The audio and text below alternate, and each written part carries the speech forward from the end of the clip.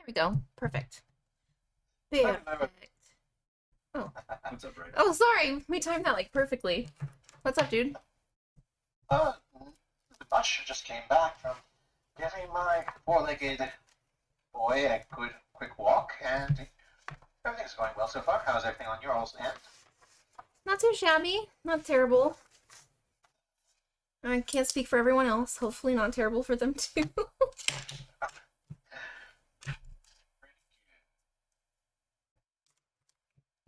Oh, just I've getting. actually, Oh, go ahead. I've actually been on a binge lately. I've been watching chiropractor videos, listening to crack people's. And I was like, oh, What is wrong with you all? Why do you trust Those chiropractors? are great. Oh, they're amazing. The ones I love is maybe horses. They're like, giant rods they use, and they hammer them to horses' hips, and they'll like pop the hips. Those are a lot of fun. well, for me, I had experienced back problems for a long, long while. So I had a chiropractor help me out, and oh my goodness, I was able to live pain-free and without issues with my mobility, thankfully. But yeah, just hearing all those cracks and pops, just like, oh, makes me think back to my chiropractor. I've never been to a chiropractor before, and I don't plan to. But what you're saying is that pretty much all guys are into like chiropractor ASMR. Is that correct? Like, is that gonna be the new trend? Yeah, what's wrong with that? As much as I would hate to admit it, yeah, like I've been watching a few videos of like people who were like, there's this one gentleman who had like this, like he couldn't extend his arm past his shoulder, and like one session with a quick readjustment, and he was mobile again, so he could lift his arm past his shoulder. So it was like, yep, just makes me think back to all my cracks and bends. Oof. I can't think about it. I've heard too many things about chiropractors like messing people's spines up and just that like that I it's mostly my luck that does it. Like I know like I would be that one in like 99.99999 like that would end up like paralyzed.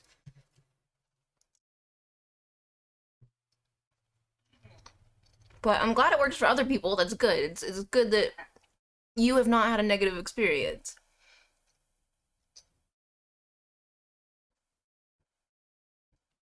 I never have. I thoroughly enjoy it.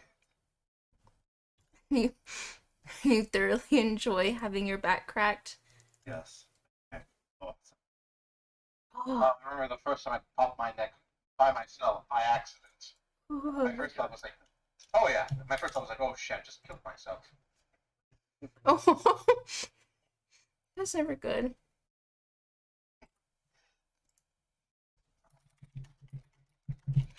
Okay.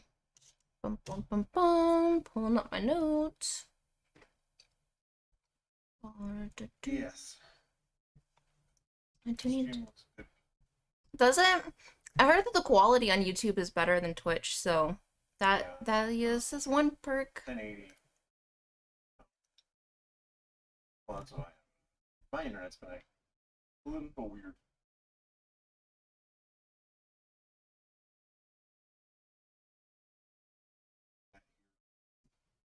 I don't know. Let me ask him. I'll go ahead and pop up in the YouTube chat then as well. I don't think so. I don't hear us on the stream. Oh, you don't? Oh no. Okay, let me see if I can fix that real quick. Boom, boom, boom, But I boom. was just throwing it up to see what the delay was My like. stream of you just talking to yourself. Yeah, that would be really awkward. Seems like- It's crazy or what? I'm like, I'm actually. Oh, okay. Here, via speakers. Oh, because yeah, that's right. Because I don't have my headset on. Yep. I'll have to change my what? Your input, assuming. I don't know how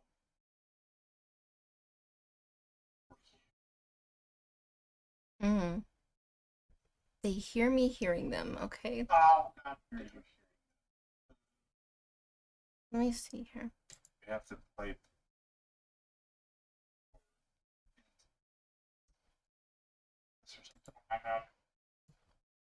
I'm gonna do. Okay. Is this getting double now though? That's the thing, is I'm wondering if they're gonna hear I can't. double. I have your stream muted, so. Oh, great, thank you. Well, because I Yeah, don't want same. Okay. Dun-dun. Oop, I'll have did to this ask work? chat. You said not doubled there, but you can hear him better though, right? I'm asking Madison in chat, by the way. Just so you guys know.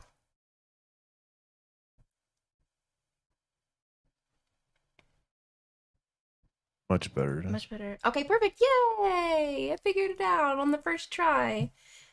Good job. All those years of streaming paid off.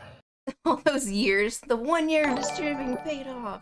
All those hours of OBS Yeah, OBS. tutorials on YouTube. All that edumacations. All Okay, those educations. I'm going to move this up right here, and I'm going to Just let us open know up. when you're ready, Pew. When you get like screen Yeah, set up. I'm just loading up Foundry, so I can. Oh, let me put the link in. Well, the old link should work, right? It should. I'll just post it again for those who don't have it. Okay. Put it in. Oh, they got an anti-piracy notice. How kind of them. Don't click it.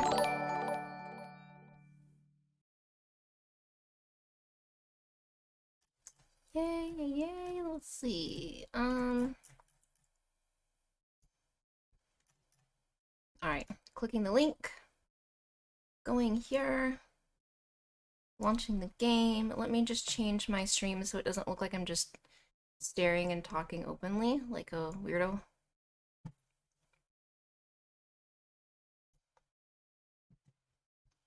Is there anyone here that watches, alright, no spoilers, but is there anyone here that watches Critical Role and saw what happened last night?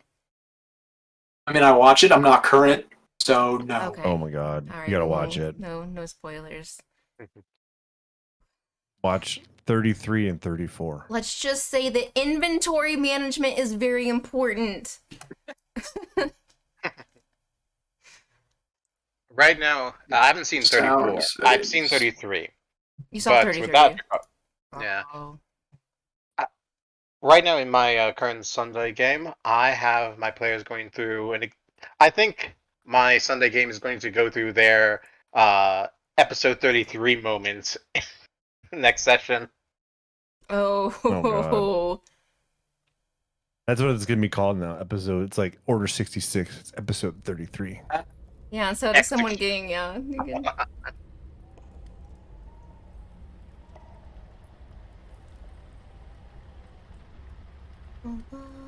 What did that say? Hold on, got a notification. Error, please use a keyframe frequency of 4 seconds or less. Currently, keyframes are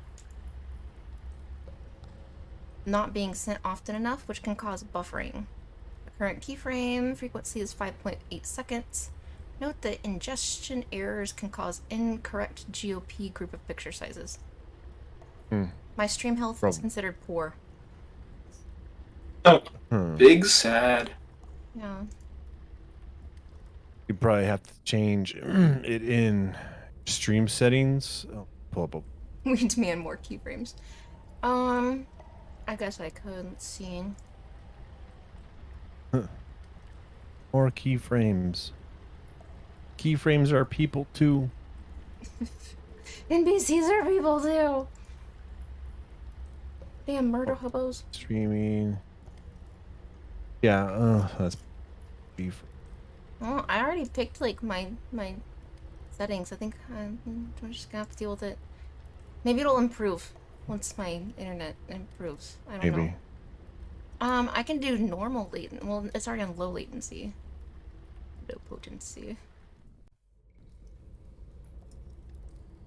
I mean, it doesn't look like it's buffering to me at all. Okay, as long as it looks good on yo end, then we're good.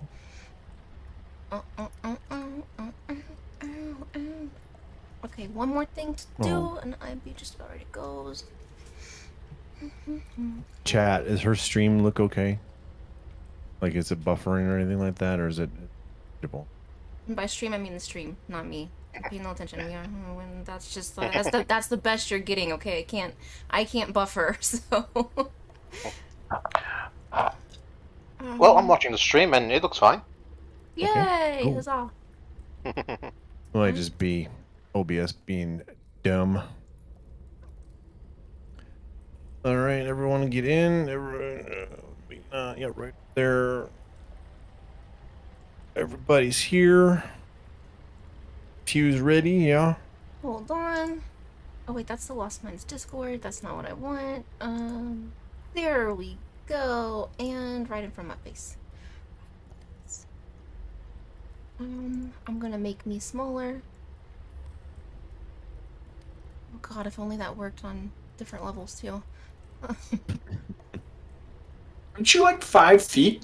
No, I meant smaller, like waist size. No, I don't want to be shorter. That's different. No, I would love to be taller. That would be excellent.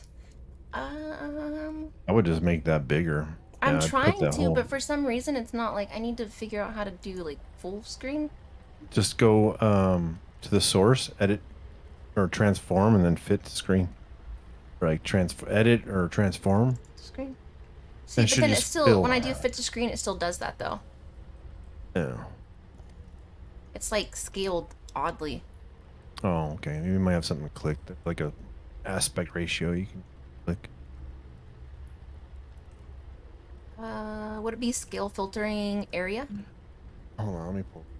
I'm gonna click it and everything's gonna fucking crash. Yeah, that's why I'm like, don't just go randomly clicking things. So I'm like, I'll just click stuff till it works and then not know what I clicked. I am usually Pew's technical support. So, let's see. Hugh, I believe you like- just channeled a kobold there for a moment. So, okay, Pew, in your sources, you're gonna have, what is it, a window capture Window capture, yes. for whatever you're capturing in your browser. Yeah, I do. Okay, so right click on it, transform. Uh-huh. We're there. What options do you have when it transform? Edit transform, copy transform, reset transform, rotation, we don't want to do that. Flip, don't want to do that. Fit to screen, stretch to screen. Hit can fit to screen. I did fit to screen. That's what it gave me.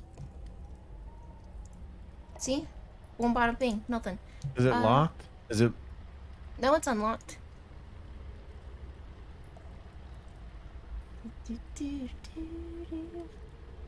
Unlocked in the lock button in sources. Yeah, I know it's got the little unlock thing. I'm not that stupid. Okay, well, I don't know what to tell you. Just stretch it. Just like a bigger. I'm gonna do stretch. Ooh. Okay, well, we definitely stretched it out. Alrighty, that's gonna have to work. And then where is me? Where is I? Where am I? There we go. Oh, there I am. Hi. Oh God, What? I like stretched so far out of proportion. Well, yeah, but that's gonna be how it fits. Unless no. I could scale it now. Area. That's not bad. Okay, cool. We're going with that. That's gonna have to be what we see. All right, are we all ready now? Got our monsters, our coffee, our adult beverages. I already burned through a monster while getting this set up, so I'm hoping all this Dayquil and allergy medication kicks in because I'm like super congested. Well, that's great. Well, our Lovely. our DM might get TPK'd before we do.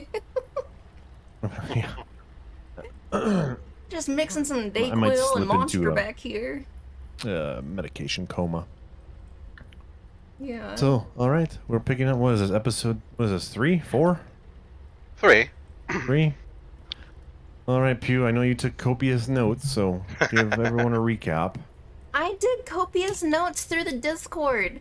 Literally I know. anyone can go and click on Discord and do the recap. Why must... Okay, I'll do it, fine. Because you are the streamer. You are the face of this community.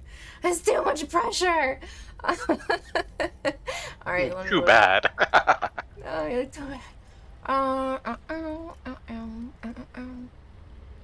me just go through here.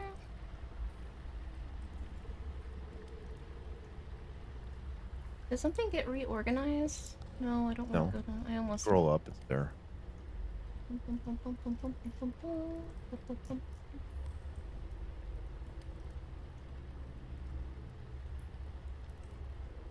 Okie dokie bookies.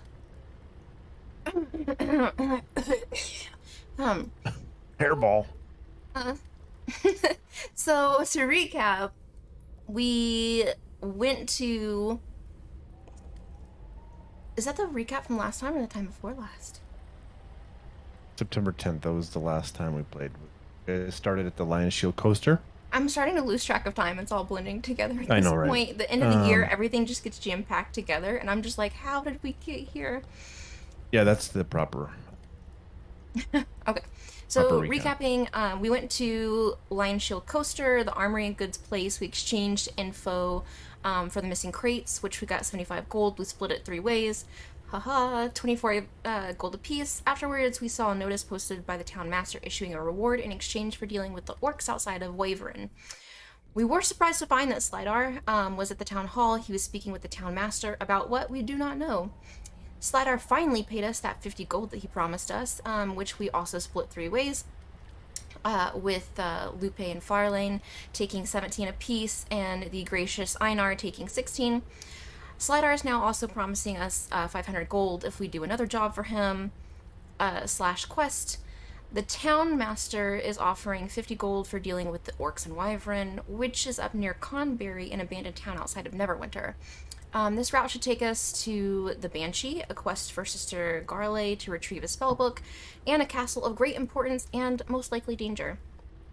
The group decided to first venture off to the Red Brand hideout, where Lupe found a bag of 50 gold, and instead of pocketing it like a good cleric, he decided to let us know, so he split up the gold between us.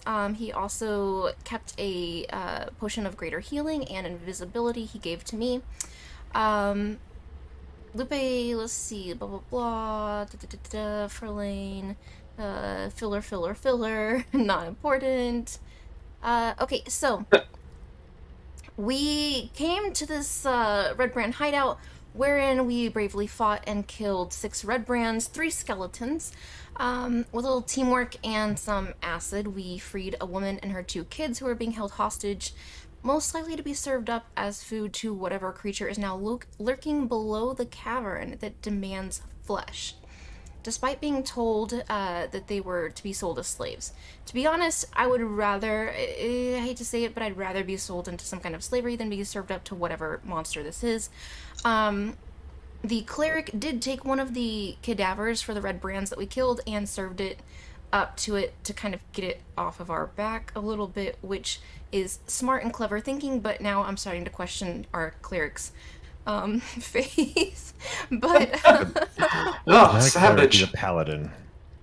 I mean, I thought you were supposed to not desecrate a corpse, but I guess if it's saving us, it's for the greater good, and we can all be thankful for Depends that. on your faith. Depends on your religion, right? True that.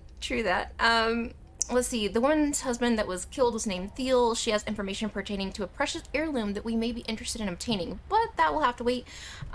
As for right now, we are in the Red Baron hideout. We have managed to get down to this crazy little cave. We're trying to figure out how to cross it. There's this devilish beast that's demanding flesh. And it also has confided to us that it was a wizard who promised it that it would continue to feed it. So it seems as though this creature may be put in place by the wizard, or is acting as a guard or protectant for the wizard. We are now in quite the predicament. We don't know what this creature is, what kind of beast it may be, or what lies ahead of us, but things are looking dire, and I guess we shall go in from there. So boom, bada bing. Anyone have anything to add or subtract or tell me what's wrong or would like to share what their character is feeling or thinking? Let's see if I remember correctly. The thing in the pit has been talking to us, right? So we're all a little frazzled. Oh yes, it knows things about us as well. So that's fun. It knows our deep dark secrets for some reason, and it seems to be able to communicate. Would we say psychically? Telepathically. Telepathically. Okay. Alright, well, I guess we will get into it from there. So, I don't know who I'm picking up from. It's Pew. Is it me? Your voice activation in Discord is picking up your. Do you need me to turn it off or? Turn it down? Let's fix this real quick. You have it on automatic voice. I believe so. Go to settings, voice and video, Mm-hmm. and tell me if it says voice active. It should. It does. And underneath it says input sensitivity. Does it say automatically determine input sensitivity? Yes. Click. Now scroll down. You want it to To be clicked to the advanced? green or clicked off? Yeah, to green. To green. Alright, it already is. Scroll down to advanced and noise suppression. That green. Mhm. Echo. Keep going. Echo cancellation.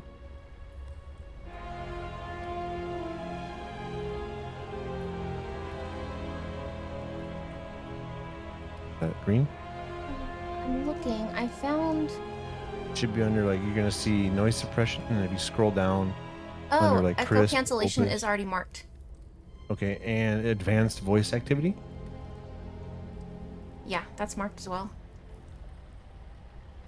You're It could be my mic since I'm also running the desktop. So, well, yeah. You have a.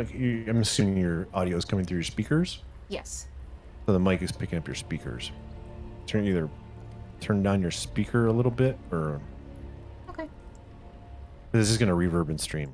So, Alright, is it a little bit better now? let me talk a little bit. Yeah, I can't hear it anymore, so Okay. we're good. Cool. All right. So, Yes. anyone else wanted to add anything before we pick up? Nothing on my end. Lupe the Paladin. Yeah, no, I think I'm good. Think that was an excellent review. Pew or Farrlaine takes copious notes. It's so we- important. So we stopped at Farrlaine had traversed Misty stepped across the cavern on the bridge that was observed or investigated that was faulty or trapped, that it would collapse under any kind of pressure. The druid Misty stepped across, and the rope is now tied around the pillar, with Einar holding it, and then the telepathic creature is communicating for food and is revealing some secrets about you, or what he thinks are secrets. He's just constantly nipping at your head with these whispers, cackling inside your head that is only in your head, echoing inside your head. So, what do we want to do?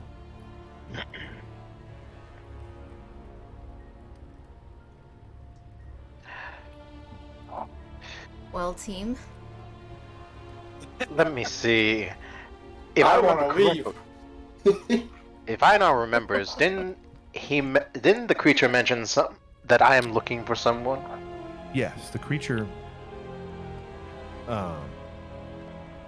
communicated that a woman that you are looking for is dead. That he also communicated to Lupe that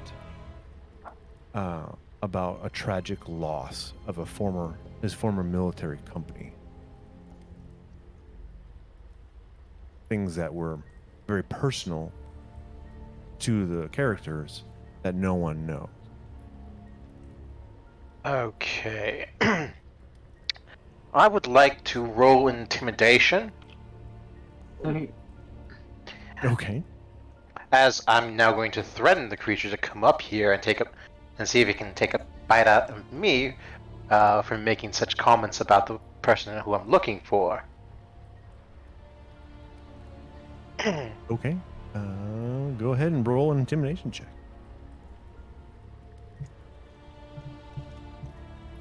That is a 19. Okay. Nice. So, is there anything specific you want to say to him to try to goad him, or...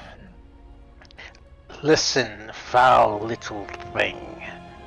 I do not know how you know that I'm looking for someone, but don't you dare speak those foul little lies that say that she is dead.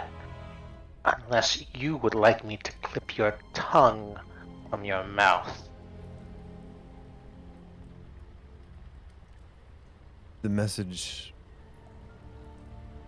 is received, and the creature, there's some laughing and giggling, and you hear some scurrying along the crevasse below you. You hear rocks and scraping, and as it's getting louder and louder, as you feel that it's there's something coming out of the cavern, right? And just as it gets to his apex, you see that a creature appears from the cavern, standing on the side with Lupe and Einar, laughing, kind of telepathically, no motion, and reveals himself Sword and shield as at a the ready. one-eyed creature standing there, looking at you. His teeth, saliva pouring out of his mouth, his one eye focusing. Are you sure? Are they lies or are they not? So, what do we want to do? No aggression has been done yet. I would like to swipe left. You want to swipe left? I would like to swipe left. My sword would like to swipe right. Oh. But it's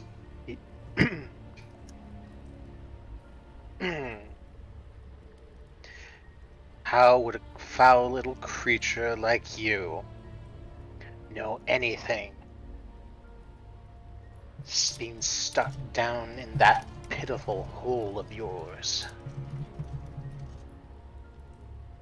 Okay. Unless you have any proof to say to the contrary, your word is nothing but lies.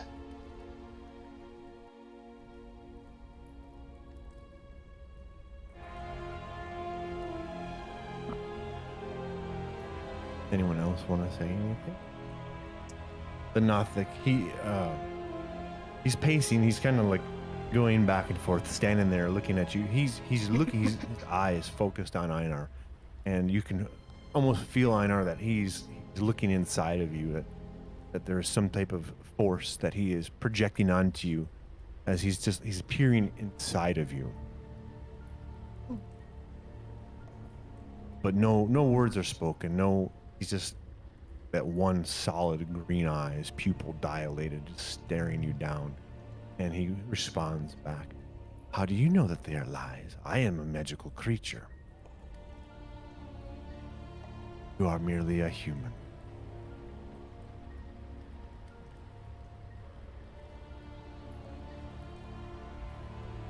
Now, are you the flesh that the wizard promised me?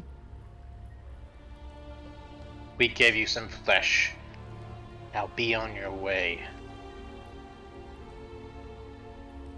Make an intimidation check. You don't want to fight him.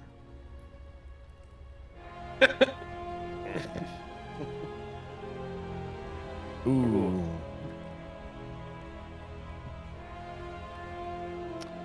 The Nothic responds, "I am not going anywhere. This is my home. If you would like to come down into this crevasse with me, I will be more than happy to bring."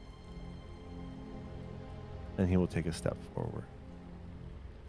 At this, Lupe speaks up. I speak up, and I go, "Now, there's no need for this. We're all logical creatures here. I'm sure we can come to some accord, right? We've already given an acceptable gift to initiate with you. I'm sure you can give us a few more tad bits of information for maybe the promise of some more delicious meals that you so desire. Promise me food. Yes? I'm not promising anything. I'm just saying I'm open to talking and hearing your side of the story, and maybe we can come to an accord. If you can promise to bring me food, then I will leave you alone.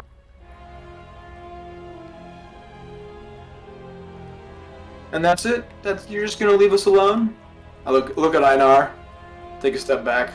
Einar's eyes twitching very violently right now. What is Farrlaine doing? Farrlaine's gonna look at the creature and kind of like she's been standing back with her journal open and she's been like sketching it, like documenting it, almost like a research project, and she's gonna kind of inquisitively say, why not hunt your own food? Why are you in cahoots with this wizard? You could have all the food that you wanted if you would simply leave this place. There's a world of food for you. And in fact, you could probably have your heart's content of food. Why stay here? He responds back. Remember, this is all telepathically. No, there's no talking from the creature. This is the whispers, right? That's the echoing whispers in your head. I prefer it here. It is dark and cold and very nice. I don't want to leave here. It's my home.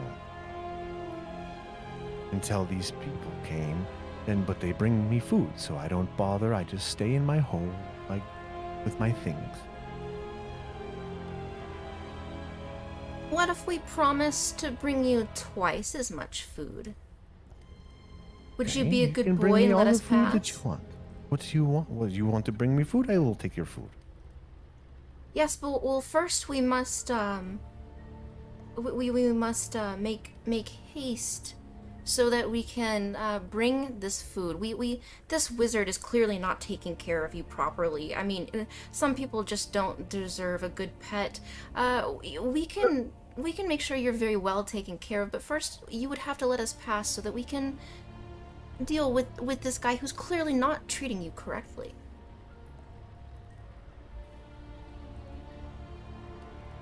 His eye turns towards Farrlaine and the pupil opens and closes.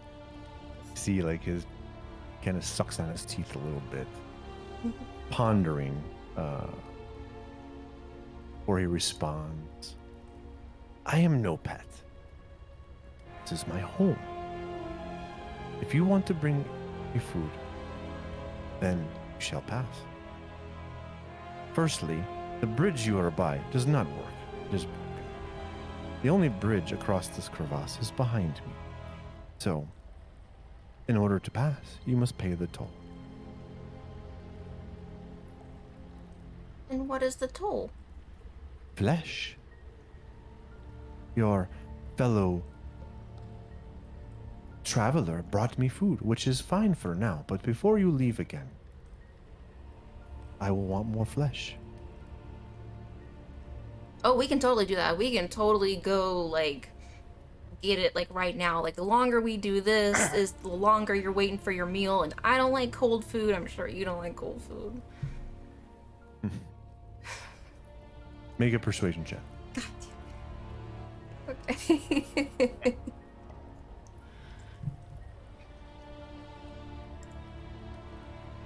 Are you rolling digital dice, or are you gonna roll with... I'll roll digital this time. No. Damn it! You lack the silver tongue. Okay. So... He looks... So is that what you're going with for your persuasion? Yeah, I made the mistake of rolling the cursed digital dice again, so... Well, luckily the DC was very low. The creature looks at you and says, if you promise to bring... If you bring me flesh, if you promise to bring me food, we'll go. And he starts to head back towards the edge of his the crevasse. And before he jumps back down, a reminder, a laugh and cackle laughing in your head. You have to go by me to get out. So don't forget. And he jumps back down. Ooh. All You right. hear well, the scurrying, right? Hear some things. You hear like things rummaging, ruffling. It would be safe to assume that he has a little domain down there, his own little house or whatever. I look over at Einar. At least we shut him up. Come on, let's go grab a couple more of those bodies. You. Farrlaine, will you be fine by yourself? Yeah, I'll totally be good here with this creepy monster. No, yeah, totally. I'm good. I'll just stay right here.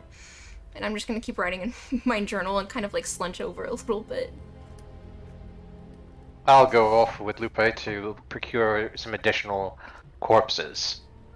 How many do we have left? I think there's 2 in the jailer cell, right? And then there's 3?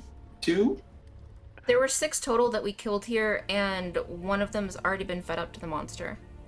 Yes, we'll say that that one's Farlaine's, and then we'll grab 2 more from the, I guess the closest. Well, actually, let's go for the farthest one. Let's go for the jail cell ones and drag them back here, toss them back down there, and cross the bridge. That's what we do.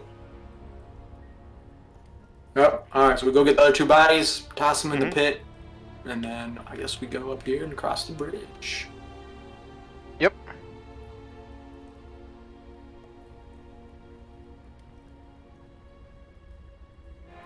Alright, so no problems from the creature in the pit. So I guess we'll go meet up with Farrlaine. I feel like I may have overdone it a bit by using Misty Step to get across now. Alright. So, I don't know if you two can, like, how far you all can see, but I see that there is a door up ahead on the left. Alrighty. So yeah, out of the 3 of us, I am definitely not sneaky. Yeah, I'm definitely not sneaky myself either. Well, I got pretty good dex, so I guess, Yeah, and How you have long was your- disadvantage. How long does that potion last for? Oh, the invisibility one? You go use that, start creeping around, would that work? Or do we still have Pass Without Trace on? Yes, that lasts an hour. Oh, how much time has gone by, though? Because I did use that once we got in. Yeah. I would So that's imagine up more to than our an hour's passed.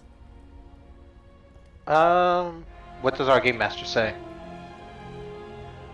Probably help if I wasn't muted, talking this whole time and muted. Oh. Um, I would say it's getting very close. If not, you have maybe 5-10 minutes left of Pass Without Trace. Okay. Since Pass Without a Trace is still on for about 5-10 minutes.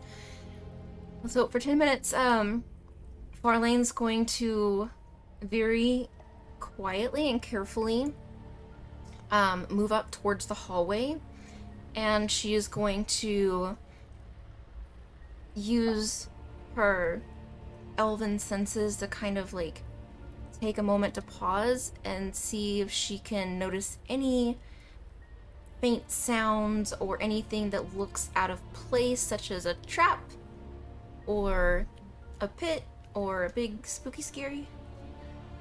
Whereabouts are you? You're standing there as you do it? Or are Yeah, you I'm going right up the here. I haven't hallway? entered into the hallway just yet. Okay, roll a perception check.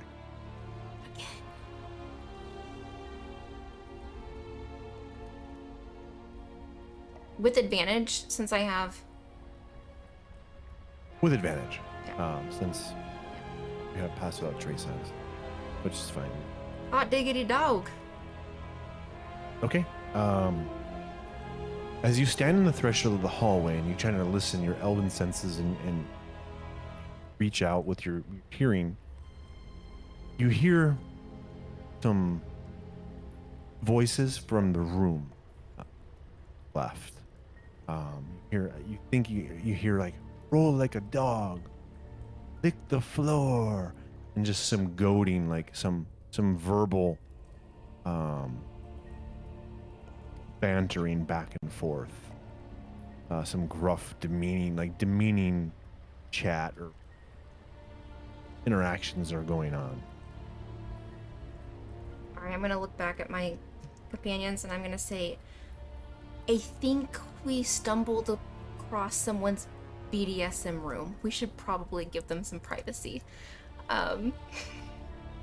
Either, I'm gonna tell them that either the room on the left is a very kinky couple exploring their desires, or someone is being tortured and or humiliated back there. Huh. I would probably say more tortured given the pit and the prison.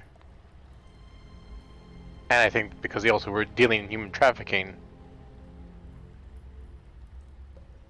I thought that they were just straight up snacks that were being lied to and told they were going to be sold. But yeah, maybe some of them are being kept for other things.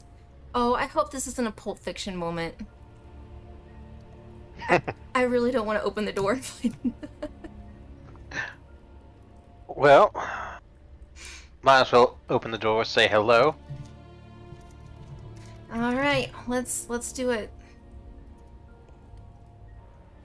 All right, so since I didn't perceive or sense any traps, I am going to start making my way towards the door. Okay, Einar's in the lead. Yeah. Yep. Einar, then Farrlaine, and then Lupe bringing up the rear. Looks like it. Roger that. Alright, when we get up to here, I will test the door handle, see if it's locked. You reach out and touch the door handle, and it is open. Okay, in which case I will open up the door with my weapon drawn. Okay. As you open the door, peer in, from what you can see, you see a bugbear standing just inside the door, like laughing and like yelling or talking shit to somebody that is unseen from your angle.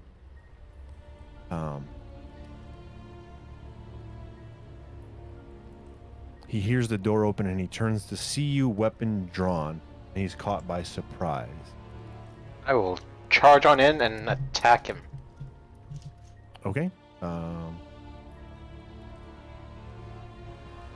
Go in and take your roll attack with advantage. I'm gonna move forward a little bit. Huh. I'm buggered, aren't I? Let's see. Okay.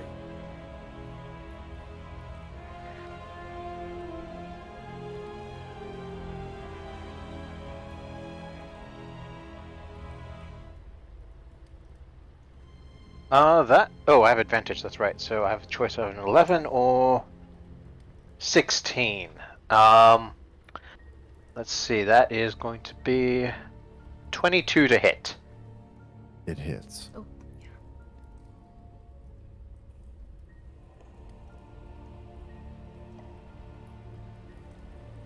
yeah. Unfortunately, that's going to be low damage.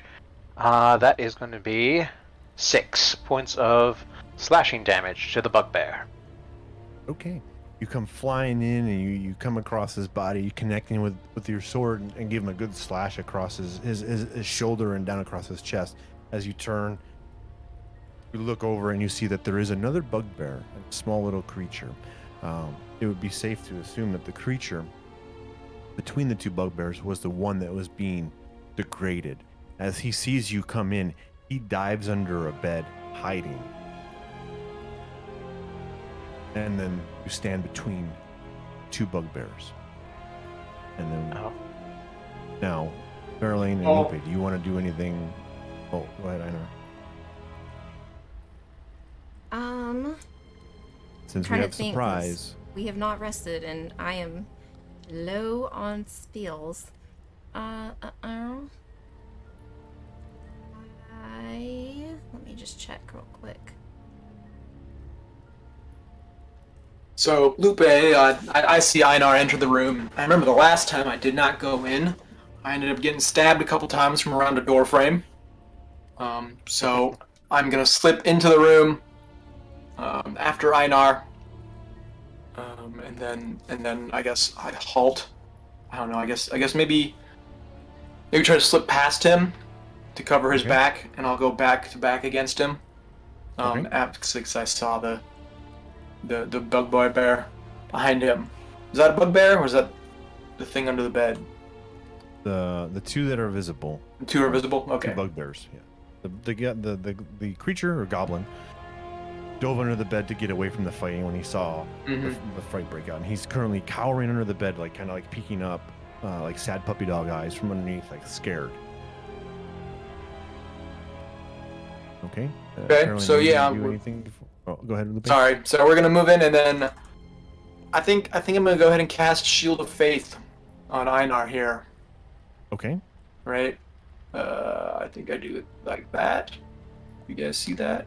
Yeah. Let's see. Shimmer field appears around a creature of your choice within range, granting 2 AC or 2 bonus, plus 2 bonus to AC for the duration. It lasts for 10 minutes. That's a okay. So plus 2 to your armor class, Einar, which will take it to what, 20? Yep. Okay, so you have a 20 armor class. That'll end Lupe. Moved, and then it was a bonus action unless you you're out of range. So it was considered a bonus action. Farrlaine, do you want to do anything? Do you want to move, or are you staying where you're staying? Before we roll initiative. I am going to, but before I kind of get fully through the door, can I, like, make eye contact with the little creature and kind of signal for it to come, like, get behind me to be safe? Like, can I kind of like whistle at it and kind of like, you know, like say, come on, to get it out of the room? With the explosion of movement and violence and action that had just taken place, I will say that he cannot see through the two that are in front of him, and all of the movement that is going on, because the bugbears are also reacting at the same time. So I will say he can't see you at this moment. Okay. I am going to come through the door then to try to get closer. And can I use produce flame to shoot a ball of fire over towards the bugbear right there in front of Einar? This one here? Yeah. Yeah, you can. I'll let you shoot your produce flame. So what is that?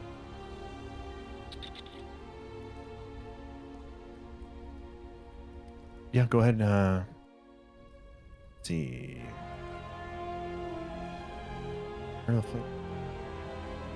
Yeah, go ahead and do it. So D8, unless you're gonna do through Forge. I'll do. Well, where is my D8 actually? Hold on. I'm starting to get nervous about the online dices. It's making me nervous. Making me nervous. It's my D6. Oh, there we go. Okay. For a second there, I was like, wait a second.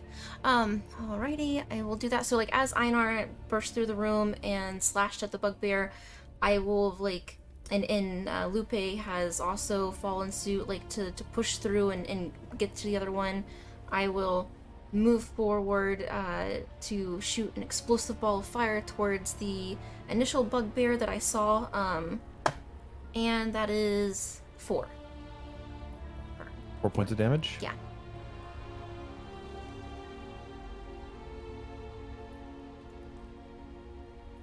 Okay. You come through the door, hand out, producing your fireball and blasting him. As it hits him, he kind of reels a little bit as you leave a really good scorch mark. A little burned hair kind of wafts out, like the smoke kind of wafts off, and it fills the room with like burnt hair, and he kind of like reels. He's taken back by the overwhelming force that came through the door, and with that, roll for initiative. Oh lord. Oh lord. Okay. Well, Shift 9. tracker. Wonk wonk. I know. Womp womp.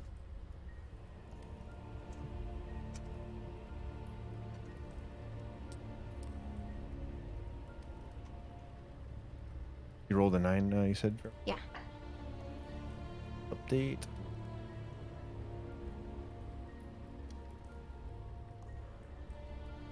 So, the 2 bugbears rolled high, so they will be first. Damn. With, bugbear to the forest is first, and then the other bugbear on deck with Lupe will be the first PC that goes. So the bugbear to the opposite side of the room, seeing Lupe come into the room, he approaches him. Oh, drag all those guys. He takes a movement forward, and he comes up with his Morning Star with a swing over, an overhead swing at Lupe.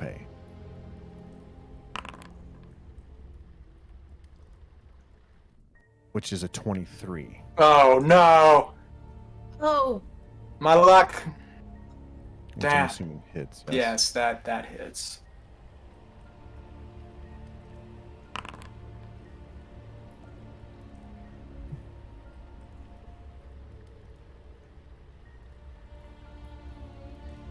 Roll for damage. And he comes down crushing with 14 points of damage. Oh, 14. That's a big oof. Okay. You see Lupe is that blow rushes him, and he's slightly crumpled under it. That'll end Bugbear's turn. Going to second Bugbear, who will swing at Einar.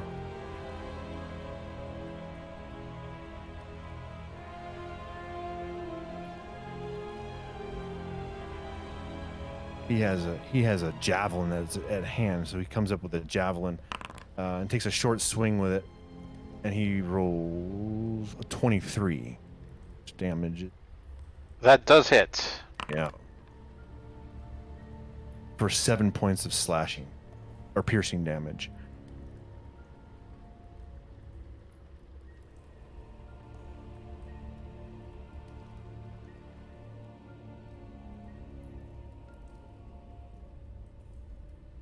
Alrighty. Give me 1 second. Alrighty, I'm still good. Anything else? No, that'll be his turn. We go to Lupe. Ooh, so I gotta rethink my strategy here now, man. That fucking guy that hurt. That fucking hurt, man. Okay. So I think I'm going to use. I guess I'm going to use my Channel Divinity bonus action. Can I use the I can use the bonus action before an action. Yeah, That's right. Yeah. You have your movement, action, bonus action. I'm going to use my Channel Divinity Harness Divine Power to restore one of my spell slots. So now, how do I use this?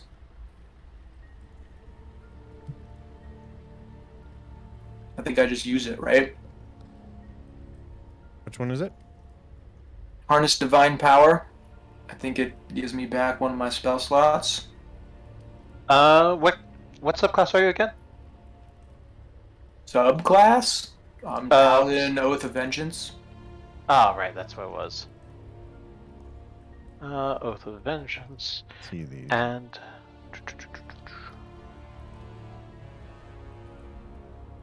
Alrighty, you can expend a use of your Channel Divinity to fuel your spells as a bonus action. You regain 1 expended spell slot. You can... Right now, I think we are a proficiency 2, so you can regain 1 level 1 spell slot.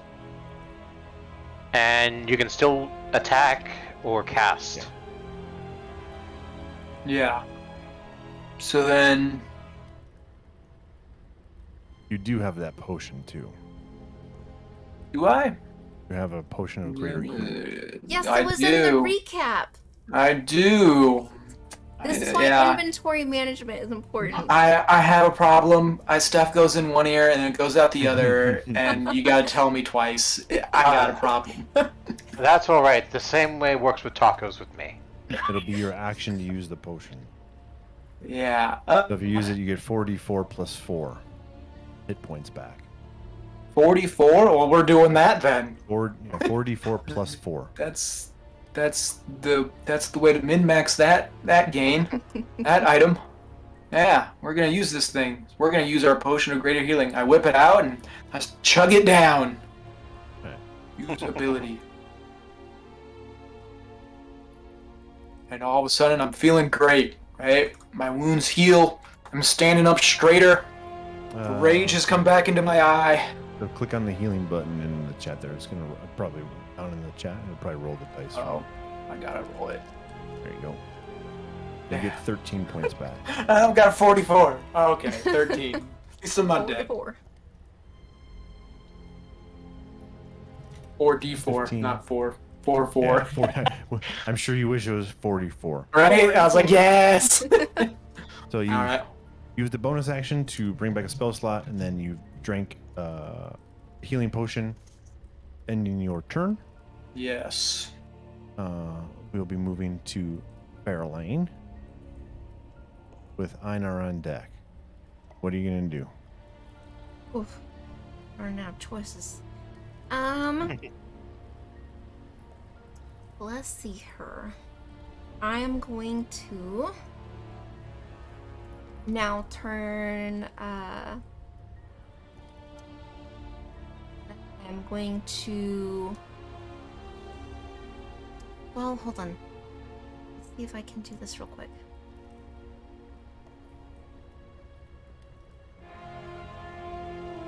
I'm going to use poison spray. Now that I'm going to use it for my other hand. So I'm going to kind of like backhand it. Like a underhanded kind of like softball pitch throw. And come up and use poison spray on the bugbear right here. In front of Einar.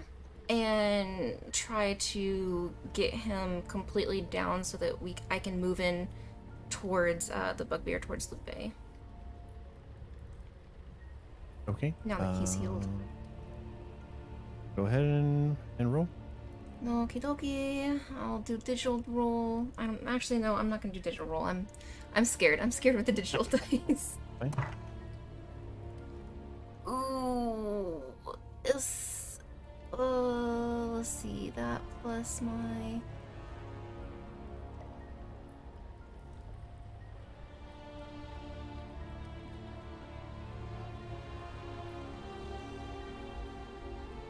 Okay, so that's 12.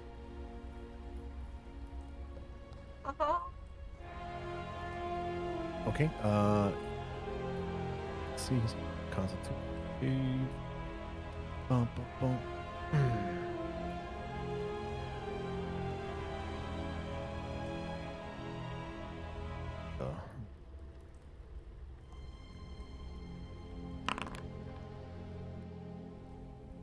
Which he fails. Okay, so roll your damage, which is 1d12.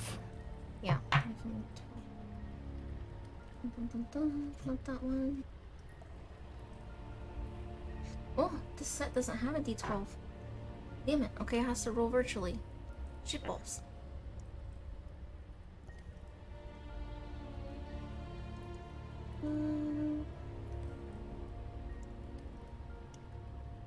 You know how to do You it? said it's backslash roll. Backslash roll space 12. Okay.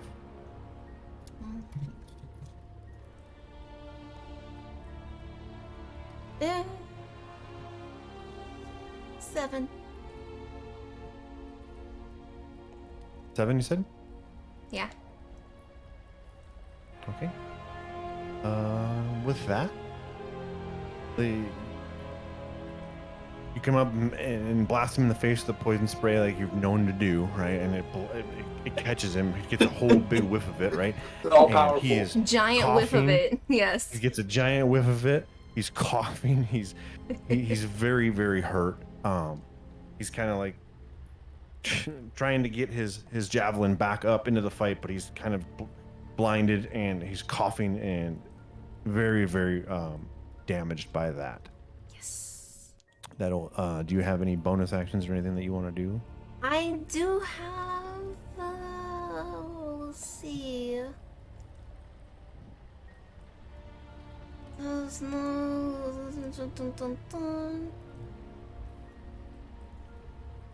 Can I use Healing Spirit as... Well, that's gonna use my last one. Can I use Flame Blade to actually ignite Einar's sword? Poke a fiery blade in your free hand. The blade is similar in size and shape to a scimitar and lasts for a duration. I didn't know if that was... Okay, no, I'm thinking of something else. Okay. Yeah, you're thinking of, I think what you played with the Bard Rhapsody. Yeah. I don't know if... See, that's the thing. I don't know if we want to do... If we're going to have a way to, like, rest up after this, because I know... Let's see. Einar, how are you looking? Like, how's he looking?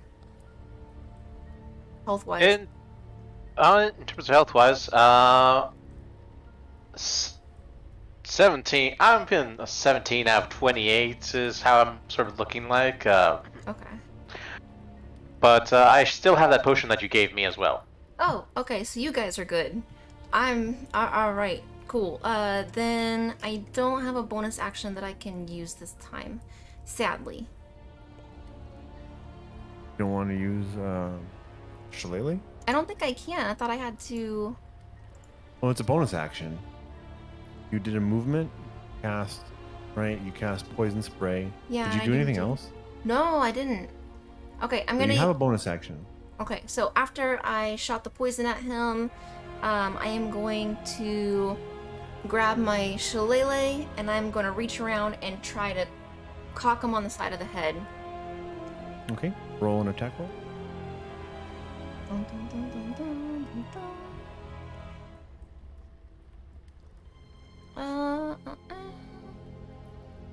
I'll do this one.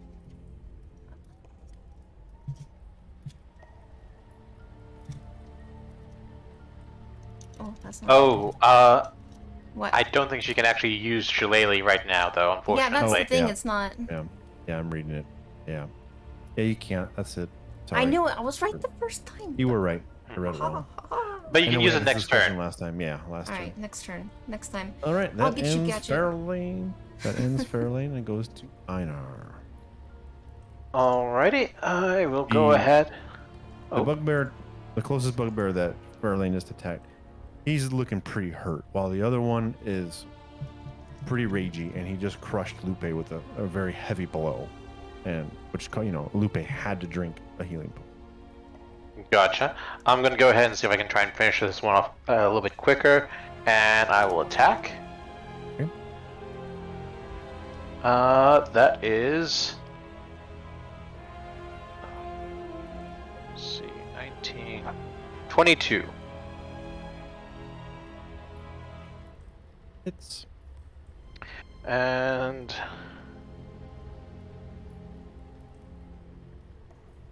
that is 7 points of slashing damage. Huzzah! all right. As you come across with the slash, you catch him in the neck and the side of his head, and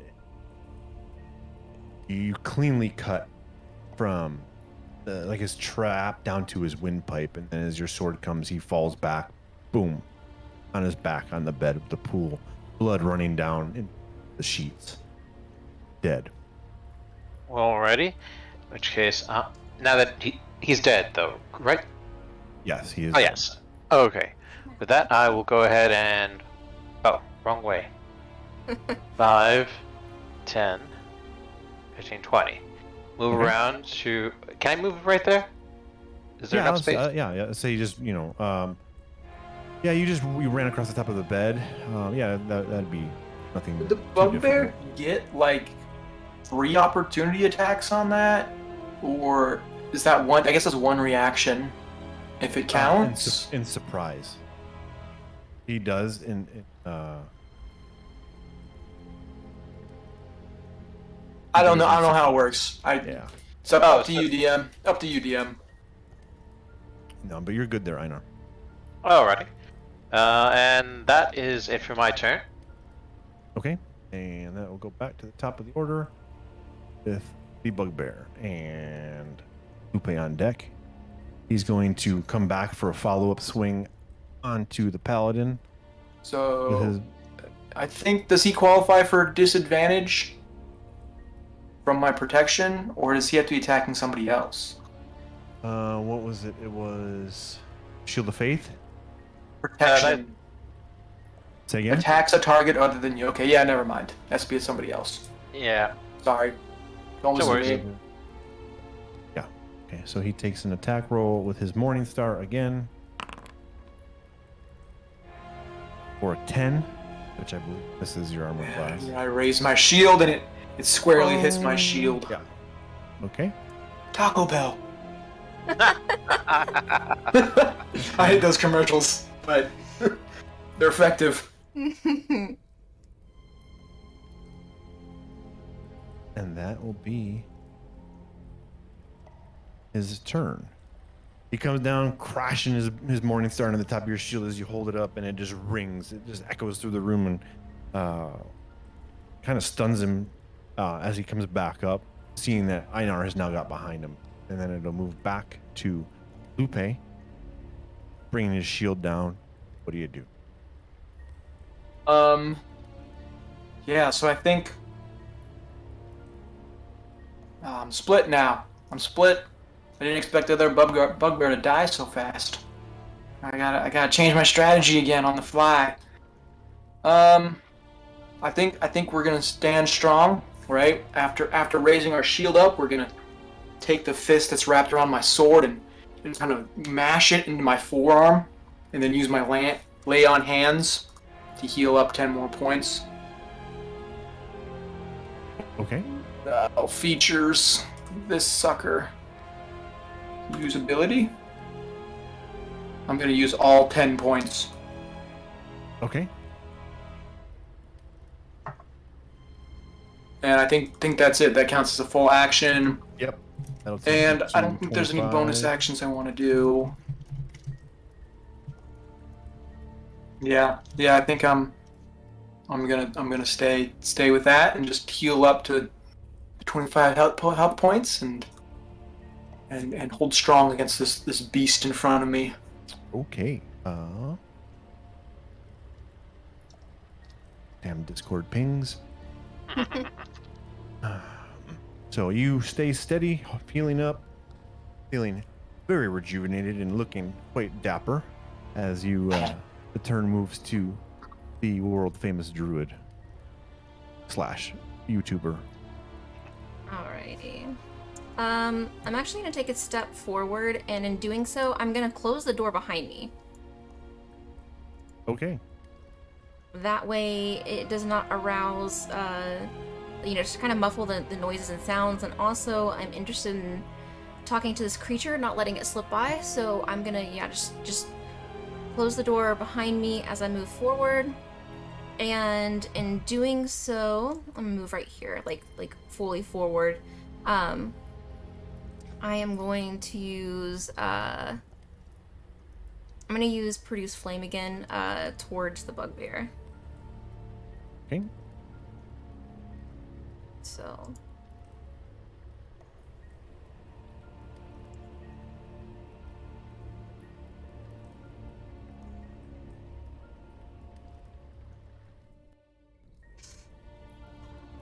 I am so screwed either way. My rolls, digital or otherwise, are not great tonight. What are you rolling? Rolling both of them? No, I mean, like, I could see how my other one's rolling, but that'd be way too much of a crutch, so. I rolled an 8 for attack. Yeah, so you shoot, you conjure your fireball again, and you cast it, and it flies past the bugbear. He slightly moves as it goes by, and it hits the wall, and it disperses against the wall, kind of showering sparks down onto the bedding on the other side of the room. And slowly begins to smolder. No. Shit. And then that will end. You have anything else that you want to do? You moved. You had an action, bonus action.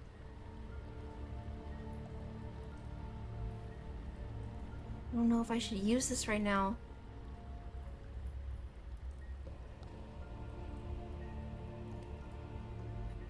No, I don't. I don't, sadly.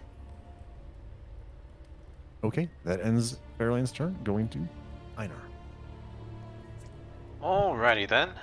Since the bugbear is currently there, are we right now using the rules for flanking? Yeah, I'll give it to you. Alright. For advantage. Yep. Yeah. Because he's quite focused on Lupe. Even though he probably did see you try to get skirt by, he's still stunned from shield Gotcha. strike and he's bugbear. So I have a choice of a 17 or a natural 1. I will choose the 17 as that's the better roll. Barely hits. Let's see. 23 to hit. 23 to hit. 23 damage. Yep. 23 yeah. to hit. Yeah, that hits. And that is a measly 7 slashing damage again. And unfortunately, that is it for right now. Okay. You come as you jump up behind him.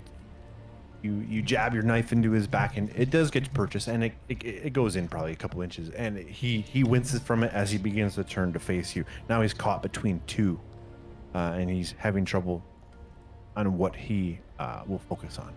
And that will end Einar's turn, and we'll go back to the bugbear, who is going to turn, reacting to the stab in his back and swinging his morning star down at, if I can find it, there it is, towards Einar.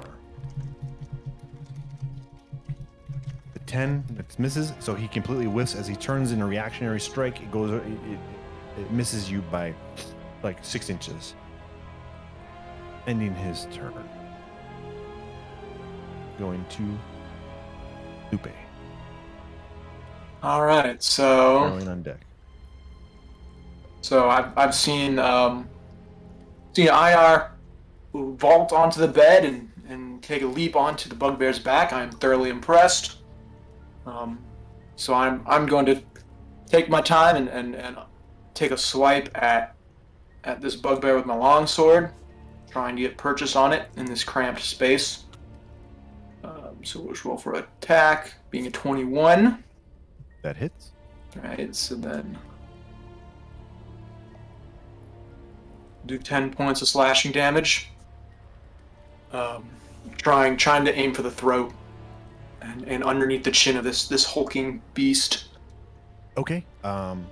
As he's turning with his morning star, swinging at Einar, you stab upwards towards him. You were aimed right, but as his movement, your sword, the edge, slides across the outside of his neck, and it puts an inch or two down into his neck as it slides by, causing severe bleeding, and it begins to run down his chest and shoulder, down into his chest armor. He's very bloodied, and he's beginning to look wobbly. All right. I don't think I'm going to use any bonus actions, so I think that's the end of my turn. All right, that'll go to the druid. Einar on deck. Okay. Well, I am going to try and hope that my aim is a little bit better this time. So I cast Produce Flame at him. It missed, and so now I am going to take my other hand and try and hurl another bit of fire over his way. Okay. Okay. So So attack. I'm going to roll at home this time to see if this. I'm doing a little bit of testing. We're in a little trial and error. See which one's better. 15. Wait. Plus. Hold on. I get anything? No, that's just a standard. Okay. 15. 15. Yes. Okay. As you follow up your flame again, it flies through the air, and it as he's reeling, trying to swing at Einar, and the flame like goes right over, scorching some of the hairs on the back of his head as it goes back, and it hits in the same general area that it did before, with more sparks falling down the wall and landing on the bed as the smoldering starts to pick up a little bit. 15 didn't hit? No, barely missed. Barely missed. And, You look a little disappointed there, Sarah. I am You had wanted to do slowly it? making things worse. I am not helping. Yeah. Okay. You want to do anything? You want to move, or do you want to do anything? Can I whip out my shiwi and try to put the flames out on the bed? Sure. Okay, I am. All right. I'm gonna do That that. ends Farrlaine's turn, going back to Einar. Alrighty, we'll go ahead and try and swing again. Alrighty, that is going to be a flat 20. That hits.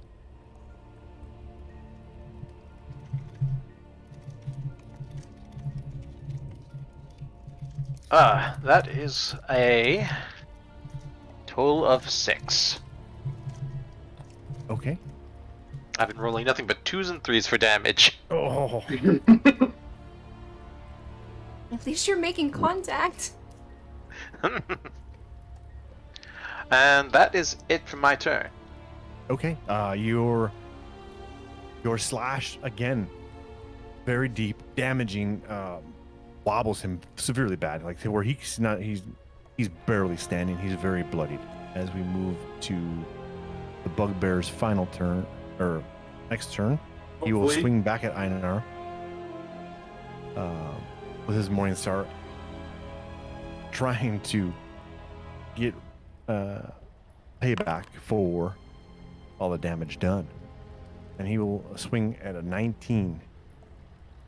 That misses, as I still have Shield of Faith. Yeah. Okay. So his swing comes down and completely whiffs. As that ends his turn. Yes. Lupe. I'm so excited that worked. I was a little worried that would have been a waste, but No, definitely. I'd clutch. say that that serves its purpose. Okay, yeah, we're just gonna take another swing at it with our longsword here. Right, we're just gonna take another pass with a 23. That hits. And we'll roll another 10 points of damage. Boom. How do Right, you this want to this finish time we're gonna kind of try to come down across the sternum and down into the thigh, I think. All right. And, Kind of gutting it Sure. as we go. All right. So you come down, and your sword just cleaves this guy open all the way from his shoulder down across his abdomen down into his upper thigh, as his innards begin to pour out as he crumples down on the floor, rendering him dead.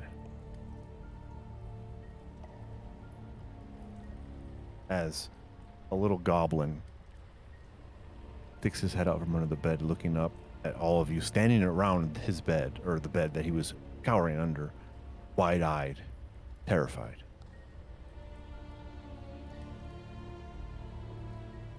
So end initiative.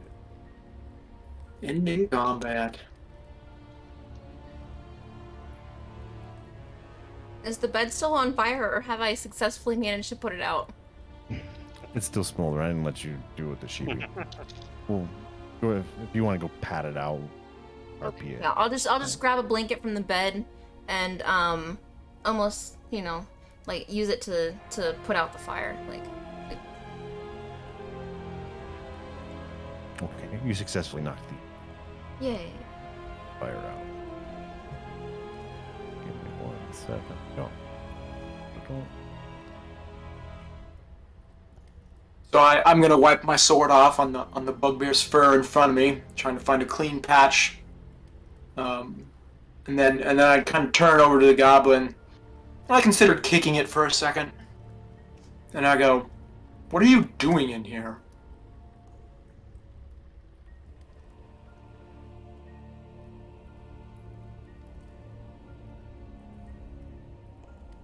He very, very, very coyly looks up and kind of like shrugs. I would like to make a history check. Okay, on what? Do I recognize this goblin? No. You don't Oh, recognize you didn't. Oh, okay, you thought it was the one that we let go? Yeah, if it was, then I was going to Oh yeah, I claim forgot his. about that. Yeah. Alrighty, well, in which case, I'll look down at him and say, what do you know about this place? His eyes dart over to Einar, and he kind of sticks his head up and he's, I mean, I know where things are. I know some things. I don't know everything. I live here, but the bugbears, they constantly picked on me. But I'm helpful. I can come with you and help you. I look at the other party members. Do you want to drag him along? I'll just kind of look over and be like, well, so long as he's not dead weight. And I'm gonna ask him, so were you working with these two guys and they just were picking on you?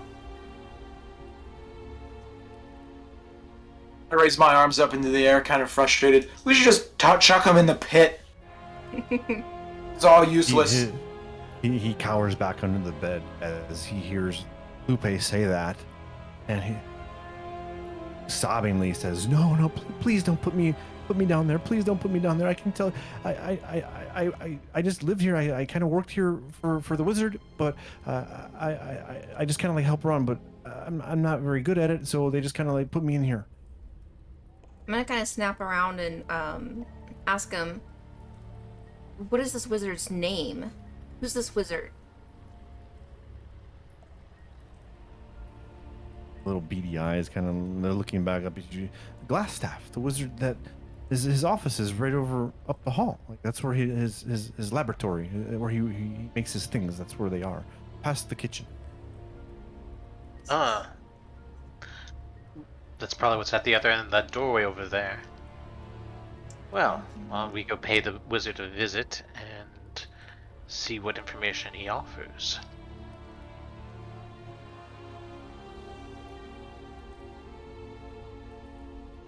I'm gonna. Sorry. No, Sorry, go ahead. Go ahead. Okay. I look over at Einar and just go, I think we have a visit to the wizard in order.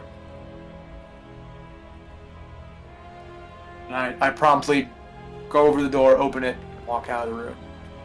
Can I open the door? I can open the door. I can't go through it, though.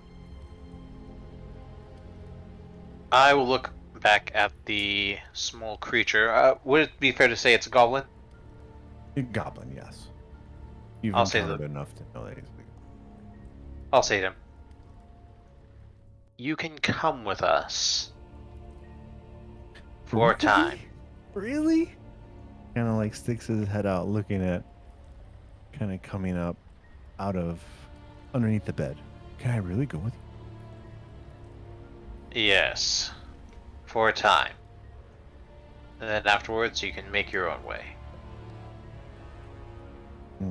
He slides his way up out of the bed and he kind of looks at the bugbearers and looks back at you guys and looks back at the bugbearers and they're like, okay, where are we gonna go? First, we need to deal with that wizard. As I proceed to walk out the door, first letting Farrlaine to go through because I still don't trust the goblin after everything that we've been through. Yeah. All right, real quick, I'm gonna ask the goblin, just how powerful is this wizard?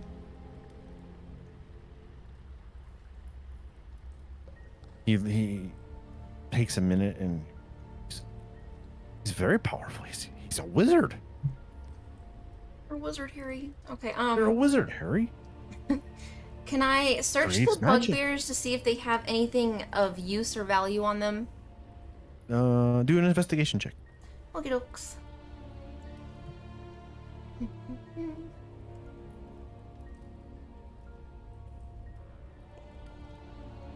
Oh, motherfucker. Womp womp So womp. as you search the bodies, you see that they both have pouches. You open one pouch and it contains 33 silver pieces.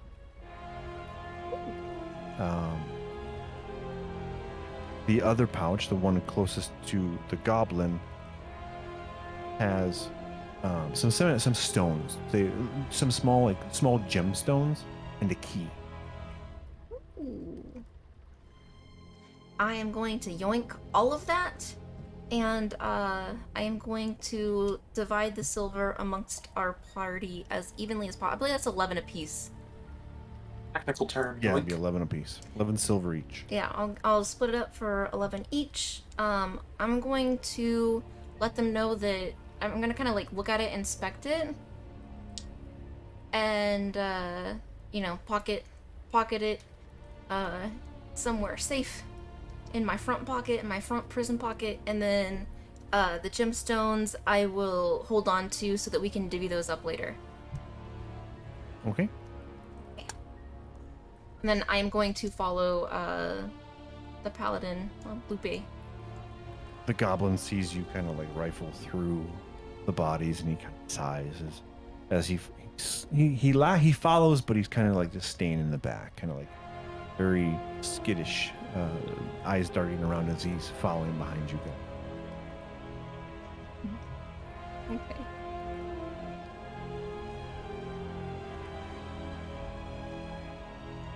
What are we doing now?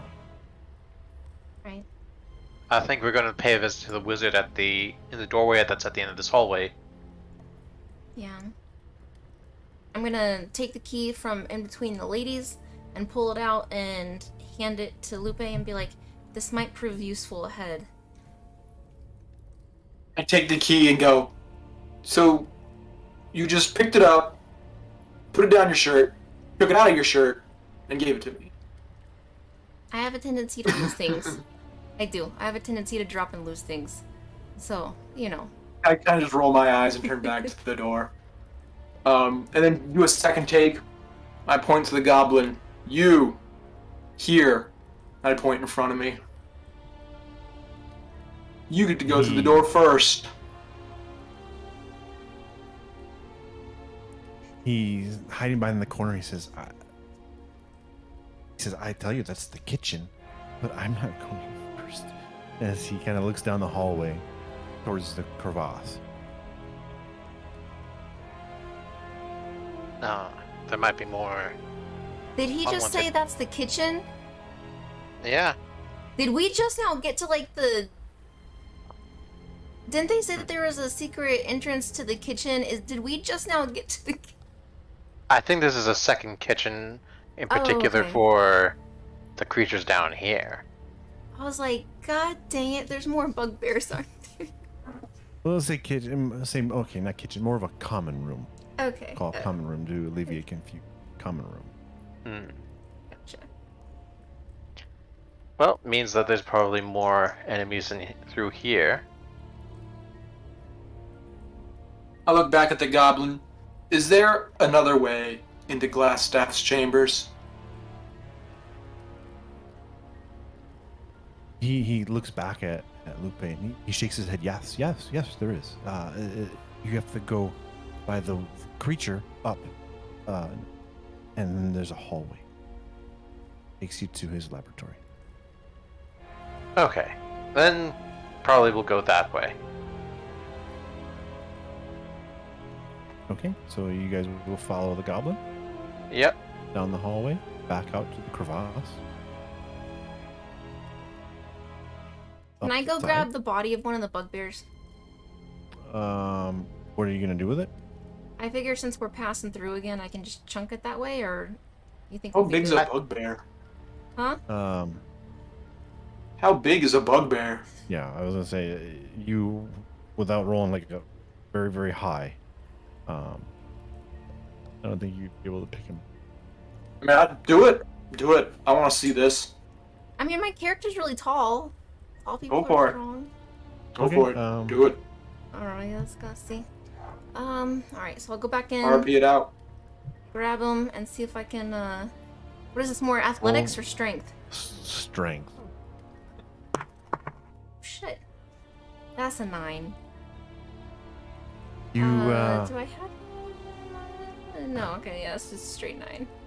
right as you kind of like get down into your stance to like lift him, and you grab him by the back of the shoulders and try to like lift him, and you maybe get half of an inch, and you just realize he is just too big and too heavy to move. Alright, I'm just gonna take his corpse and then keep moving on then. Okay. As you walk through the crevasse, you enter, the familiar crevasse where you had the interaction with the creature. You still hear some scurrying, and those whispers are coming back. Food. Where is my food? You promised me food. Where is it? Little goblin, are you food, goblin?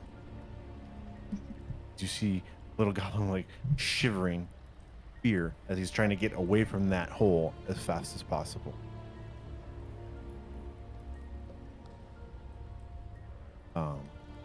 I proceed to follow the goblin a little bit more closer. As you get up to the corner, the goblin stops and he points. It's on the right. The door on the right.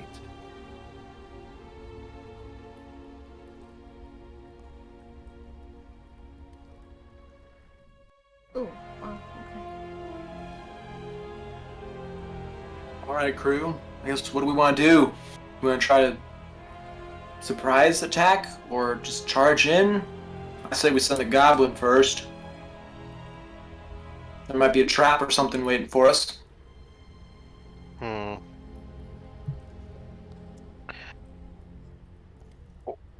I'm just letting you know I've got like no spells left, so that's a thing. Yeah, I think I got one. I got enough in me for one more cast. I have a few surprises left myself, so I think I can probably do a few things. You can come rest down here with me. Oh God, no. Okay, keep moving forward. Move Come on, down people. here. Move on. I'm just gonna kind of like try to like push them Stay forward. down here with me. No, thank you. Here, let me go in first, since I'm probably going to be... Since the wizard might have a bit more problems with me, maybe.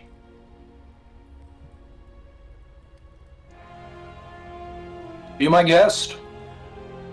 So I will go down, and I say we surprise the wizard like we did in the last room. Open up the door, rush on in, and attack. I guess so. Balls to the walls. Alrighty, in which case I will go here, Rid of them. and then I will open up the door to the right. As It's you locked. reach for the door, turn the handle, nothing happens. It's locked. I turn back and say, Farrlaine, do you still have that key? I'm gonna point at Lupe and go, nope, gave it to him. Lupe, do you Take it still have out. that? I take it out of the pocket, kind of inside my tunic, and I reveal it to him with a flourish and say, "Upon your go, my good man," and hold it out to him. Take the key and look at him a little oddly. Are you holy men always like this? I'm in a very good mood right now. It might have been my self-healing. I'm not quite sure it worked right.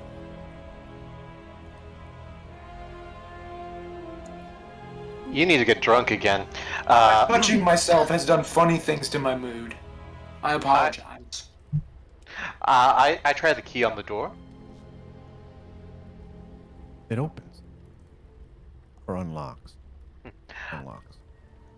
Once it's unlocked, I will go ahead and try opening up the door to peek inside. Right?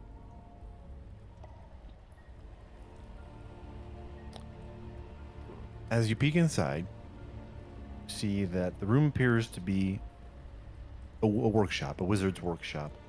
Mm-hmm. You see a large work table with distillation coils and flask and glasswares, like other like alchemical devices. Some of it is bubbly and stewing. A little bit of steam is coming off of a couple of them. There's a bookshelf with some parchments and tomes on it, and a large rat that dives underneath the workbench. I will. I'm going to go ahead and make a quick investigation check to see if I can spot any traps before stepping on inside. That is a natural 1. I see a fine. room. Looks completely fine. I will step on inside this fine room. Lupe follows. If he can get in the room. Okay. I will follow suit down the staircase and kind of glance back at the goblin suspiciously and then make my way inside. If I can. Oh, damn it. Okay, there we go. The goblin moves up to the edge of the door, kind of peer. That's his laboratory. He points to another door. That's his bedroom. That's where he sleeps.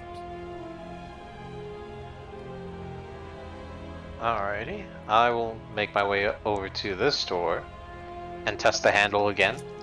It is also locked. I try the key again. It unlocks. I will open up the door and I will open up the door slightly so I can peek inside. Okay. As you push the door open, and you can open it just a sliver, so you can only see the corner of the room. There's some candlelight. You do see a bed and a trunk from your vantage point, and the light kind of dancing across the wall from what would be the other side of the room. Does it sound or look like as though anyone is inside of it right now? With the door open, and you can kind of already have like a free. It seems as if there's no one there.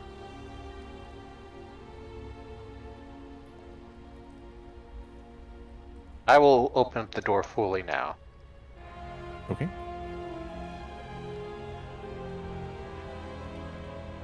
As you open the door, you see that it is a bedchamber, and with scarlet cloths kind of strewn about. There's a small writing desk with a chair and a comfortable-looking bed with a wooden chest at the foot of it. I'm going to take a quick look around and make sure there's no traps of any nature. Okay. Well, That is a flat 19 on investigation. You are very certain that there are no traps. Okay, I will step on inside and look around and then walk back out. So, like, he's not here. How do you know? He's a wizard.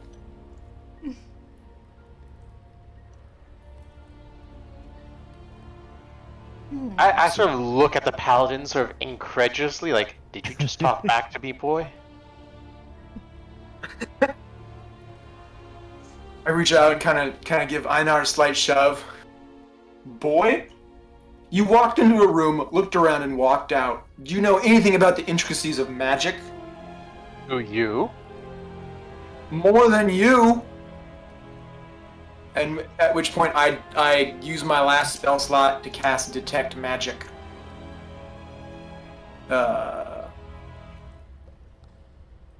Detect Magic, which I don't have prepared. Never mind. Don't listen to me. Wonk, wonk, wonk. Alright, while this is going on, I'm gonna be ruffling around through some of the scrolls and tomes that he has, looking through some of the notes. Okay, what exactly are you looking for or at? Really just anything that might be of value or something that I can slip into my duffel bag. Anything that looks important, like a spell list or like anything historical, like just looking through all of the stuff that he has. Being Roll an nosy. investigation. Roll an investigation check. Okay.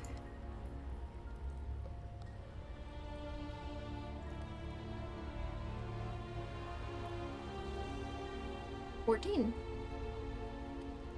As you rummage around, you go over by the workbench and you go to the bookshelf, right? And you kind of like looking through, and you see a book that catches your eye.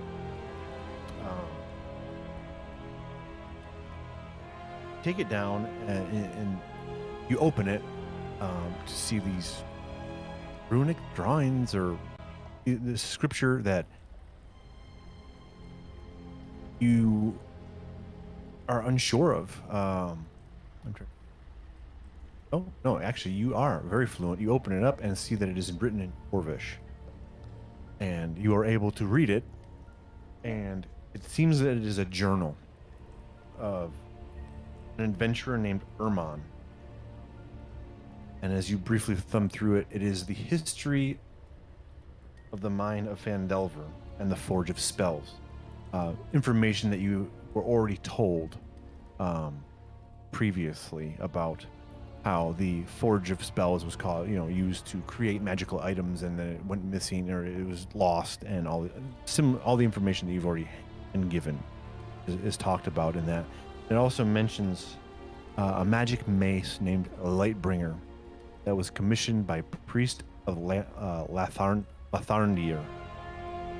the god of dawn. And that the mace was lost when the Wave Echo Cave and its mine vanished from history. Interesting. I'm just gonna kind of like look through it, skim through it, and turn to my now very catty companions and say, "Hey guys, we've got to get to this Echo Cave. There's something there that is might help us out." Any idea where? Maybe I'm gonna pull out some more. I'm gonna pull out my journal and go through and start skimming and look at some notes and stuff and be like, "Oh, it's the I know it's been mentioned before. I know we've come across a couple of those that have spoken of it. I know Sister Garley would have more information, but it's at Wave Echo Cave. And it's in. I'm gonna tell him that it's written in Dwarvish, and that perhaps we might have a lead on where Gundred may be at. But we'll have to see what's going on with this wizard first. But I'm just gonna kind of like summarize it for them briefly, and then put it in my duffel bag. Okay. Is that all you were looking for? I'm going to go ahead and look inside the chest in the other room and see if there's any items in there that might be of use for us. I'm gonna follow him in and start looking at the desk, shuffling through his papers, looking for anything that might be fresh or new, or at the same time old and worn and touched quite, or constantly fingered and looked at. Okay. We'll do Einar. So you're doing the chest, you said, Einar? Yes, I am. Okay, so you go to you approach the True. foot of the bed. Look at the chest. Do you want to just open it?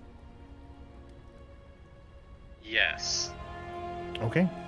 You reach down, flip the latch open, and open it. With nothing happening, you look inside, and you see 180 silver pieces, 130 gold, a silk pouch containing 5 carnelians, 2 paradots, 1 pearl, and 2 scrolls.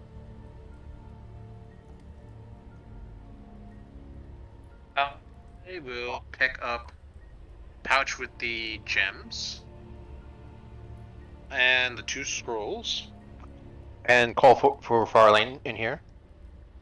Hmm. Farrlaine, you have a second? Yes, of course. I'm gonna wander over to Einar and glance at the scrolls that he's holding to see if I can read them. And while to Lupe, real quick, you're looking at the writing desk. As you approach the desk, you see that there's some parchment and an inkwell and a quill for writing, and you see that there was somewhat of a freshly penned letter on the desk. You pick it up and read it to yourself. It says, Lord Elbrick, my spies in Neverwinter tell me that strangers are due to arrive in Phandelver. They could be working for the dwarves. Capture them if you can, kill them if you must, but don't allow them to upset our plans. See that any dwarven maps in their possession are delivered to me with haste. I am counting on you. Arno, don't disappoint me.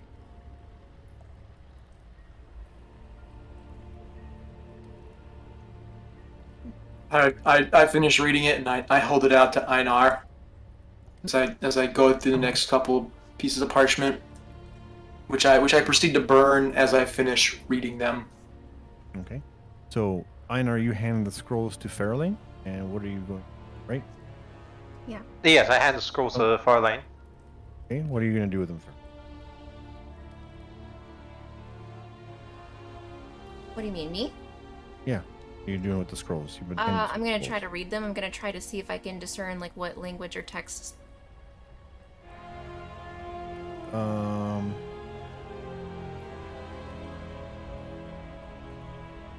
Roll an Arcana.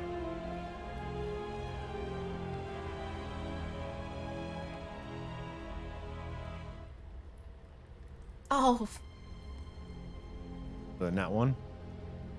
I think it landed Yep. on. Yeah, it was. So you look at them, and while you do have the wisdom modifier, or you have +4 that one, so you ended up rolling a 5. It Yeah. wasn't critical failure, like it was not terrible. Like you also have an arcane background. Yeah. So you understand. You don't exactly know what they are, per se, but you understand because one has to do with fire, and the other one seems to be some type of influencing spell or charming spell, based on your ability to communicate, to influence people. Seems like some of the similar verbiage or wording or diagram, Gotcha. but you don't even exactly know what they are. Alright, so I'm just gonna look at them and say it's hard to discern everything. There's bits and pieces that stand out. It's in an older text. Not everything translates that well. But it looks like one of these is a potentially fire bringing or casting spell, and one of these may prove beneficial for us in charming or influencing someone, should we need to in the future. And I'm gonna ask Einar if he wants to hold on to one of them or what he wants to do since he found them.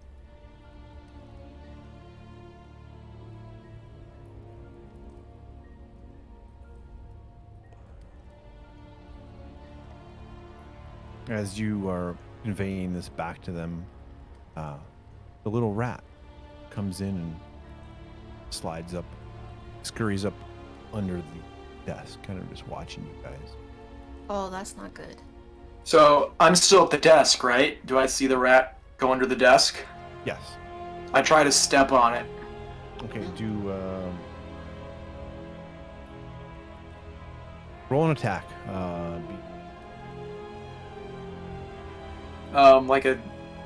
Like an unarmed attack. It is roll d20. Roll d20. Okay.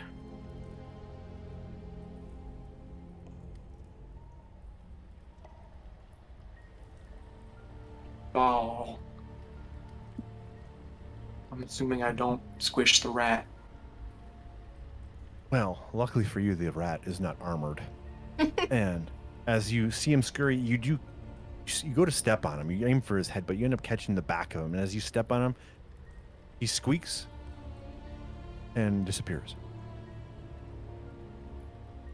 I look down at it going, that rat just disappeared. Can rats turn invisible? No, I think that was something else. I looked at the druid and I think I heard my magic folk in my tribe once say a familiar. Is that right? Yes, it very well could be. Or, as I'm able to do, others can change their form into an animal. So it very well could be a spy for the wizard. This isn't good. We should probably leave this room. If it disappeared, I'm most certain it's headed back to let him know that we're here. We have to get out of here. Very well. Lupe, As you open up guys your wanna backpack. do- What are you gonna do to my stuff? Take all of this as I tilt the chest to show him. Oh, okay. So I open up my satchel And I and dump hold it wide. everything into his backpack. We'll divvy it up when we leave. Somebody make a note of that stuff. I did. Okay. Oh, Is that all you're doing in this room? I'm assuming we're leaving the room, right? Like we're gonna walk out. And I don't see any other exits to this bed chamber. Yeah. Yeah. I don't see anything else. So I'm Was there gonna take a candle or a torch off the wall and toss it onto the bed. And light the bed on fire. I look back the other two and go, leave no trace. Where are you bringing the torch from? From the desk or the candle? Yeah, I'm assuming there's a light source of some kind in the room, either a torch on the Yep. wall or a candle on the desk, right? Okay. You take the candle from the desk and you throw it onto a mattress, which begins to grow. I believe. I will go ahead and take the chest and drag it along with. We'll carry it along with us. Okay. It'll be a disadvantage for stealth. Well, you already are, so. Yeah. And That's just how you live your. That's how you roll. Extra disadvantage. Extra, double, triple disadvantage. Alright, I'm gonna start to head out. As I exit, I close the door behind me. Alright. Okay. I'm gonna push past the goblin and say, alright, time to go. Let's go. Come on. Did you kill him? Did you kill him? wasn't there. The goblin looks puzzled. He wasn't? Nope. Not unless he can turn into a rat. That's what I'm gonna say. Did you check? What? The other door. There's In a the secret bedroom? door. I stop. I'm sorry? Yes, I was like, I'm a goblin. Yes, I know every inch of this place. There's a secret door. Go show Damn us. it. The goblin nods and he moves to the door. At this door, I'm gonna go ahead and deposit the chest to, sort of make a kickstand against the door. So if anything tries to go through that door, the chest will hopefully, stop the door from opening up. Okay, roll sleight of hand since you're. I'm assuming you're trying to be quiet. Yes, and actually, before I even do that, does the door open out towards us, or does it open into the room? It'll open in. Oh, and then never mind. It's not gonna work. Okay. So I'll just set down the chest in the hallway quietly and walk back in. So, they got the goblin back in. He goes to the door, the bedroom door, where it was just shut, and he's like, kind of like, airy, like he can't believe that you didn't find the door, like he was about. And he goes and he opens the door back into the room, and he sees that it's filling with smoke, and the fire is beginning to grow. And he points to the back wall, but he's like, it is too. He starts to cough. It's too much. It's too hot. Can't go in here. He closes the door again. Like, why did you set it on fire? I look to the goblin. This guy is obviously not a friend. And I go to the wall and take the torch out of the wall. And I obviously don't want him to continue doing what he's doing. And as I'm talking, I'm moving towards the bookcases. Whoa! Wait. The goblin sees you motioning that, and he moves to intercede between you, putting his hands up. It's like, I don't know what these chemicals are, but I have an idea that that's not a good idea. So I'm lighting the bookcase on fire, not the chemicals. Now move. Before you go forward with that, I'm opening up the door and looking inside the room that we just set on fire. It's so far just the bed that's on fire, correct? Right. Yeah. The smoke is beginning to fill up the room. The hay and the drapes or the clothing is starting to smoke, and it's starting to hang. It's not impassable, but it is definitely starting to become uncomfortable. Okay. As a thick layer of smoke hangs. I look at the goblin and say, it's this wall over here in the corner, right? He points in agreement. Yes. And how do one? Go ahead. And I asked him, explain to me how you open it. As he look, he's like, there's a button. Just push on it; it'll open. And if he kind of peers in, you can kind of see that the smoke is kind of swirling around, as if there's a draft. Alrighty, I will run on in.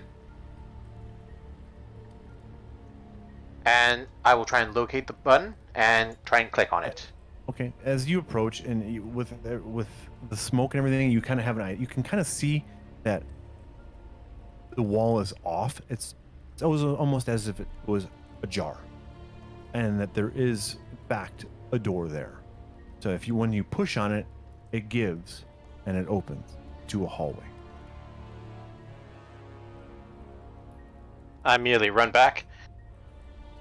There's a hallway that's it might lead somewhere. Look at the goblin. Where does it lead? To the storeroom. And a pew, if you didn't already know, your pass without trace is gone. Yeah, I figured. Just a reminder. All right, so I'm gonna say not the books, to try to motion that we don't set the books on fire, since they're very important to my character. And I'm gonna say, because it's still smoky, we may as well. I can check it out. Perhaps it's best if I move forward and see if I can detect anything. I'll go with you just in case there's anything else. I look at the goblin. Is there anything else besides the storeroom down that hallway? He shakes his head. No, the storeroom that's attached to the hole. Wait, to the hole that's... With the that we had to... creature. Yes, I'm definitely going with you, Farrlaine. Let's go. Oh shit, okay. Alright, I'm gonna push through, and we're gonna go towards the hall. As I'm entering this hall, can I check to see if there are any traps, any, like, anything mystical, magical, crazy? Oh, those are two different things. What are you looking for specifically? I'll say let's first make sure it's a safe path. I'm gonna check for Okay, any so traps. roll. Yeah, I will perception. assist. Investigate. Go ahead. So Farrlaine, you have advantage on my assisting of you. Oh. Roll investigation or perception with advantage. Okay.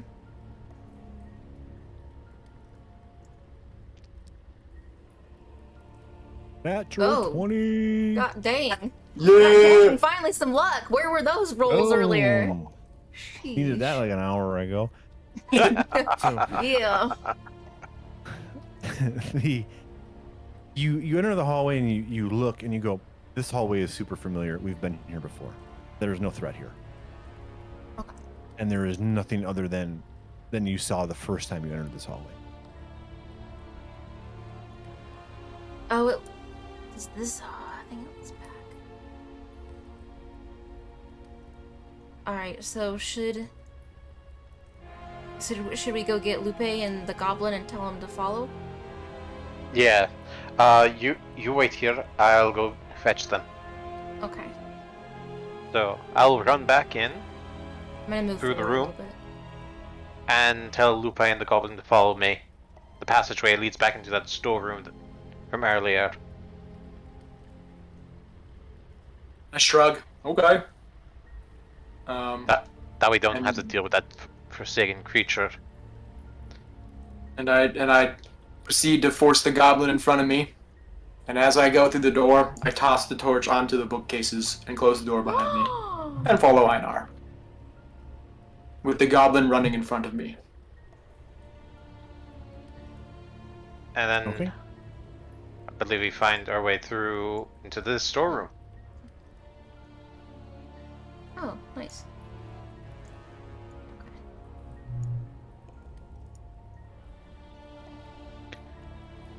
I'm gonna go over to this wall over here and check to see if there's perhaps a secret passageway. See if there's anything else we may have missed in the storeroom. Okay, roll investigation.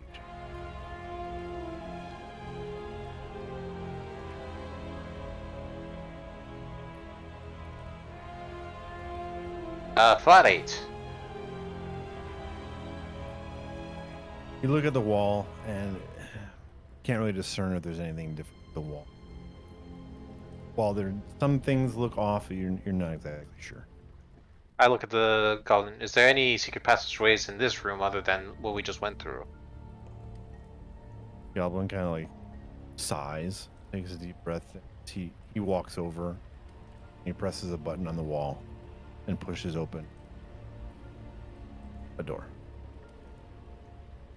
Alright, guess I will follow through. So you enter back into, again, it is a familiar area. It is the armory that you all in previously.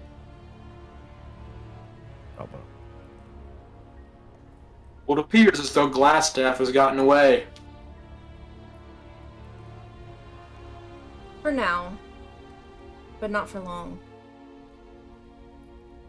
His familiar is probably telling him that we burnt down his study. Question is, where did he go off to? Well, that book that I found did mention Echo Cave, and if there's a magical item of great importance there, I don't know why he would want it, but perhaps he's either there or at the castle that was mentioned. I know he's somehow involved, right? Because of this letter I found, involving instructions to delay the dwarves. So I'm sure we'll see him again. Most definitely. Who signed the name of the letter again? Mal? Was it Was it Arno? Arno, that's right. Thank you. You're welcome. Arno. Iarno. I did not spell that correctly, so thank you. And yeah, that's why I spelled it for you. Right, intrepid adventurers. What? Alright, where are we? I think now is a good point to leave this place. I agree. We should probably accelerate our departure. Yeah, it's getting a bit, up in smoke here. Okay. Where are you guys going to head to? The same place that we came in from. Okay. I can just drag you. Arguments. That guy.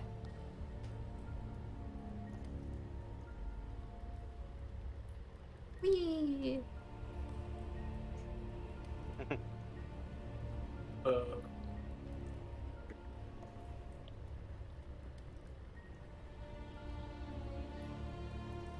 And you arrive back at the entrance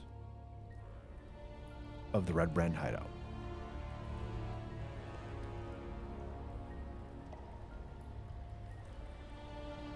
Well, this place is kind of a shithole.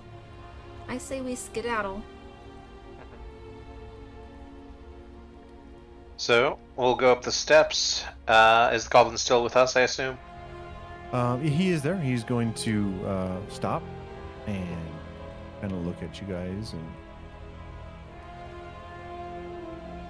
kind of see what I tell you that he doesn't want to leave, not yet. Some things he wants to do. What exactly do you want to do? I want to get my stuff Where is it? in the bedroom where you found me. I want my.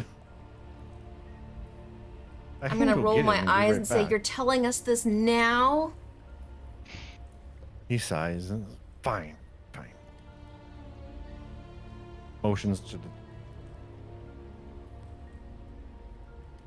Not much anyway. What? I mean, you can build yourself a new Tinker toy. Come on, it's not that important. It's not like it's a world-changing ruby, is it? And I kind of glance over at him. He just looks at you, not understanding, slightly puzzled. I roll my eyes. Come on, then. Are there any bodies nearby I can grab real fast? Yes, because Yes, we there took the are. ones from the jail, right? So I sprint over to the There should be one bunk left. room and I grab one, sling it over my shoulder, and go, "Lead the way, goblin." And I assume we start sprinting towards his room. He will take off down the path. Where did I put him? He'll run back to the bedroom. I'm on my way He's- past the cavern. I toss the body in as I cross the bridge. Follow the goblin to his room. He's just rummaging through some stuff. He's creating a little backpack. He throws a little knapsack on. He's got some little bit of clothes, and he sees the two bodies of the bugbears, and he reaches down at one, and he sees that he takes an eye patch off of the bugbear and then puts it on and says, "Let's go," and he motions to the door. Right. He comes out in tow with his backpack and his new fancy eye patch on. I'm gonna Oh. look at him in disbelief and go, "Really? You went back into can't the see place for that an yet. eye patch?" We sprint back to the entrance. Okay. Are you going across that bottom bridge, or are you just doing? No, we go around. I can't drag through walls. Not like Mr. Fancy DM over here. Gotcha. Well, once they've returned, yeah, we will book on out of this place. All right, and walk out, you will come up to the pantry of the Tresden Manor, place where you entered. And where would you like to head? We could try going throughout the rest of the manor and see if there's anyone else, or the wizard it might be somewhere else here. Yes. But there will probably be a lot more fights. I look and go, we should probably leave. I recommend heading back to town. Alright. Then we will go back to the inn that we are currently staying at. The Sleeping Giant, if I remember correctly. Okay. As you depart the hideout, come back to the surface.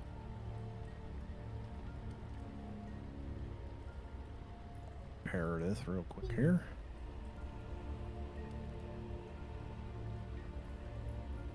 Much time has passed. It's now it's dark out as you turn back to outside of the Sleeping Giant Tavern.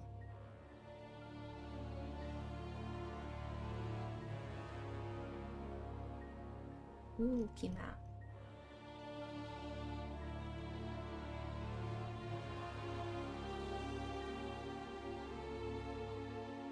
Alright, so are we gonna rest up and decide what to do and where to go? Yes, I think you all are out of spell slots, and I think we're all a little bit injured. Did the map not change for everybody? Did it? It changed for me. Okay. I don't see my token, though. Oh wait, No? no, I think I see him. It's just a little bit too dark for me.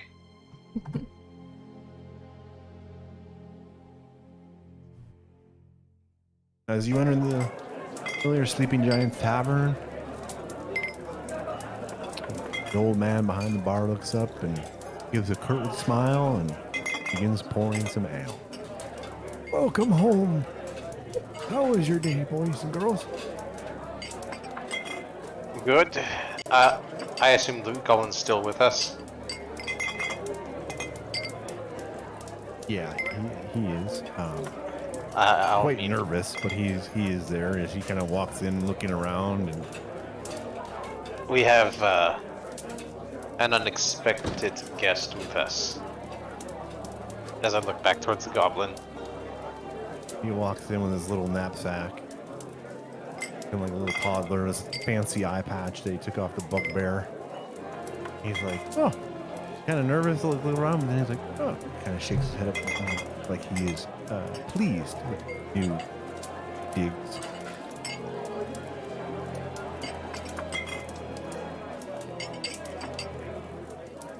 I'm gonna look over at him and I'm gonna say, what is your name, by the way? My name is Droop. Drew? He says it very proudly with his chest up. Droop. My name is Droop. Oh. Alright, well, pleasure to meet you, Drew. Alright, I'm gonna kind of... As I'm looking around the inn, do I see if, the woman and her 2 kids that were instructed to come here are in the tavern? They are not. No, we sent them to the other tavern. Oh! Right. My mistake. Oh wait, no, I think actually we told them about this place. Yeah, because I thought we said, like, if they needed to rest up and stuff like that, they could do stuff. That's there. right. Oh, they probably made their way home. Or found their way. Hopefully.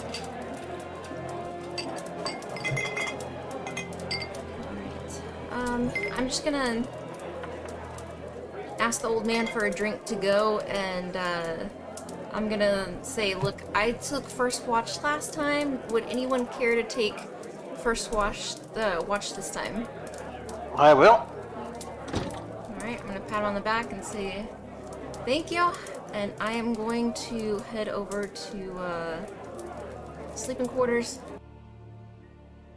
in order to get some Z's. Oh wait, that's not. I thought that was like a back way. You know, some I people can- will take the back door too. Okay. Okay. So you're going to go to sleep? Yeah, What I'm are the gonna. other two doing?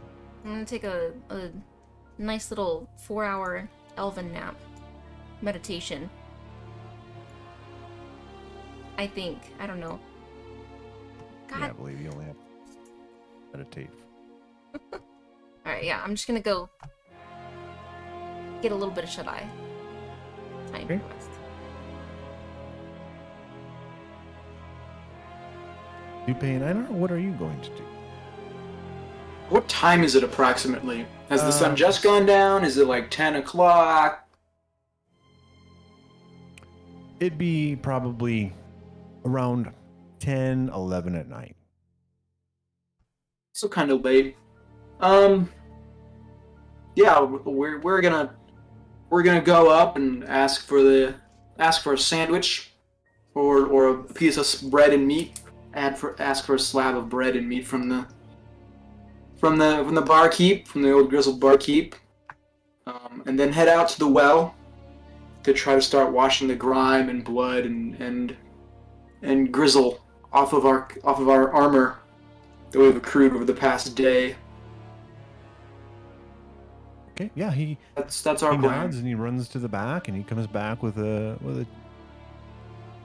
sandwich and he puts it up and nice little sandwich. I toss him the silver and walk out, Okay. munching on the piece of bread and meat.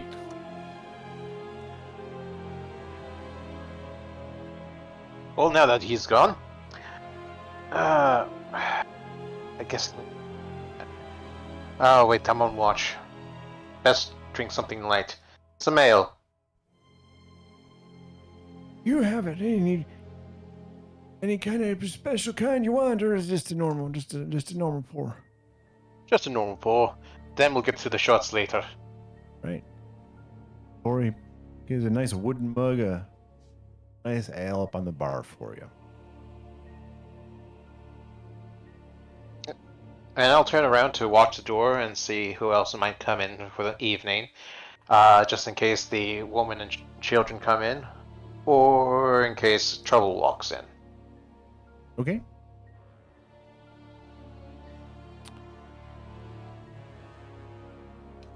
And I'll toss the silver onto the counter. Okay, so Farrlaine, you're taking a long rest. Einar is on watch. I'm assuming you're gonna go. You guys will rotate, Yep. and Lupe is just doing slight administrative stuff. So Yeah, You know, yeah, we're out admin, cleaning and praying cleaning and stuff. doing So stuff. very low impact things. So we'll say it's as the night goes on. Farrlaine is fast asleep in bed, dreaming of trees and things like that. And Trees and books. Einar is, for the first few hours, just sipping on his light beer.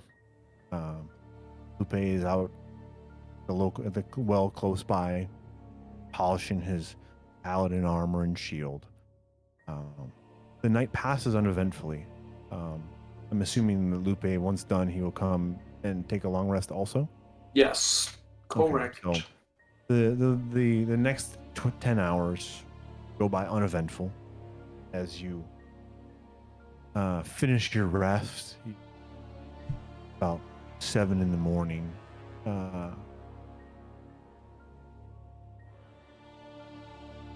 Sun has come up as you guys stir, and the day has begun, a new day. With that, you guys can do your long rest, and then we'll take a little break. My dog is probably got to go out, I think. I don't know. I hear her scratching at her kennel. So it's like having a soundtrack in the back. It was so we'll take I don't know, 15 or 20, so say 7:20. Because I got to take her out and walk her and stuff and get her to go to the bathroom. Alrighty. Yeah, that's cool. Well, I can make alright. a snack. So, yay. Okay, so yeah, we'll say 7:20, 7:25-ish. Okay. Alrighty. See you all. All right, be right back. Dodger. All right.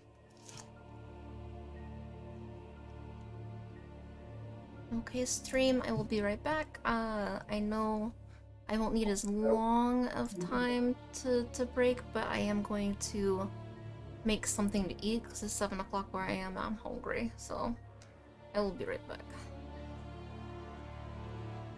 Oh, my old BRB screen.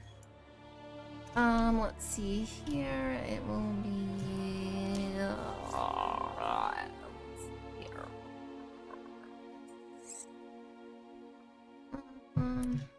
Okay.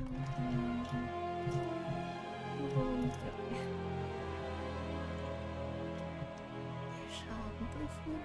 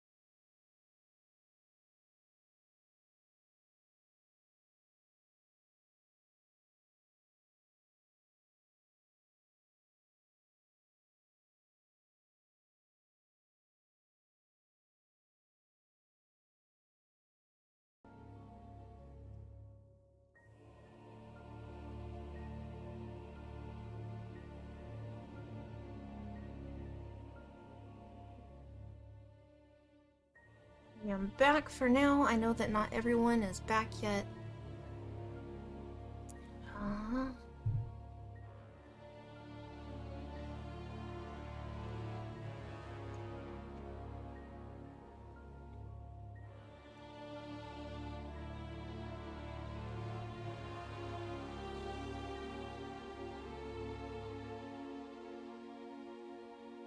24-hour stream. I know this is not a 24-hour stream. I do know that the campaign's running a little bit longer. Other than that, you said you're legit enjoying this. I'm glad you are. I'm glad you are. I know there's a lot of stuff that we have to do. I might take a moment to kind of recap or catch some of you guys up. So let me pull up some notes right here. I believe that's where my notes are. Oh, I need to go grab them actually.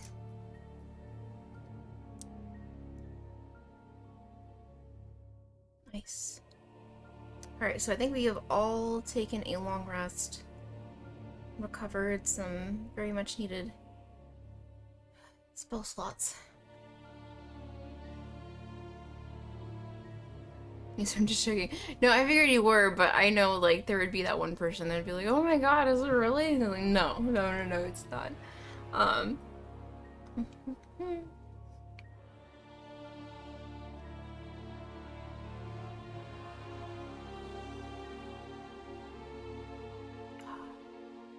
Vegan protein powder, so good. Alright. So in a previous episode, some of the places we may go or we may pivot to,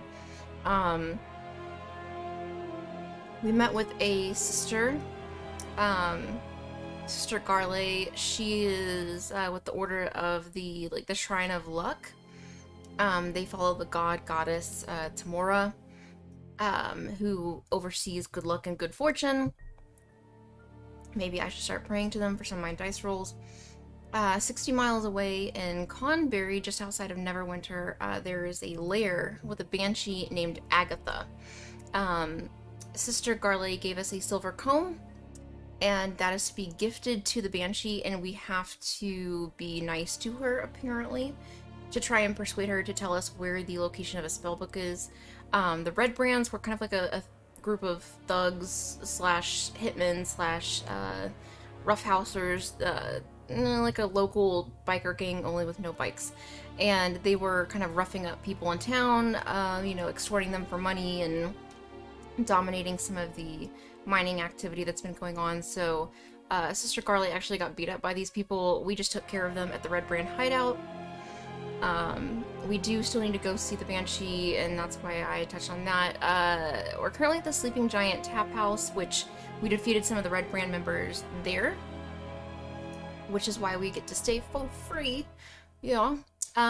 Nearby there is a farm where there is a elder individual, an elder leaf named, I can't pronounce it. Oh my god. Kellen? Not Kellen. Quaelin, I think it is. I just called her Elder Quesadilla because I couldn't pronounce the other one. So if you hear me say Elder Quesadilla, I'm talking about her. She may have more information in regards to the cave. Oh my god, the Cave of Echoes. We need to go see her. Damn it. Okay, so she has more information about the Cave of Echoes that was mentioned and the scroll that we found. There's also an individual called the Black Spider, and they are kind of pulling the strings with the Red Brands and the wizard, who's known as Glass Staff. So the wizard is who we were just after at the Red Brand hideout. Obviously he wasn't there, but that wizard's name is the Glass Staff. And so we may need to go see her and see if we can get more information. We already went to Barthen's Provisions because we were able to get information there as well and exchange information for gold. And I think that's kind of some good information to share for now, for those that were not here in previous ones.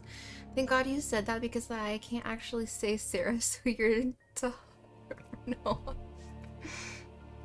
Oh my gosh! Oh, Coca. Okay, so yes, I did, and I wanted to say thank you. Sarah Chu's protein shakes and seriously, they're not. I put a lot of ice in my vegan protein shakes because I like to like munch on something. I'm an ice chewer. I know it's really bad for your teeth, but I do. I chew ice. I don't know if it's like an anxiety thing or what, but I put a lot of blended like ice in there, so it's very chompy. But yes, Coco, thank you so much for that, and the beautiful, lovely message that's in there. I really greatly appreciate it. I was going to tell you, I've just got between a little bit of playing Satisfactory, and also prepping for D&D tonight, and then work and everything. It's just been kind of a nut show here today, but yes, I was gonna take a moment to send you a very nice thank you letter and let you know that I greatly appreciate that. And yeah, if you're wanting to learn Warhammer or play Warhammer sometime, we absolutely need to do that. You guys are doing great. Thank you, GOK. I would like to say thank you, especially to those that are playing along, so thank you very much, you guys. And also to the DM, to Maligator. Thank you. Your DM sucks. Okay, so Maligator is the DM. You can't say that you suck. You're doing good. You're doing good. Just an FYI, so Maligator is new to D&D and is DMing already, and he's doing a quite phenomenal job. Very, very. And Ryder has been wonderful in coaching and teaching and helping all of us. So huge shout out there too. And hello, Ryder. Hello. Your terrible DM is back. Nonsense. You're doing very good. You almost made me spit my drink.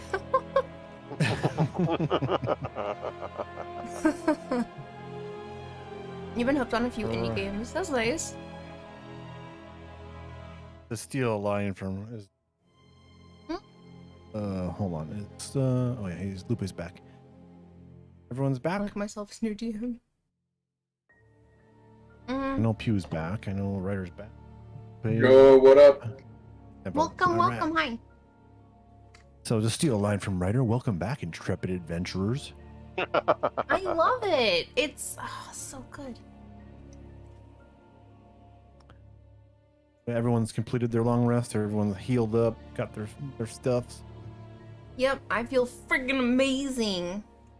Okay. And it's implied that my character used the little washroom right here to like shower and clean up and get the stank off before going to bed. Just FYI. No more stinky jokes. Okay.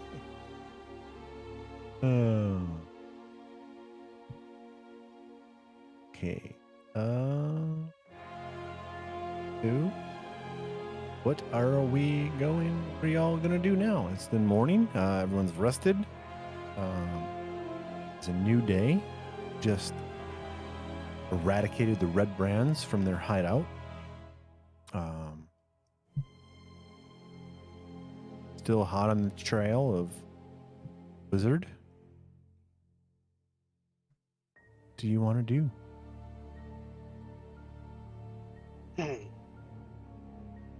Well, I think we're trying to find this cave, so maybe we should ask the dwarves. Perhaps they've heard of it. We could, but I do recall being told that Elder Quesadilla has information that she can share about the cave and the black spider and the wizard known as Glassstaff. So I just kind of like look through my journal and I see the notation and you know, kind of think about or reflect like, you know, where we can go and what we can do. But yeah, we can definitely ask the dwarves too. Maybe even the town master will know something. Alrighty then, let's go and speak with Kayela and see what they know. And especially the town master, perhaps they'll also know. Very I have a feeling the orcs are going to be in our way. Ooh. If we go to the Elder? I think it's much more like, in order to go to the Echo Cave, I feel as though the orcs are along the way by chance. Oh. So, two birds, one stone. Indeed. One Weren't they second on to- the way to the Banshee too? I believe so. Okay. Alright, we might have to knock out all 3. Just give me 1 second to do some housekeeping stuff while you guys figure it out. Okay, housekeeping. Keep it.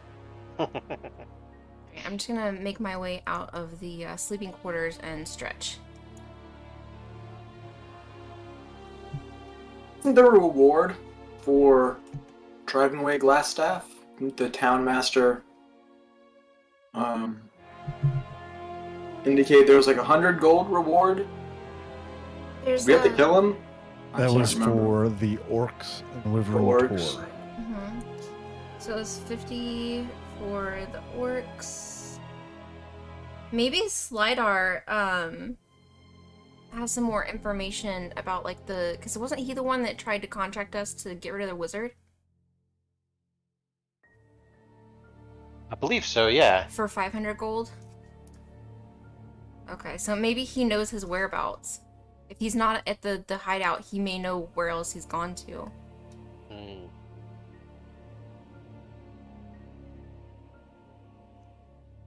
And he may have more input to who Arno is as well.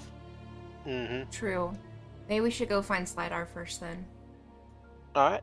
We'll find Sildar, and I guess Where would we'll, you like- Where do you want to look for him? We'll go to the other inn, I guess, right? That's where he's staying. yeah. At the, The first inn. Forget the name of it. The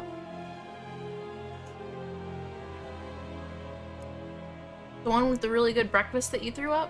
Yes, that one. Exactly. Continental breakfast. The inn of 2 breakfasts.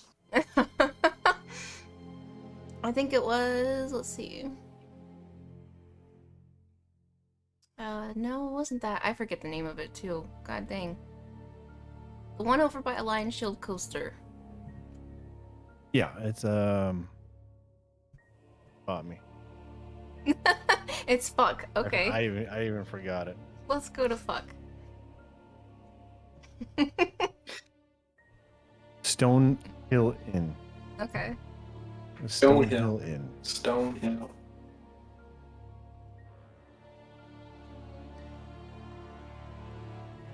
Right. Second.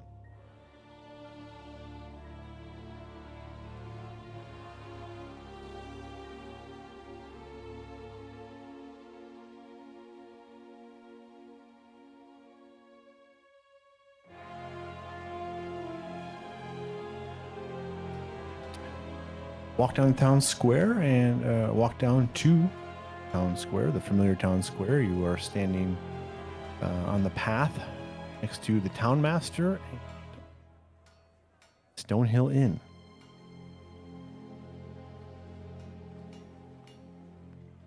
Okay. So I'll make my way over to Stonehill, to the inn.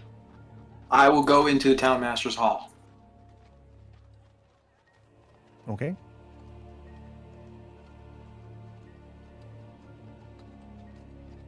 Decisions.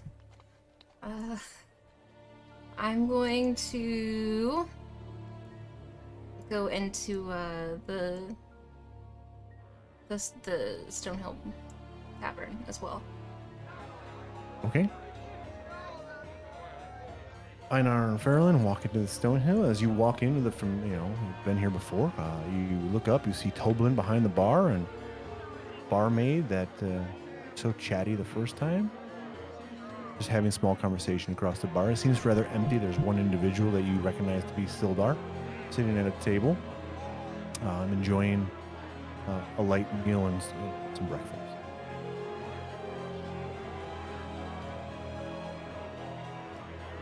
Ah. Well, good. Oh, no, I was clearing my throat from the protein shake. Sorry, go ahead. Oh, no worries. Sildar! He picks up his head, turns around, and smiles. Hello. He motions for you to come over. Come over. Sit. I hope we didn't catch you at a bad time so early in the morning. He smiles. He's like, no, it's quite all right. It's quite all right. Well, we came across some information that maybe you can help us with. Have you heard? Oh, go ahead. Go ahead. Have you heard of a place called Echo Valley Cave? I believe that's what it's called. Right, Farrlaine? I believe it's Wave Echo Cave. Ah, there we go. Oh shit. I'm gonna say this as I've, I'm walking across the room, and I'm gonna wave and wink at the waitress, the red-headed waitress that I chatted up last time. She smiles back as you make your way across to the table where Einar and Scylla are sitting.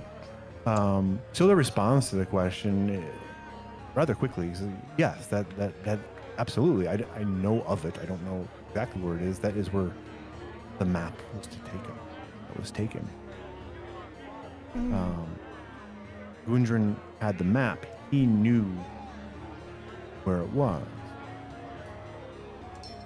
They were ambushed. Apparently, the map was taken by the goblins or somebody.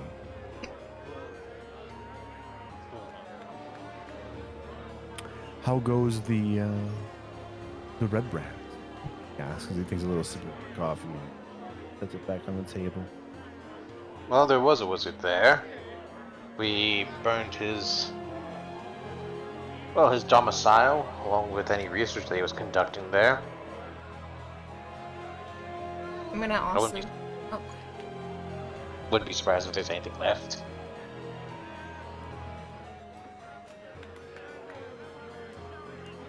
I'm gonna take out the historical text that I found, and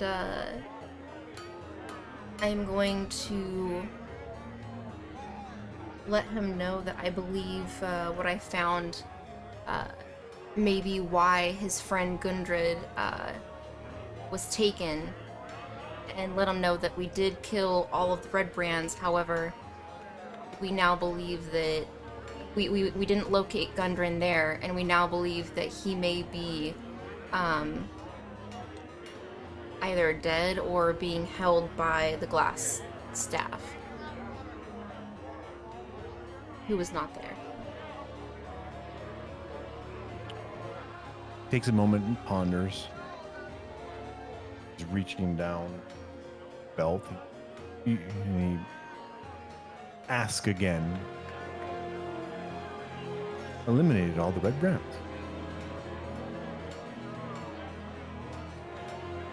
What was that? He asked if you have eliminated the red brands that he asked you to. He asked you to. I'm gonna nod my head and say, "Oh yeah, they're dealt with." He nods and smiles as he throws a coin purse up onto the table. As agreed, 200 gold. So, I Yeah, recall him Huh? promising 500. 500. That was to find the castle. Alright, fine. So I'm just gonna push the coin purse over to Einar and say we can divvy this up whenever we get Lupe.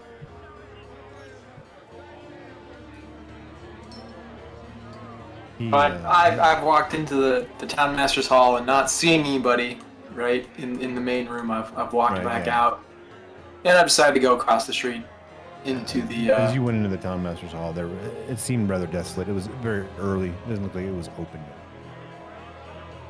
yet. We go into the tavern across the way and make our way up towards the conversation and have a seat and over here.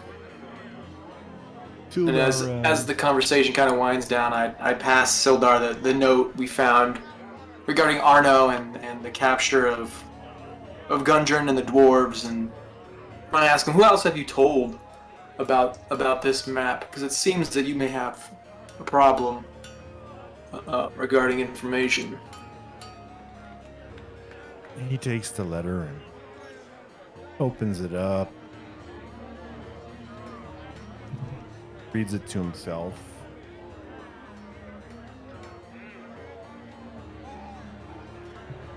Pausing, kind of looking at it. You can see his face. His emotion is changing to almost like a somber or upset. Visibly upset as he's reading this. As he puts the note down, he looks back over it, guys, and he says, Glassstaff is my friend, Einar. He is a member, or was a member, of the Lord's Alliance with me. He was sent here to see what was going on. I never thought that turn against the Alliance.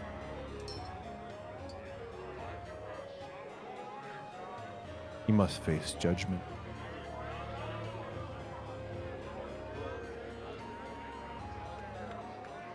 It is indeed regrettable. Go ahead.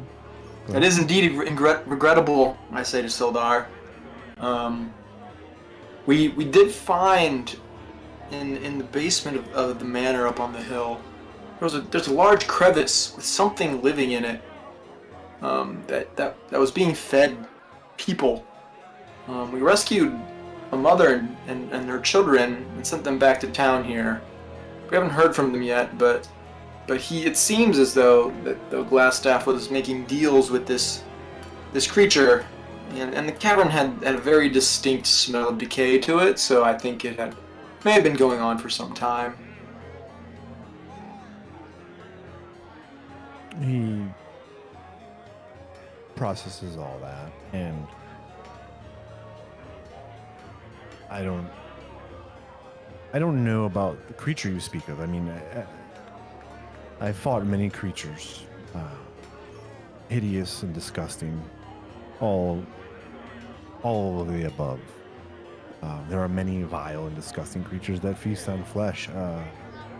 I don't know about it. I don't know what type of creature it was. I am rather upset that a friend of mine, or friend, has betrayed our order, and I'm asked of you, if you do find him, that you bring him to me so we can take him to Neverwinter to face trial.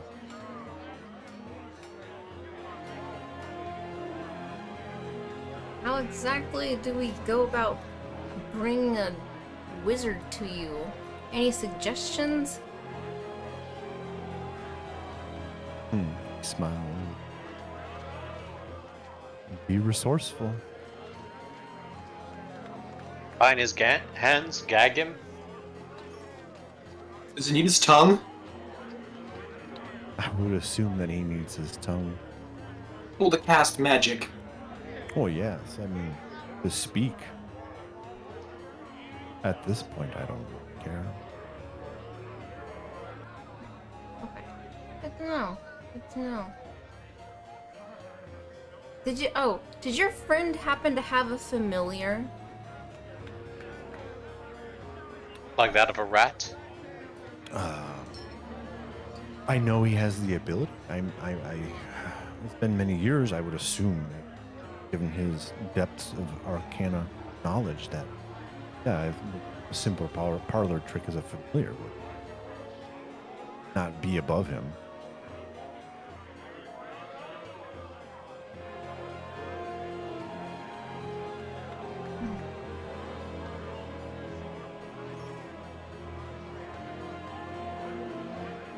Holds the letter back up and hands it back to, or he holds it up. May I keep that? Of course. Anything to help with your investigation. nods as he's putting it into his coat pocket or his shirt pocket. It is not much of an investigation, more of that is now concluded. Now justice must be served with Inaro, as he has betrayed our alliance. And we still find Gudrun and this cave before us.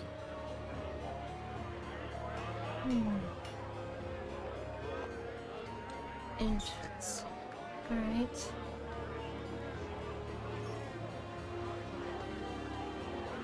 Oh, Rick, then I will take the 200 that I kind of slid a little bit closer to Einar, since he's a little bit more intimidating and less likely someone to come to the table and like swipe it.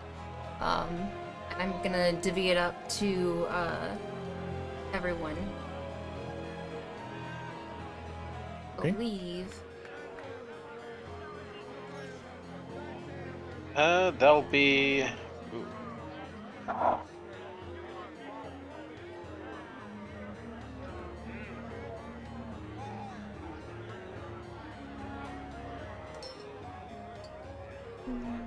Uh, 66 for me and 67 for the both of you. Okay. Alright.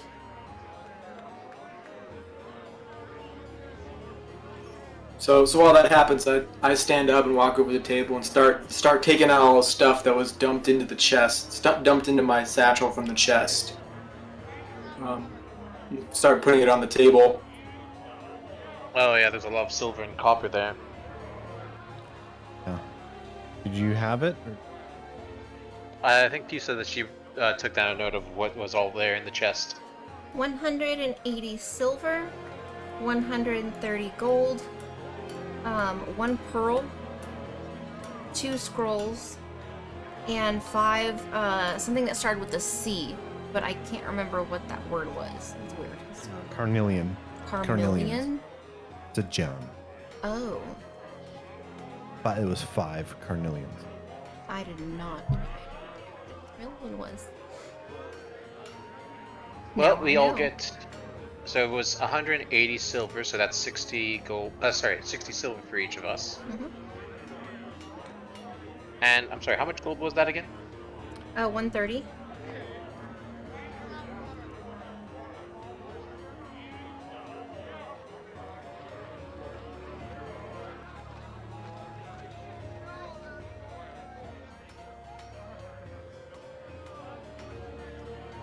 That's 43.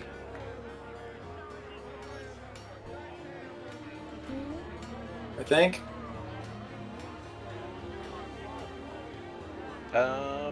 Bum.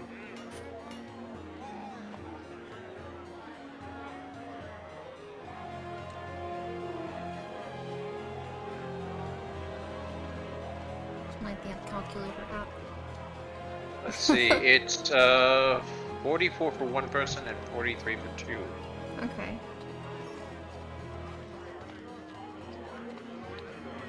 I'll take the 42. That's fine. 43. Alright. Einar, you can take the 44. Alrighty.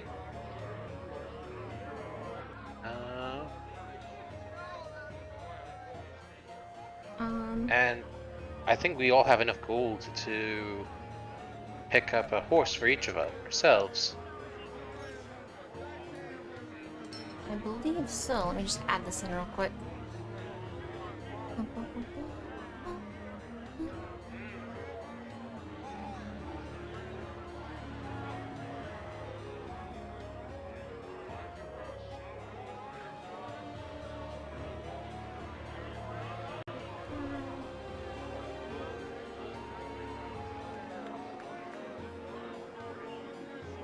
Okay. And I assume we just toss the pearl and carmelians back into our satchels.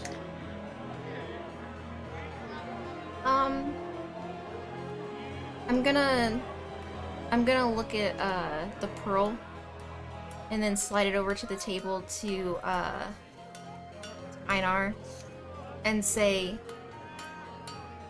for when you meet her again.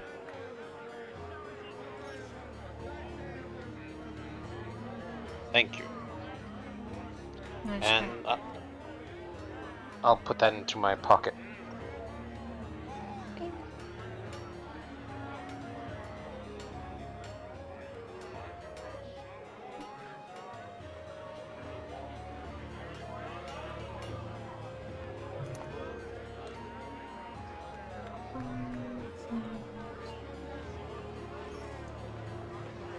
Okay.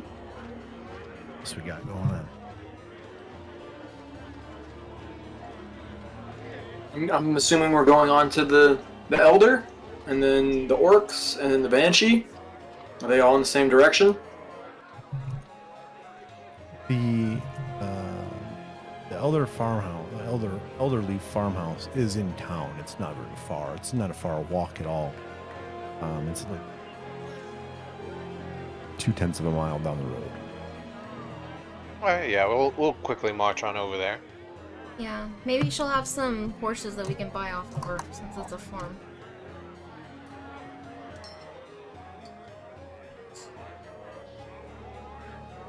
Just gonna say thank you to Sildar and get up from the table and head out. Okay. I know. Thank him as well.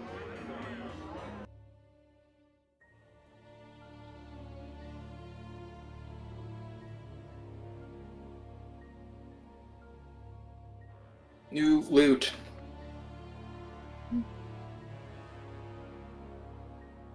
Quantity 5.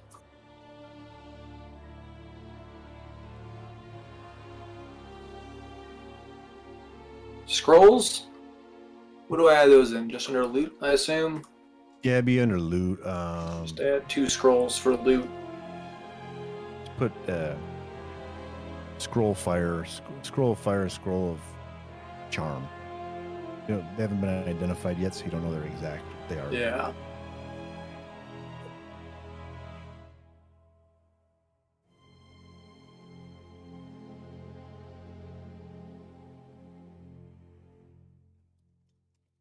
Okay, I'm assuming we're gonna wander over to the Elder Leah's farmhouse. Okay. That's where we're headed. She could give us the location of stuff. What was her purpose? She knew the location of something. She's a rather Discord notes. she kind of knows. She kind of knows everything that goes on in town. She's one of those like Busybodies. Yeah, busybody. You know, she knows a lot of people, a lot of things, whatnot. So, Leaf Quellen. Information regarding Cave, Black Spider, and Wizard. We need to know more about the Wizard, seeing as we're still on the hunt for him. Okay, so we're going to the farmhouse. Yes. Right. As you guys leave the tavern, you make your way down the road, town road, and as you leave town, you start to see rows of crops pop up. The trail is less beaten here. As you make your way, you start to come up to a farmhouse. You see an opening in the gate, and you all enter the gate and kind of assess your situation. Before you is you see what would be a barn or a stable to your side, to your left, and to your front is a rather robust house.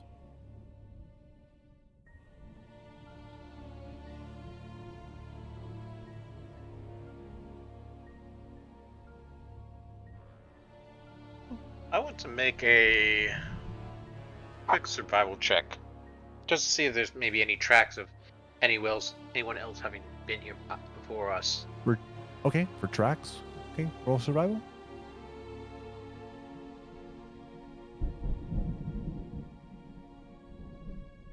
Who's Neo? 12. With the 12, as you look, I mean, yeah, the path has like a normal wear and track, mostly human, horse, some cart tracks. Nothing that would stick out to you. The footpath from the road to the house is just worn it wouldn't be expected. You don't see anything unordinary or exquisite. I'll make my way up to the house. It's the one that's right in front of us, correct? Yes, the Lower, right here. Yeah.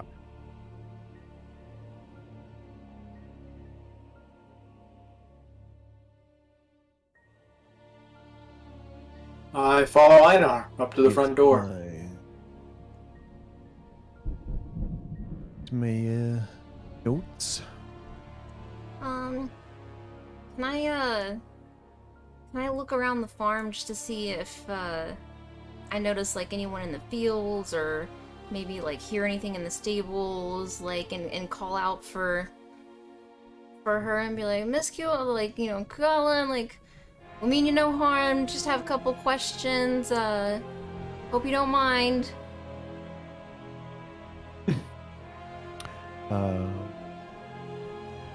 Where are you, just standing there, or are you like going? No, to look I'm moving somewhere, or- towards the house, but I'm just like, I'm just gonna have my arms kind of up, like, hey, we're friendly, you know, just have a couple questions for you, hope you don't mind, like, kind of announcing our presence so that, Okay. you know, because sometimes you go on people's property and you don't announce what you're doing, especially back home in Texas. You walk on that property and Mhm. you're done for. Okay. As you approach, as you guys make it up the front steps of the house and stand at the front door, the front door opens, and you see Quaylen Elderleaf in an apron, kind of wiping her hands, looking at you rather quizzically. How can I help you?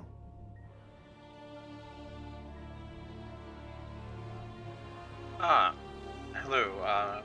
My name is Einar Ragnarsson. This is Farrlaine, and my friend Lupe. She surveys all of you, kind of like looks you up and down, and okay. And how may I help you? Well, we were hoping you could probably talk to us about an individual. I believe his name is Glassstaff. Staff. I'm Can you just be a little bit more specific? gonna kind of come forward a little bit and be like, I know y'all have had some trouble with these red brand creeps, but we just slaughtered all of them, and we're trying to get this town, you know, back up and make sure you nice folks aren't messed with anymore, and thought that you might have some information that will help us take out the rest of the riffraff. The red brands, you say? What do you mean you've gotten rid of them? I'm just gonna point at the two guys in front of me and be like, oh, they totally slaughtered them. Like, they're like gone. Like, they're dead. She kind of smiles and motions for you all. Come in, please. Outside. And she moves inside and moves towards the rather comfortable living room with and takes a seat in the chair by the fire as she was motioning for y'all to come in to join her.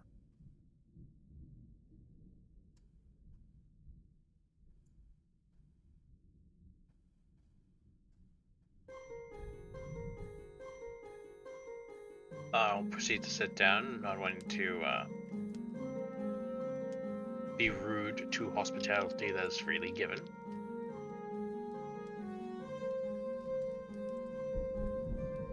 I'm gonna sit at the piano over here and just kind of occasionally like press a key. Just tinkering a little bit.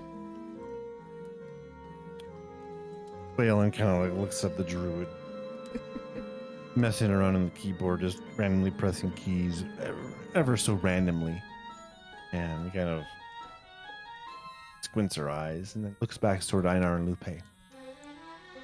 So is it true that you've destroyed the red brands?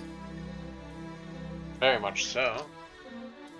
Well, But you're- that is just wonderful. Can I get you anything? I'll take some tea. Lupe speaks up. I'll love some tea. If you have any. She nods and then looks to Einar. Would you like anything? I'm quite good, thank you. Had my morning ale. She kind of chuckles. She looks to Farrlaine.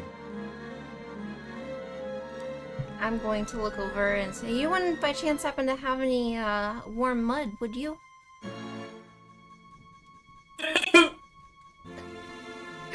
The audio cue on that was perfect. No, I'm sure if you go out to the stables, you could find some mud or some horse dung that you might want to enjoy. Ew, who would drink horse dung? Who would eat that's- mud?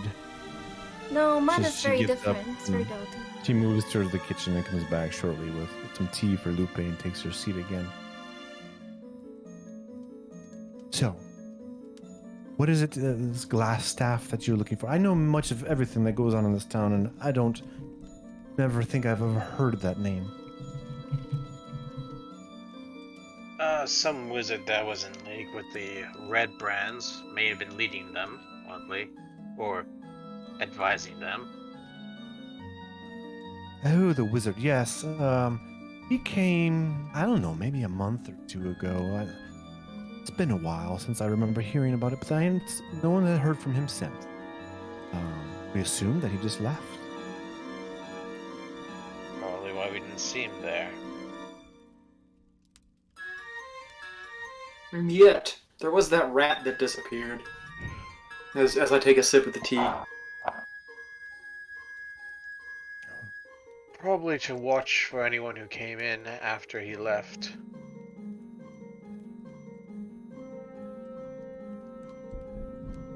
Possibly. Is Possibly. that what you came for? Is that what you're looking for? The only information that you needed? Well, there's also one other thing. There's a particular cave we're looking for. Wave Echo Cave? She thinks for a moment. She leans back in her chair and kind of ponders for a second. I know that there's a castle.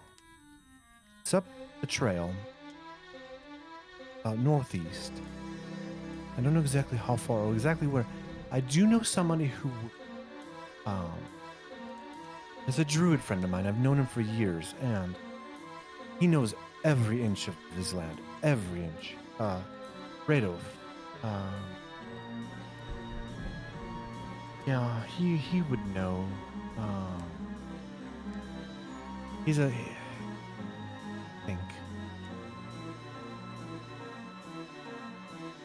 I don't think he's in town, though.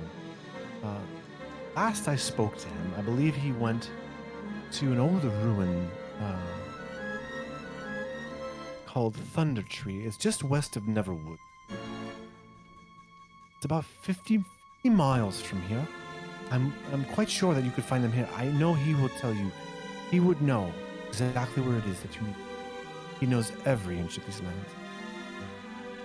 You do bring up one other thing. The castle. What do you know about it?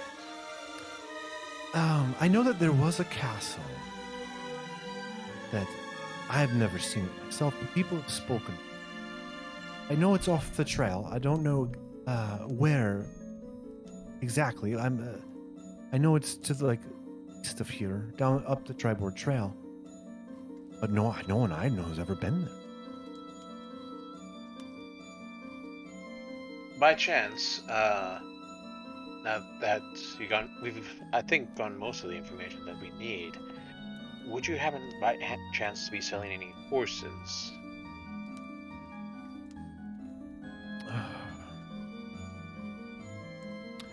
She thinks for a moment,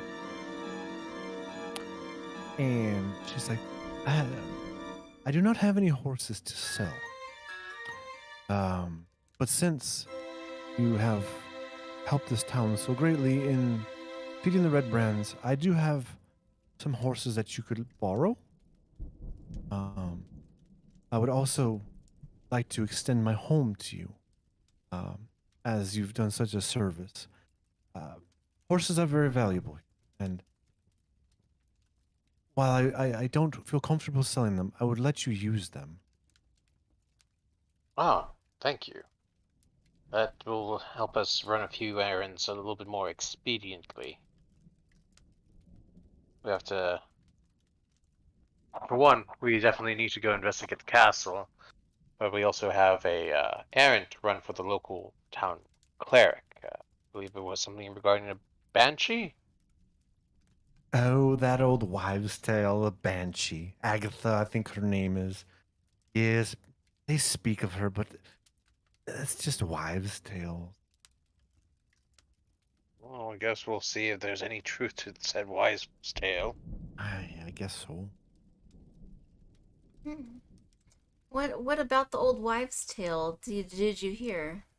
Oh, Oh, it's like ghost stories, darling. They speak of banshees and ghosts, but you never see them. hmm. I'm gonna kind of stand up for a second and say, well, we'll be sure to take good care of your horses, ma'am. I appreciate it. Uh, did we ask her about the black spider? No. Okay. I'm gonna kind of ask, like, turn to her and say, also, you wouldn't happen to have any information about the black spider, would you? The black spider. I believe from the rumors I have heard that he apparently was in charge of the red brands, or along the lines of something to do with the riffraff that was terrorizing this town. I don't know specifics. I just know of. All right. Well, if you hear anything else, do please let us know. I will keep my ear to the ground. If you need any mud, I'm quite sure that there'll be some on the trail. Oh, well, thank you. And this druid friend of yours, you said his name was Fredo, right? Rado? No, it's Radoth. Rayoth? Oh, sorry. I'm R sorry. I'm a little distracted by the animal heads on the wall. When I look in their eyes, I can see how they died. It's very unpleasant. If you can, then how did the one above the mantle die, darling?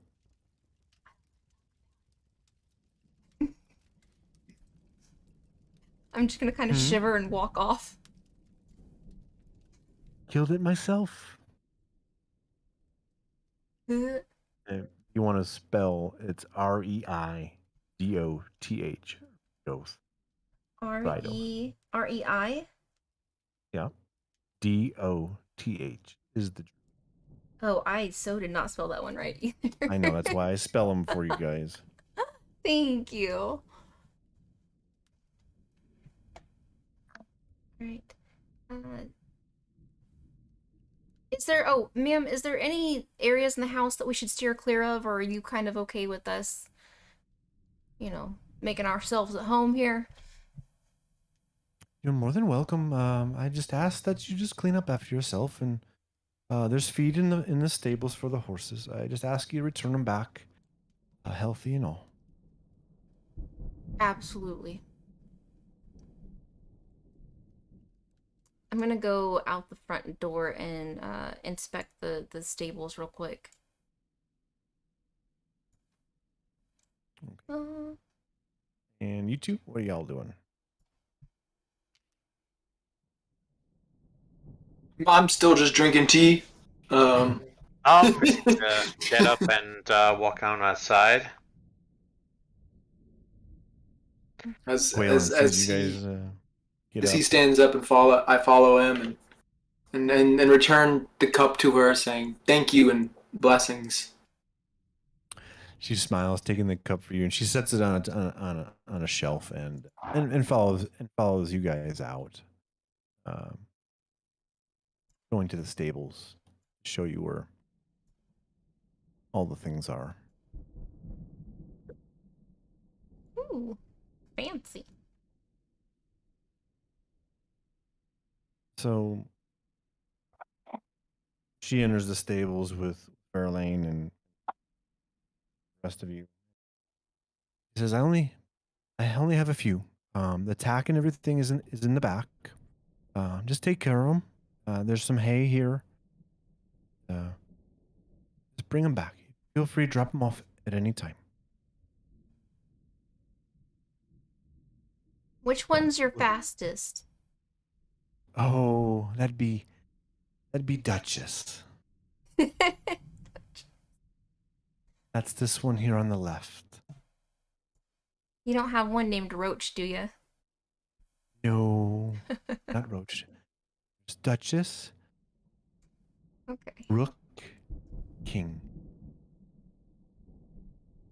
I'm gonna take Duchess. Okay. Sweet. You guys get your horses saddled up and everything. You pack up a little bit of extra rations in the saddlebags and stuff like that for the feed for the horses. It's about 10 in the morning. What do you want to do? You have more to do here. Well, we're already rested and stuff, and I don't know if there's any other information we could potentially get from her. I mean, we're...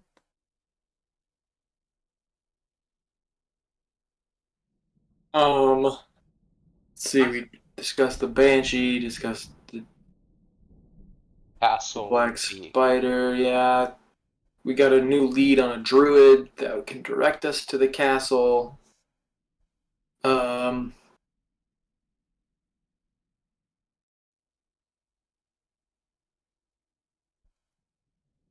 we want to poke about the farm at all? See if there's anyone else here? Do we want to take the horses and, like, head on out to see if we can maybe find something resourceful or do something down the road? I don't know. It's up to you guys. I think we're good for right now, unless some new information crops on up. I think there's nothing else we need to really poke around for. Agreed. You know, I'd say maybe we head to a good spot and try to get an eye on the orcs in their camp and maybe see what they're up to. Or we can head off to Banshee, or we can try to find Thunder Tree. If we do find the druid, the Banshee, she can direct us to the druid, right? I mean, Sister Graylee was wanting to ask a question of the Banshee, so maybe the Banshee knows other things. Right? Maybe that's a possibility as well. Mm-hmm.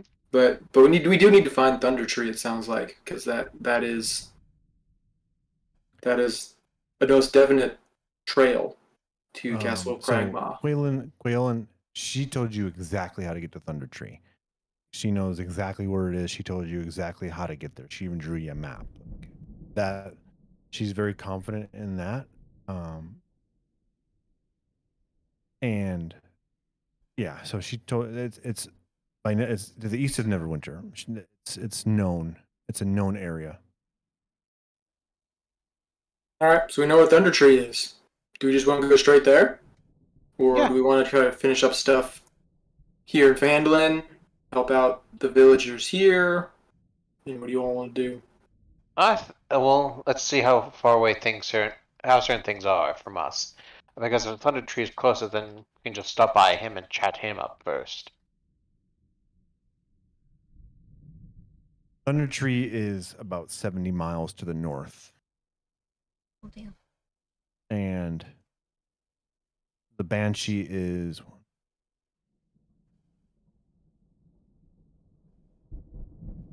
50 miles to the east.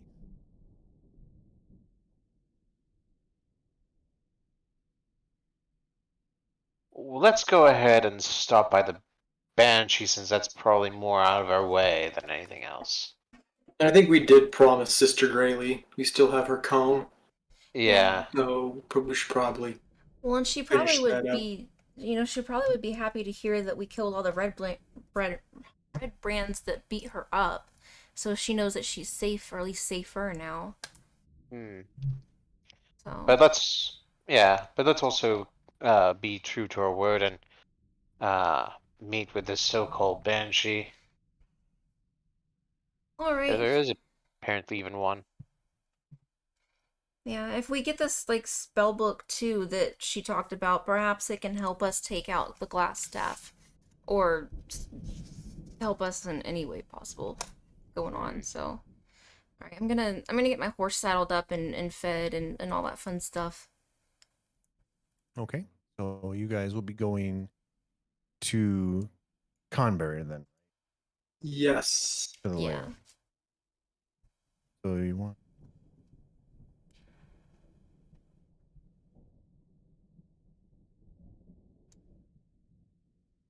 So do we move our horse tokens with us, or can we merge the tokens together? I can attach them, just for RP purposes. You have them, and just tell me what you're gonna do with them. I can attach them, and you can actually ride on them, but it takes me a minute to do that. Okay. So it's about 10:30, 11 in the morning. If you were to set off now, you would get about halfway before having to make camp to Conbury.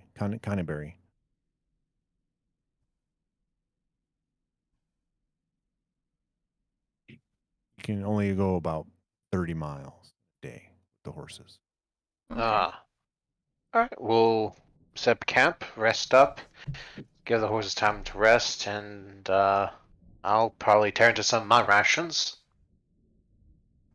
Okay. You all saddle up from farmhouse, I'm assuming, and you're gonna go east to Conbury. Yep. All right. That's the plan. All right. You saddle up. You mount your horses, Duchess, King, and Rook. Head north up the trail, leaving Phandelver, until you intersect the Tribord Trail, making a right-hand turn, heading your way down towards Conbury. As you're leaving, the mountainscape begins to fade away in the background. The trees, it comes to a flat like grassland as you're leaving. You're turning down to the Tribord Trail, and the grassland continues. To your right, as you still see some jutting peaks of a high mountain range of the Sword Mountains. To your left, the forest thickens as you move. As the sun begins to set, about halfway up the Tribord Trail, you stop to make camp.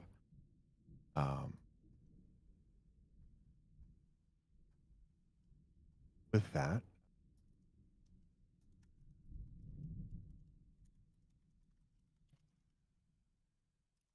the sun has crept behind,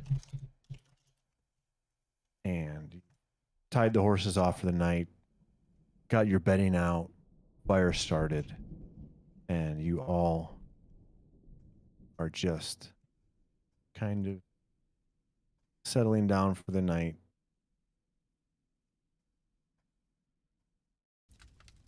At your little campsite.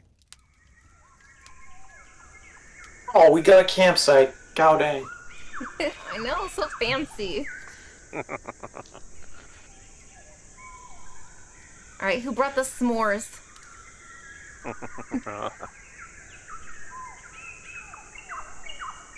Okay.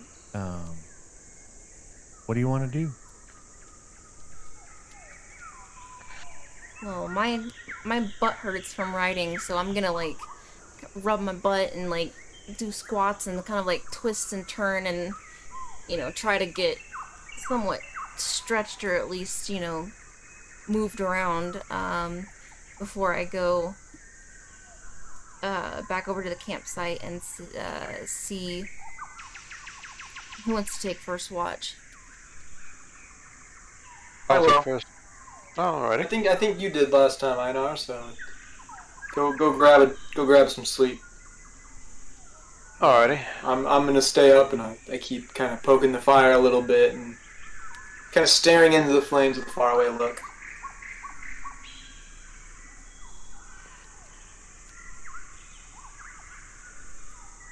before I walk into my tent, I'm gonna turn around and look at Lupe and see him kind of staring at the flames and say, are you doing all right there, buddy?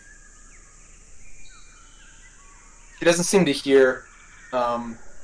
He's just kind of. I'm just kind of lost in my own space. Alright, so she's gonna shrug and just go into her tent.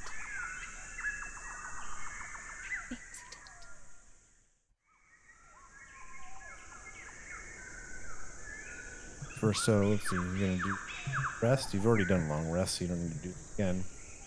Watch starts. Lupe sitting, zoning out, watching the fire, watching the embers burn, poking it with a stick. Throwing more wood is needed to keep it lit. First hour passes with nothing of interest. Second hour. About the end of the second hour, it's about midnight, 1 in the morning. You hear some fluttering. Maybe trees, some movements, but nothing that you can see. Just hear some, seems like wings beating or fast movements through the bushes. So Lupe's kind of come out of his reverie in the past hour, and is now kind of just rolling his dice set on the ground and picking them up again and continuing the pattern. When he kind of looks up and is curious about what's moving around in the night, so I take a long branch out of the fire and kind of raise it up and try to see outside the ring of light. You hold the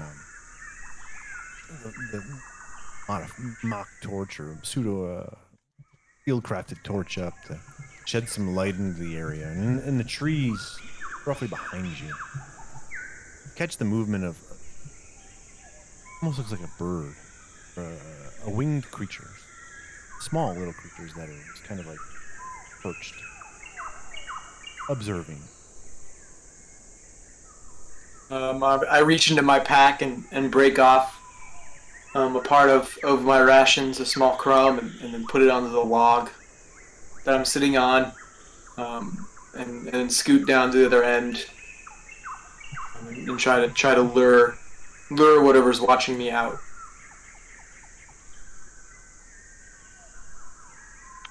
Food's placed.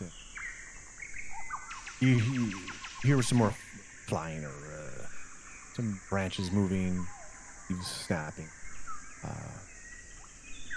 Sounds like almost like a swoop that comes above your head, but you're unsure. No attention is given to the rations. Next hour goes by. In which case, I eat the stuff I left on the log, and go get Einar for the change for the second watch. Okay. As I wake him up, right, kind of gently poking him with my toe, the toe of my boot. I talk to him. I say to him, "There's something flying around out here, but it's not an owl because it's making noise. I can hear it. So there's something about tonight." And then I go into my tent, where I roll out my bedroll and crawl onto it. The change, the watch is shifted. Einar is now up, and Lupe tires for the night. I'm going to take a quick look around and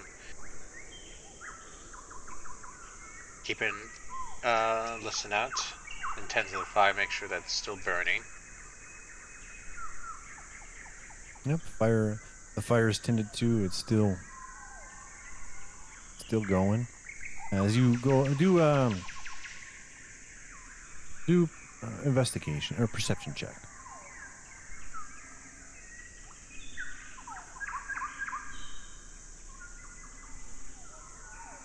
14. You as you kind of move around the camp, you do sense that maybe the firelight is just drawing insects, and bats are feasting as they begin, the bugs and the critters are kind of just insects that move towards the light. You don't perceive it to anything more than just probably nature's in nature. Ah, gotcha. Alright, so long as there's the sounds of nature going around, I'm not going to pay too much mind. Okay. Resume watch for the remainder of your shift, and relieve Farrlaine, and she pulls the last watch as the sun begins to rise.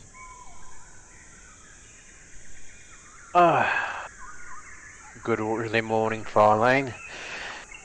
Nothing has been going on, just nature and such. I'm just gonna kind of smile at him and say, "Oh, my favorite," and pat him on the back and say, "Glad to see that you've made it through the night." And I'm gonna stretch and get out and move around a bit. Wasn't that bad. Old soldier's trick. If you can hear animals at night, then there's nothing to be worried about. It's when things go quiet you should be worried about.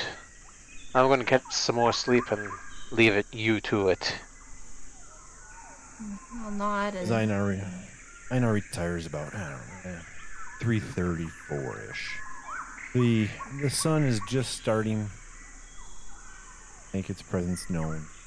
It's still dark, but starting to break as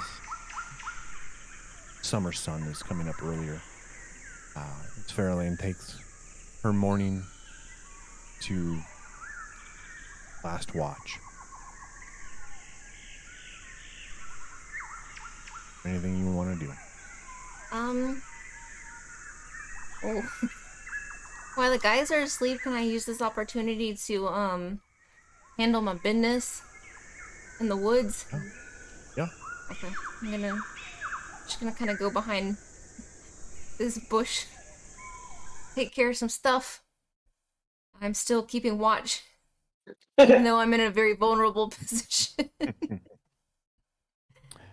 So I'm gonna dig my could hole. be funny and tell you to roll acrobatics check right now. What? No way! Yes! No way! That's all. Dick move. He's just waiting for it. He was waiting for it. I'm rolling at home. That's a dick. If you roll a 1, you're gonna fall in your own shit. Oh no! No! Oh, god damn it. No, you go about your business and you take care of your morning nature's call. Wrap that up. All right, we're gonna get myself cleaned up. Feeling rather good and awesome. I'm gonna kind of like look around and, see if I can listen into the sounds of the animals, or, be one with my nature companions. Okay. Do a survival check.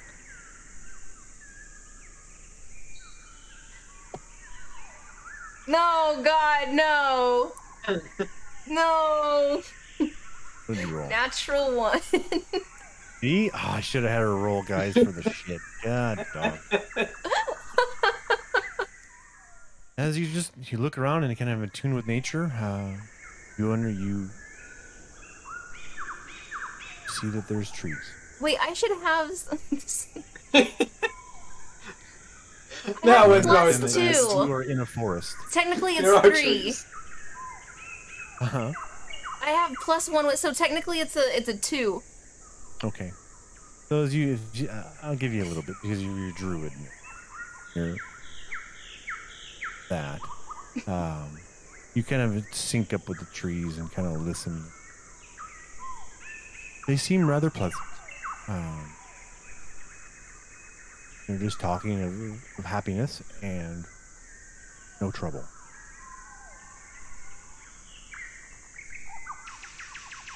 You're welcome for fertilizing you. I am one with nature. Now it's about 5 in the morning now. Sun is starting to lighten up the sky. We'll have a trip, so if are we getting up and moving? Yes. I proceed to step out. I'm trapped. Click on the door. Oh, the door closed. It was open. I'm still trapped. Oh no. Moving diagonally. Oh. There you go. Little doors.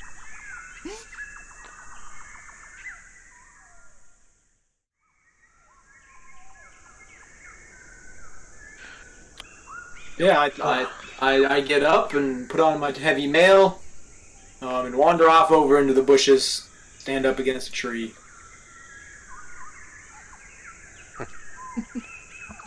All right. Morning businesses are conducted. Break camp and go about. Fun, right? I'm gonna go ready the horses for today. Okay. So by the time camp is broke, fire is out, horses are tacked, ready to go.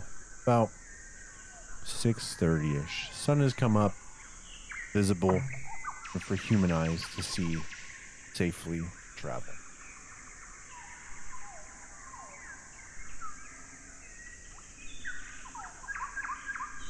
Mount up on your horses. Yeah.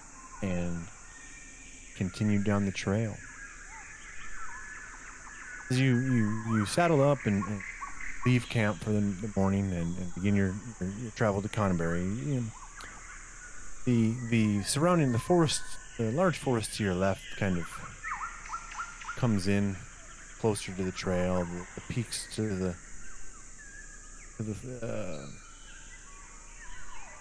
opposite side of the trail seem to get a little closer as like the trail is becoming more narrow.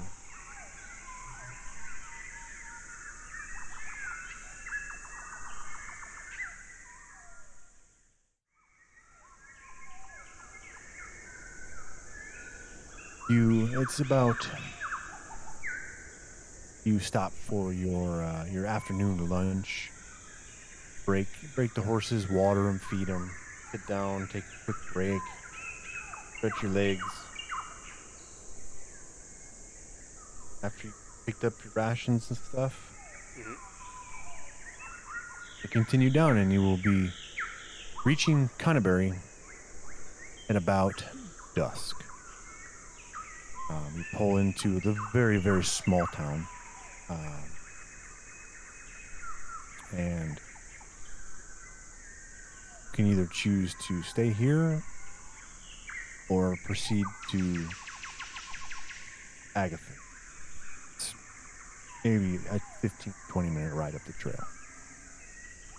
I'd say we should proceed on to Agatha, right? I mean, this seems like the perfect time for her to appear, right? Yeah, nighttime, the witching hour. Yeah, let's continue heading on to Agatha's and see about getting ourselves a meeting with her. Oh, let me re-explain Conneberry. It's the ruins of Conneberry. It's not a town. Ah. My mistake. So as you make the turn from the ruins of Conneberry and you're heading north up a trail, you enter the forest. It's already slightly dark. It's dusk. It's starting to get dark. The forest is growing darker. Still. Trail, it winds deep. Trees.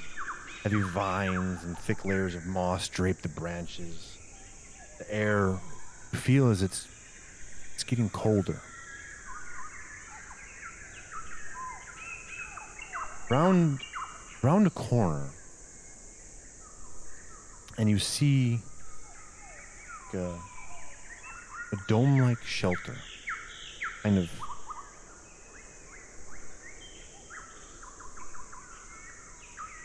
kind of set in, like almost built into the inside of a tree.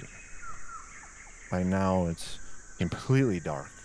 As you pull up outside, you see this blue, almost shimmering light kind of emanating from this tree, kind of eerily drawing you into it, calling you. As you dismount, stand outside of Agatha's lair. Spooky.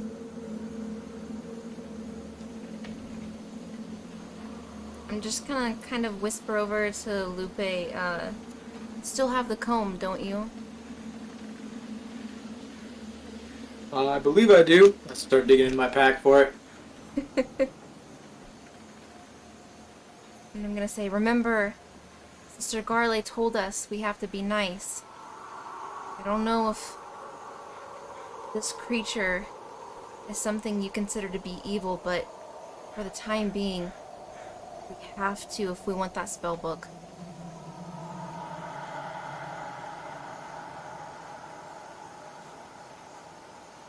What do I think we do? just need to ask the location of it. What was the name of the spellbook again?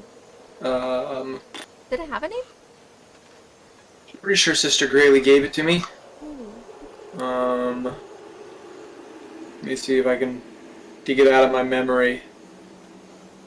That's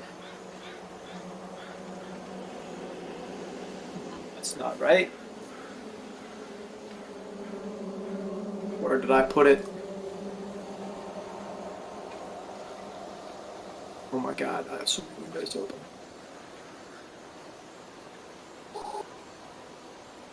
I can't remember where I stored it. Ah, my memory palace is failing me.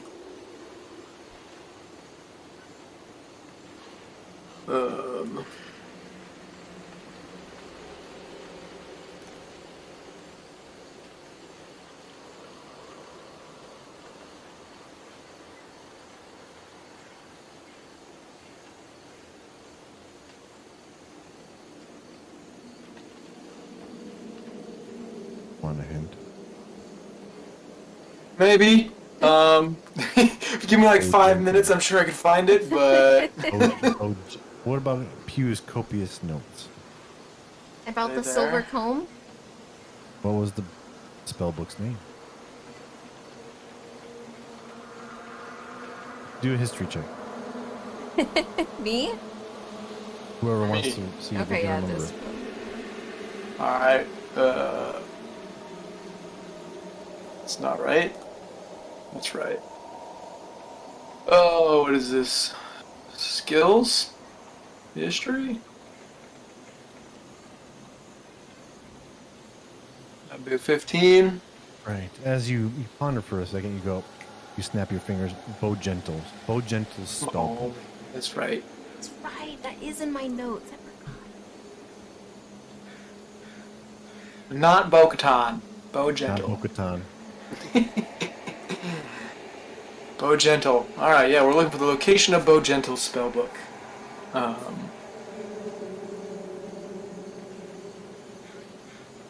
Do you know anything about banshees? I suppose we probably should have done a little research before we showed up here. This does not seem. This is a very foreboding environment. You're welcome. Good job, BM. Just in time for the season. True, very true. Alright,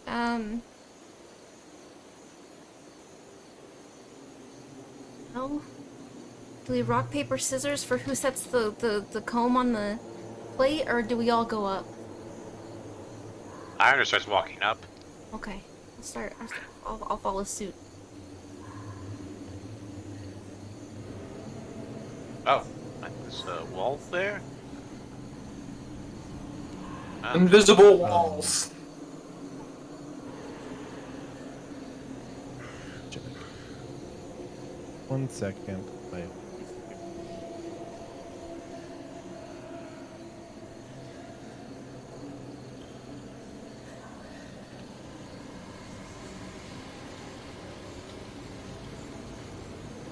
There you go. It's free. Oh, okay, there we go. Walk inside. As you enter a home of sorts sheltered within. It's sparsely furnished with chests, shelves, a table, a reclined couch. All of it is old, elven craft.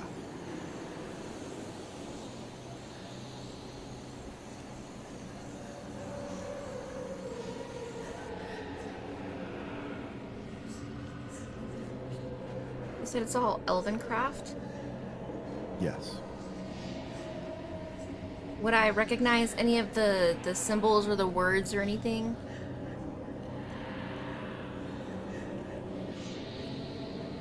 You would recognize them as Elvish. I have to apologize about that for Elvish symbols, but I'm assuming that you would recognize them to be truly Elvish. Or was it Some like type of an action older or plan. text or...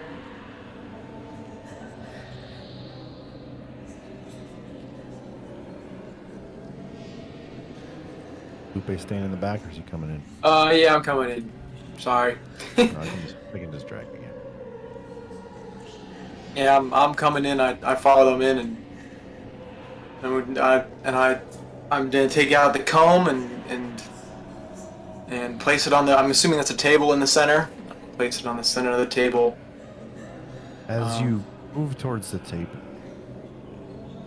the air inside this home grows very cold. Feeling of dread grips all of you. Lights start to flicker more than they are.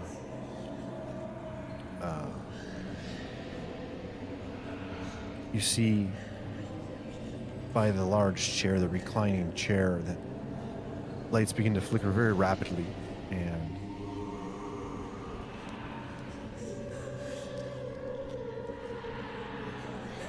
a spectral being appears in the form of a female elf. Her hair and robes are waving. As you look upon her, she may have been beautiful, but a hateful, stained expression wretches her face as she looks towards you and scathingly, "Foolish mortals, what do you want? Do you not know it is death to seek me out?" I'm just So, nope. Sorry. Do your thing. Go for it. no, you go ahead. Okay. So staring up at this ghostly figure among us, I think Lupe, he kind of seems to recognize the danger they're in, and he thinks that maybe if I start showering her with compliments, I can walk out of here alive. So I think we're gonna launch into a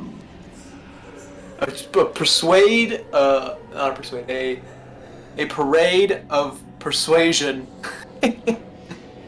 to attempt to get her to not look at me with such hate, or look at us with such hate. Do we need to act it out, or is that enough? She asked, "What do you want?"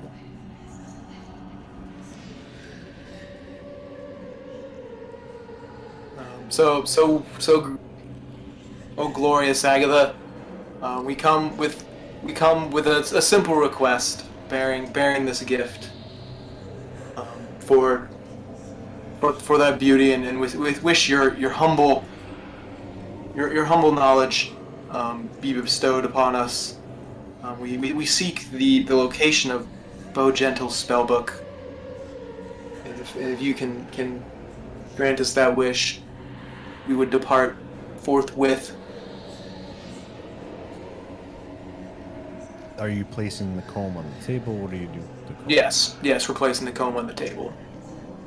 So as you place the comb on the table, She sits in her chair, watching you. She sees the object be placed. She smiles with a cold amusement. She kind of longingly looks at it. And she sighs. Very well. I know that you seek many things. Ask me one question. I will give you the answer. Where is the location of Bo Gentle's spellbook? She pauses. Flickering in and out. Oh, gentle spell.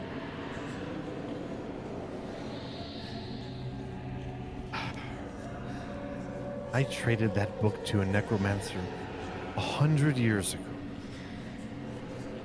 I don't know.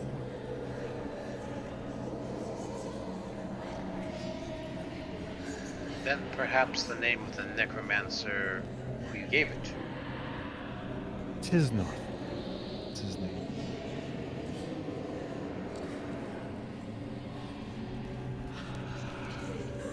My apologies. This is initial on my end. Did you say that his name was North? Tis North. Tsrnoth.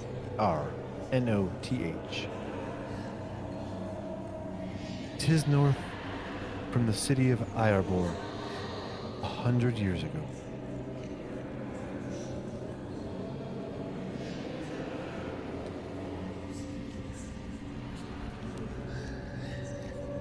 You said the city of what again? Erebor. Ireaebor.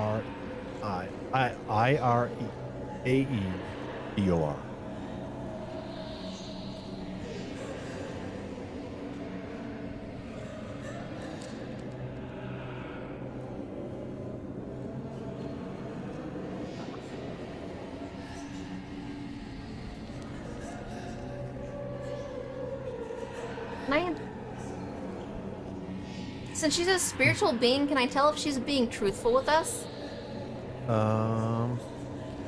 Roll insight. Roll what? Insight? Insight. Okay. Mhm. Damn it. 6. So, as a capable diviner, you believe that she is telling you the truth, that she would have no reason to lie.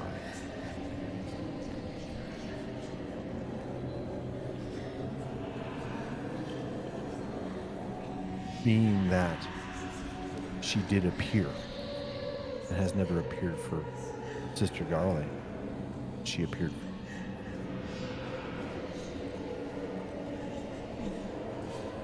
I proceed to bow to her and say, "We have received our answer. We will depart in peace." She nods. Disappears. Calm is gone. Alright, well. Yep. So we'll proceed to leave. Okay. Where are we going now? Gonna go punch a nun in the face.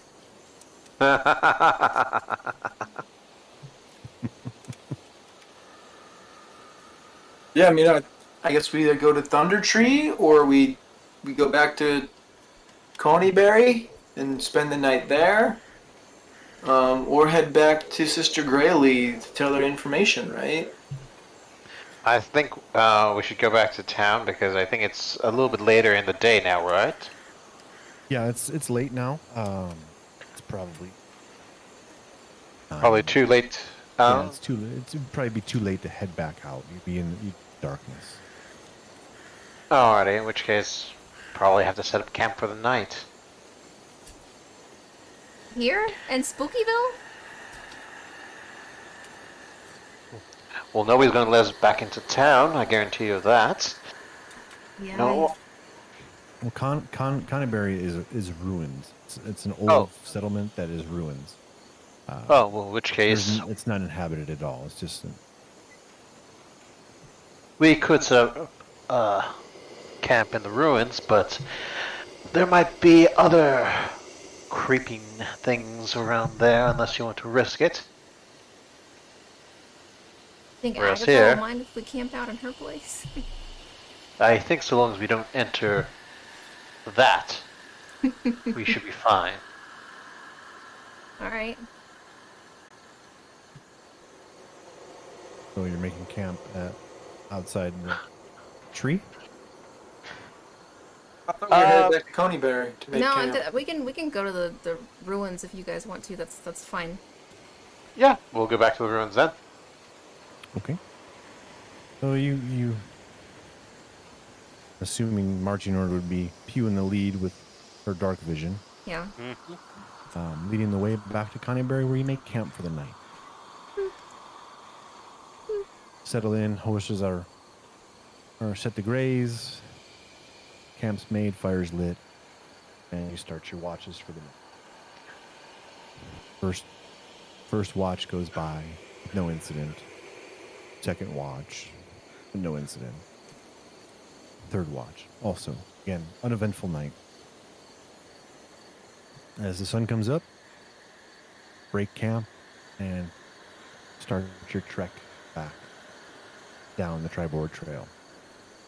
Now, are you going to Phandalin or are you going to Thunder Tree? I I'd say think we we- should go to... Oh, go ahead.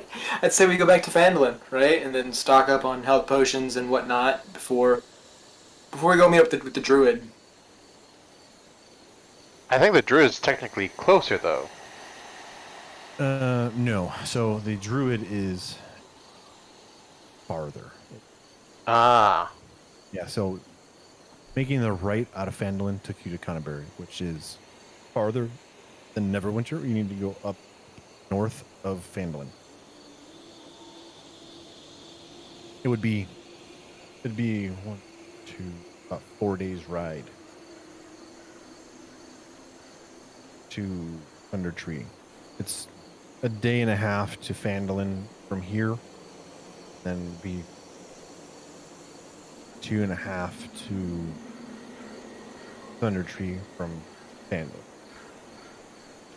Okay, then, yeah, we'll go to Phandalin, and then we'll go to Thunder Tree afterwards. Okay. So, set out on the Triboard Trail, back towards Phandalin. You stop for camp, and uneventful night. Rather calm and peaceful. Horses are fine. The next day, you finish your trek back into Phandalin. Are we going to... What part of Phandalin are we going to go to?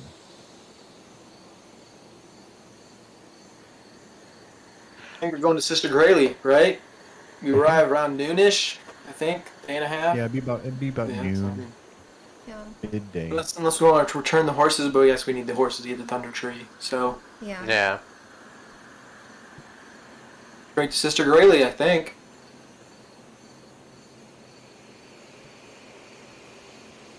Yeah, maybe she'll still give us those health potions even though we did not get the exact location of the thingy-majigger. The Bow Gentle spellbook. As you plod down town trail into the town square, you arrive outside, standing the Shrine of Luck.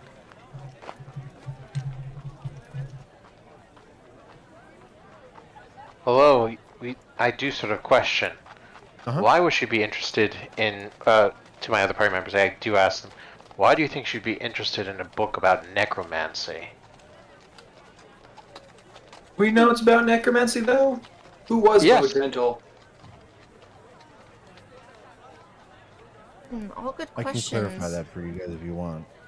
Hmm? And maybe you didn't hear it. Yeah. It wasn't a book of necromancy. She traded it to a necromancer. Necromancer. Ah. Yeah, Well, was this? I wonder what spells the necromancer was trying to get from there. Interesting. Actually, no. Damn it, we never asked what she traded it for. You only had one question. I know, but now all that's gonna drive me what do you trade a book like that for? That had to have been like an epic trade. Okay. Anyway, sorry, that's how my mind works. Alright, I guess I'm gonna start heading over to the shrine for the sister, and as we pass by the Shrine of Luck, I'm going to spit at it. Give her a very dirty look. Somewhere mixed between a scowl and complete disdain. Oh, please, luck is not a faith, is what I'm gonna call out as he walks off. Shaking my head, I go up and knock on Sister Graylee's door. 1 second. Looking for.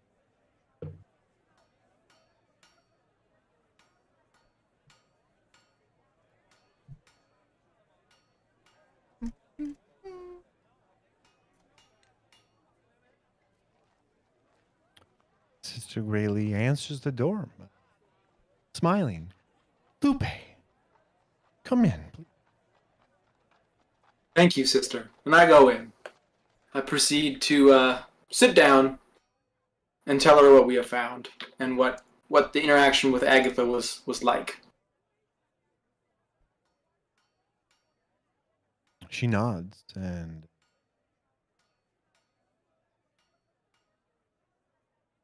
very interesting. Thank you so much. That's very helpful. Now at least we know where to start looking. Do you happen to know what's in the spell book? Like who was Bo-Katan? Not Bo-Katan, Bo-Gentle. God, my brain. Star Wars. I don't know the specifics of the book. I was just told by a higher power, if you will, to find it.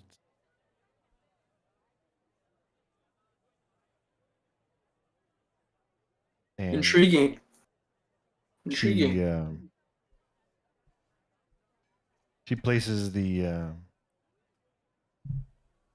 3 potions of healing on the table.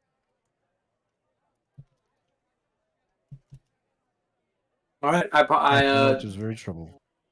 I take them and put them into my satchel and go. Not at all. It was a pleasure doing a favor for a woman of a faith. And I stand up and proceed to walk outside and give a healing potion. She calls. She tries to stop you. At the door, I look back. What? Come, shut the door and come here.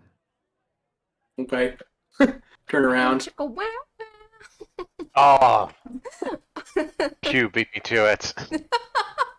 Great minds, great minds. What do you have further, sister? Have you ever heard of Harpers? Harpert? I have not. Harpers. An organization named the Harpers. Not that I'm familiar with. I've spent much time in the north. And I was raised in the south, so I'm not entirely familiar with these areas, organizations, and customs. What are your thoughts of the ability or desire to enact change through information and secrecy? I take a moment to ponder it, and I go, the bastard is one of justice, no matter what the means. Whether it be vengeance, or vengeance in the open, A secret death in the shadows. The balance is what matters. She ponders for a moment. Thank you, Faye, for all your effort and time, and for your party, your friends' time. That is all I had. I just had that one question. Thank you again.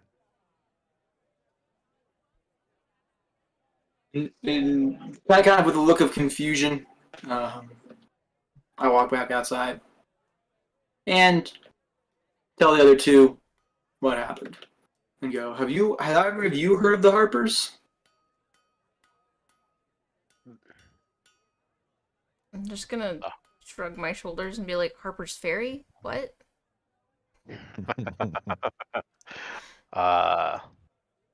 No. Are they some group of musicians, of bards, or? I look at him and go, I think they're spies. You think Sister Garley is a spy? Maybe more of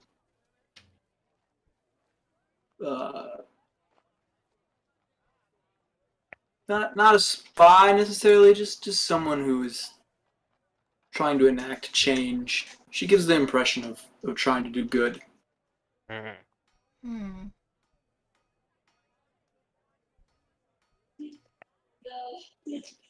Shrug my Anyone shoulders. want to do Where in to town? next? Well. You have the 3 healing potions. Oh, yeah, I know. Gotta add that. Inventory.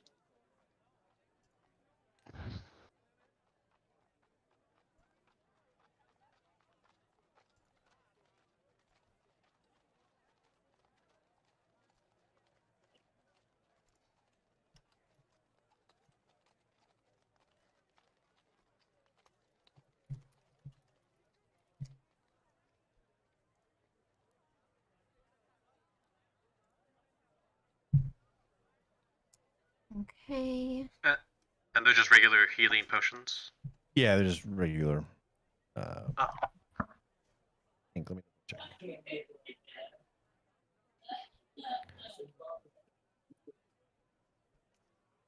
Thank goodness for plutonium importer. Make them greater healing potions. Graders.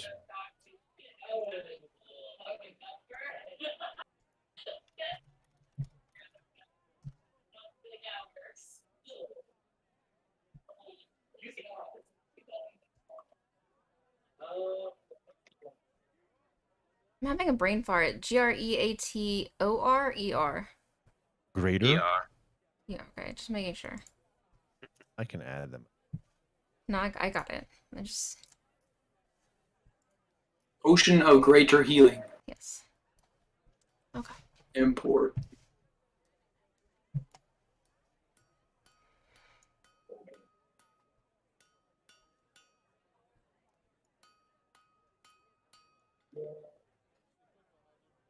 Can I go in and ask Sister Grady, like, having overheard some of the conversation with my elvish hearing, like, can I go in and ask her a question? You didn't hear it.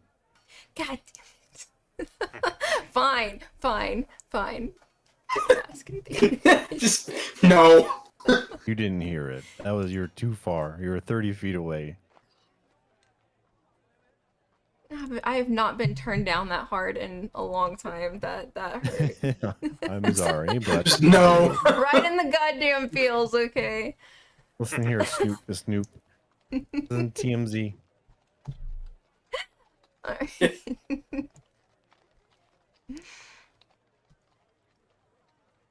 What are we doing? Wheel, I guess it's now to visit the druid. yeah. Okay. Sounds like it. All right, Wanna we're gonna stop start. there? I mean, I think we'll go by. I'm gonna go by the general store over here and start shopping. To see if there's anything that might help me on my travel on our journey up north. there anything in particular you're looking for? Stealth-related items. Say again? Stealth-related items. How to be sneaky. Anything to reduce my noise. Take off your armor. Besides that. God damn it. I want it all. No? Alright. Well then never mind. Aw. Do we know where the Slipknot city is? Slipknot. This or not? City in What are you talking? Iridor? Irator? Oh. Eeyore? No. It was over a century ago. Oh, okay. Oh. I don't know exactly where that would be. In regards to far and I have not been Don't. able to pronounce anything you've given me so far. Alright, off the Thunder Tree. I think that's Alright. where we're headed. Thundercats, ho! for the sake of time, you guys will leave Phandalin. You're not going to describe every single night? Damn. No. And arrive in Thunder Tree mid-morning.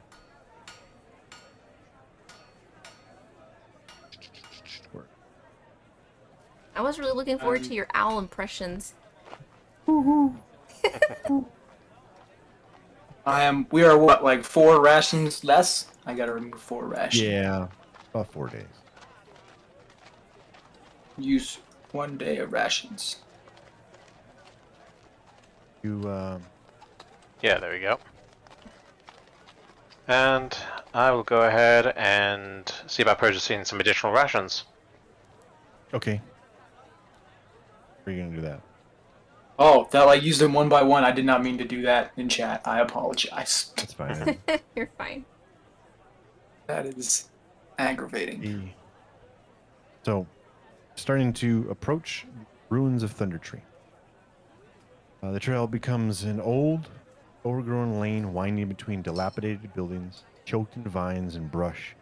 Ahead of you, in the middle of the settlement, rises a steep hill upon which stands a stone tower, the partially collapsed roof, and an adjoining cottage.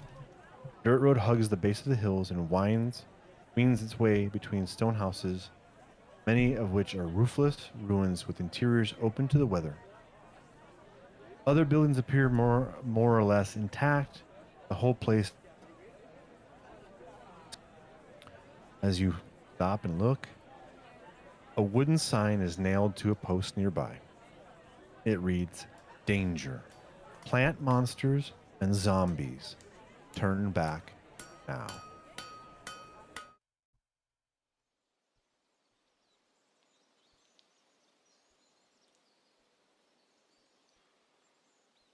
Plants aren't monsters. That's a stereotype that I'm not willing to listen to.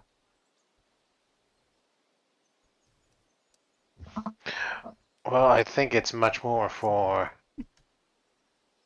people's health. That there are some plants that are carnivorous towards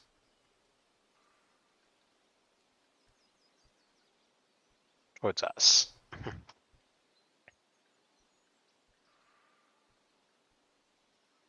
I suppose we shall start looking for that druid, right? You know he's around here somewhere. I proceed down the trail. I guess we're all As following you on move down the trail, our horses. Lupe, as you move through these shrubs, you hear some noises, rattling, almost like things being pulled from the ground. To your Are we right. still on our horses, or did we No, dismount? you've dismounted. Okay. Sorry, I didn't tell you that. You hear these like pulling noises and wood snapping, creaking, as the shrubs, or what you believe to be shrubs, start to uproot and stand, revealing these creatures walking out of the woods, walking towards you slowly.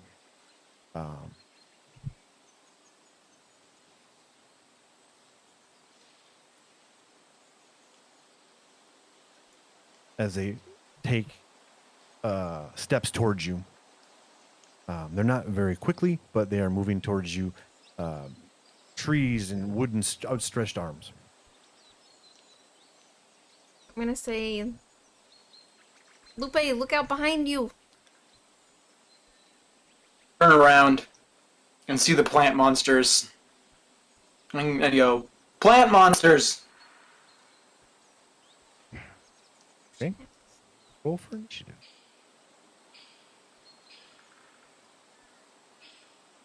Well, that's a nat 20. Boom. Oh, I'm so scared to roll. Oh. Oh, God damn it. Please don't. Lupe, with his amazingly high roll, gets to go first. Oh, got no time to strategize.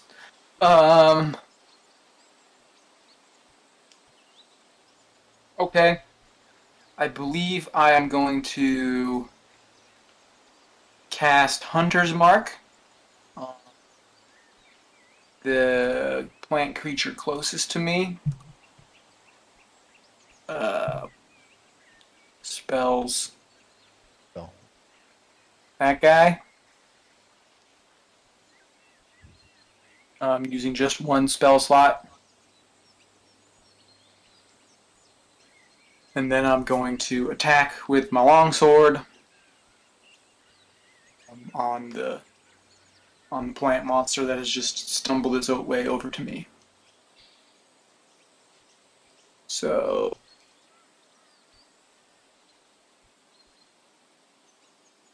I believe comes out to a 12. Hunter's Mark gives you attack against damage. Okay, so yeah, it was a 12. Slightly taken aback by the plant reaching out and trying to grab you. You swing and you miss. Damn it. You miss him, and you stand ready. You have anything else you want to do? Nope, that's it. That's all I got. Go to light, which, seeing you swing at him, he moves and takes a swipe with his stick-like claw down on you with a 22. Oh my god. These monsters are like, okay, that hits me.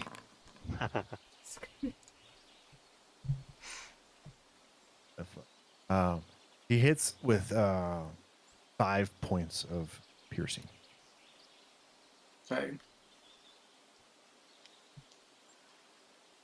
There's a couple scratches on me. Okay, his turn to this guy and Einar on deck. He will move Einar and swipe his wood claws.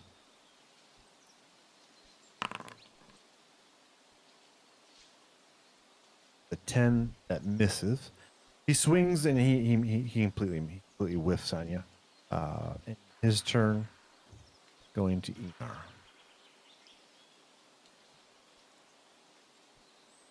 I will go ahead and take a swing at the plant creature.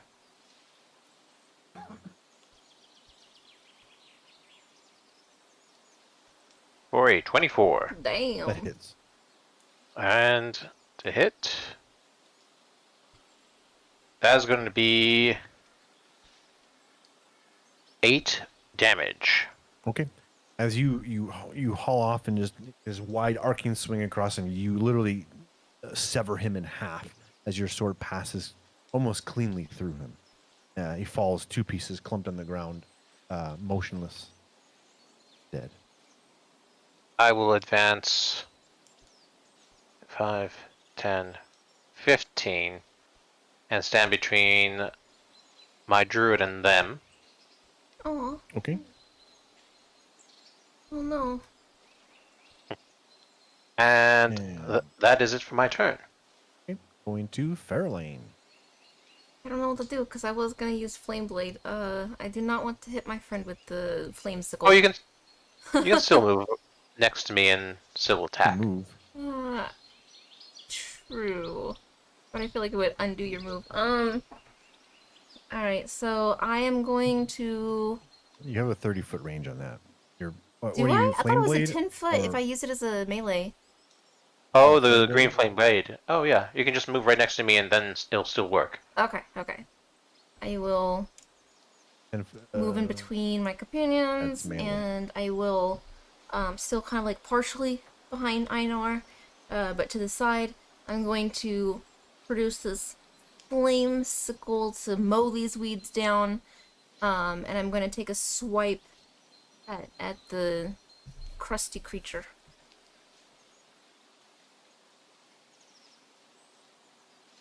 What's your attack?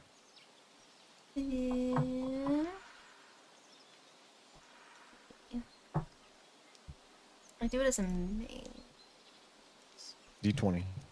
Yes, I know.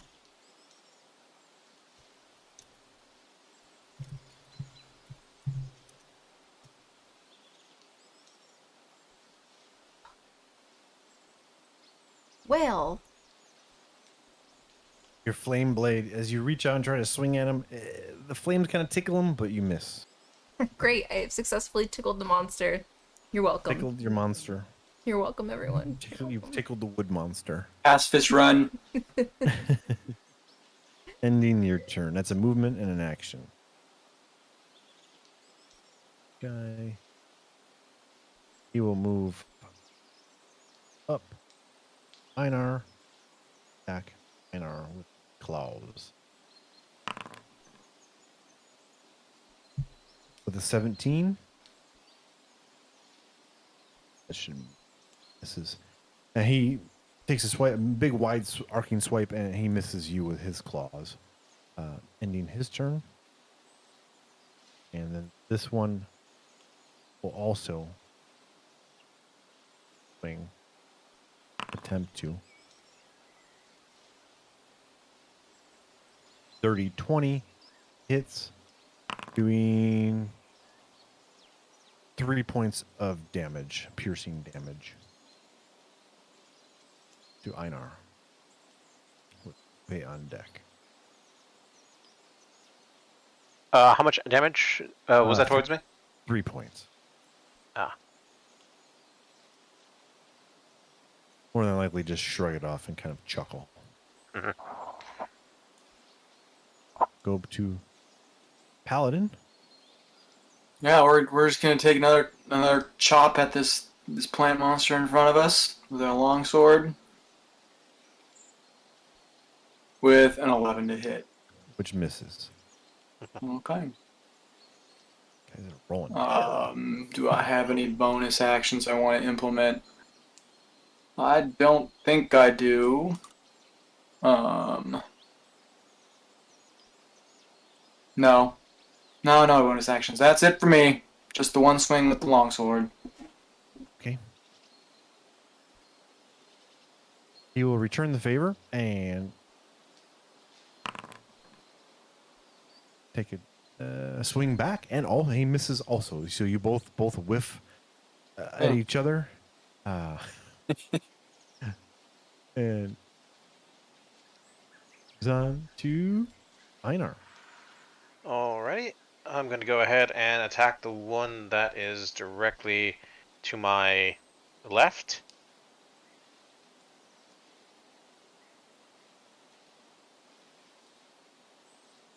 that For a thing. flat 20. Hits.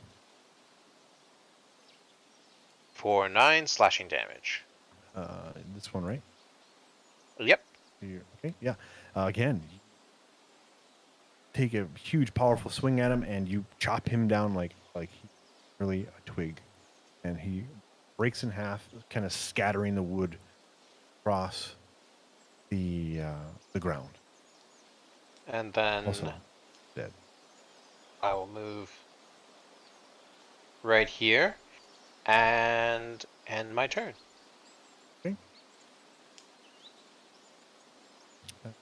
To the druid. Lord, help us all. Okay, I'm assuming that since I have not let go of the blade, I can use Flame Blade again? No, it's a spell. I believe. Oh, okay. Ask for duration. Duration. Okay, it's 10 minutes. Later disappears, but you can. Are you bonus referring to? action- Say again. Is this green flame blade? No, flame blade. So it says Ah. you invoke a fiery blade in your free hand. The blade is similar in size and shape to a scimitar, and it lasts for the duration. If you let go of the blade, it disappears. You can invoke the blade again as a bonus action. So you can do a melee attack with Okay. the flame blade. If you I'm gonna roll with this because I don't trust the automated system anymore. You have advantage. Yeah. Do I? Yes, I'm flanking. Flanking. Ah, gotcha. Plus...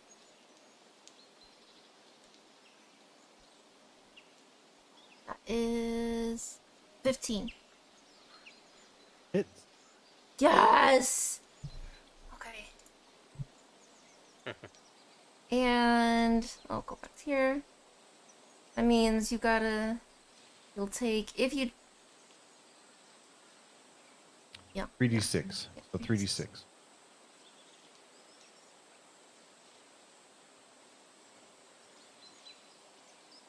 Which he's vulnerable to, so it should double. Oh, okay. Sorry. For a second there, I thought you were rolling. I'm like, I don't have 3d6 on me.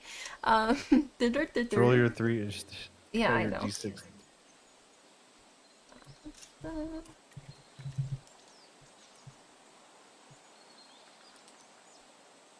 Oh, that's creepy. Alright, all fours for 12. With Fenders. anger in your, with the anger of your first miss, you come back and just over the top, come down and hack this, like he's right down in the center of his head, just smashing him, dividing him in half, sending bits of charred or ignited pieces of tinder just everywhere, shattering him into pieces that are smolder on the ground, utterly crushing him.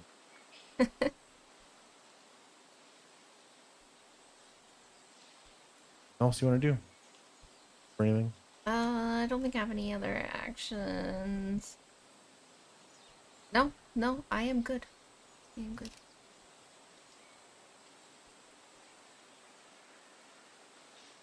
Okay. Okay, we're gonna take another chop at the plant monster.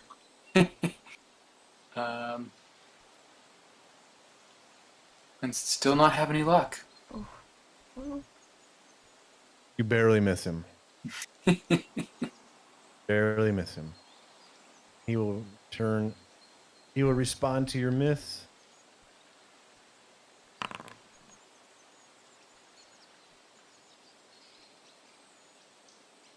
$16, which misses your armor class. Also, you guys are both in a stalemate, just swinging blindly at each other, and you just keep missing. It's like you're just fanning at each other, trying to hit each other, and while the other two are observing, like, what the fuck are they doing? Just randomly waving the sword about. Yeah, just like in a threatening manner, you're just waving your sword back and forth, and he's just menacingly waving his claws at you. Ooh. Goes to Einar, the tree slayer. I have an axe to grind. But And I'm going to go ahead and take a swing at this. There we go. hits.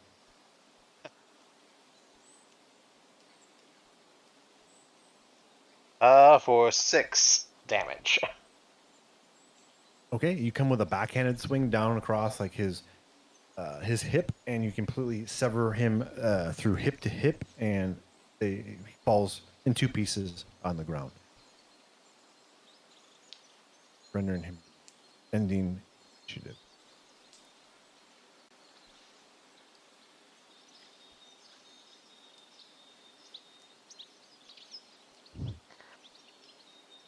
Excellent job, everybody.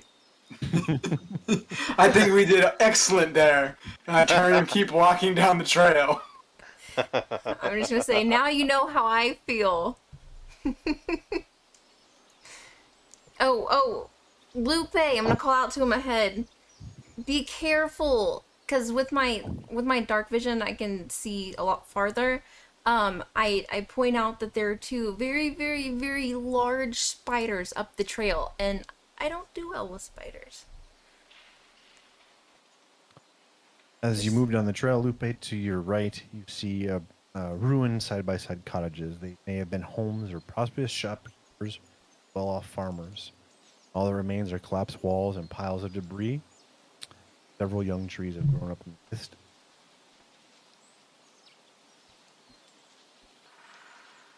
So hearing Farrlaine call out, I stop and take a couple steps back and ask, spiders, I mean, aren't they usually pretty small?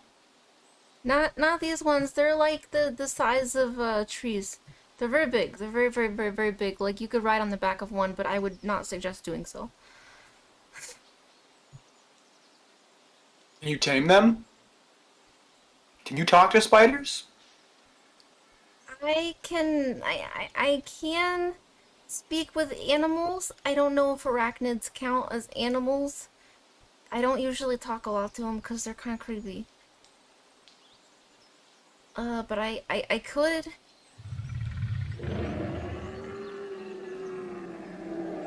What was that? I step under the tree cover. Oh, those are wolvies.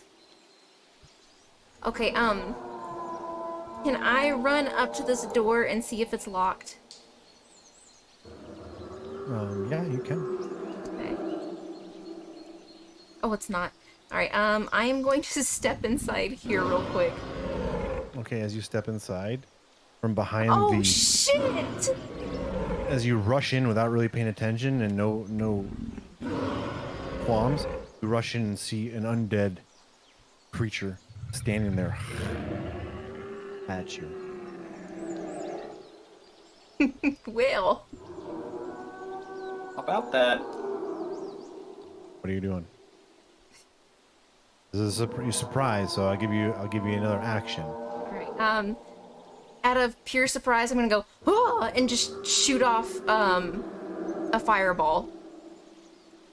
I'm gonna use produce fire to just like, like. You're gonna attack him. Okay. Yes. Roll your attack. Okay. Bum, bum, bum, bum, bum, bum, bum.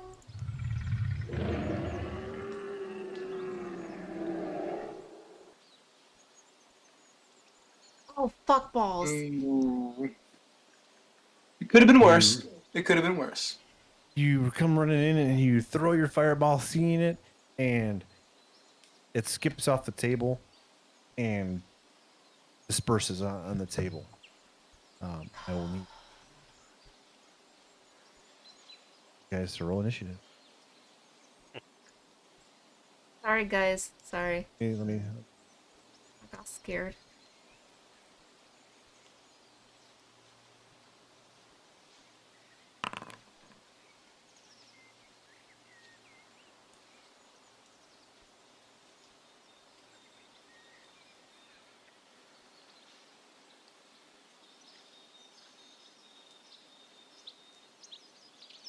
I hate this digital dice so much.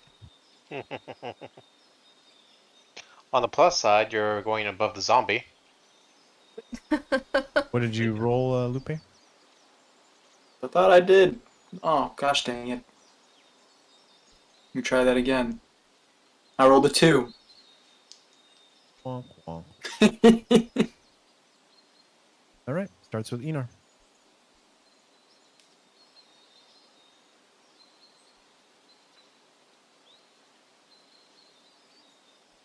I will, hearing the yelp, I will go ahead and follow Farlane to see what is going on.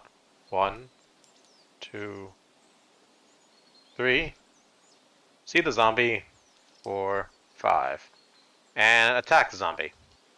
Okay.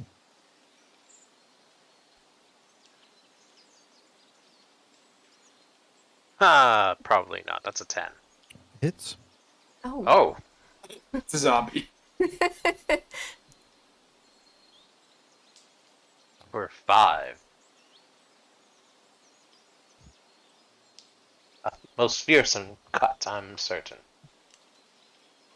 All right. Yeah, you come flying in and you stab your sword square into its chest, and as a twist, as you pull it out, it causes some damage.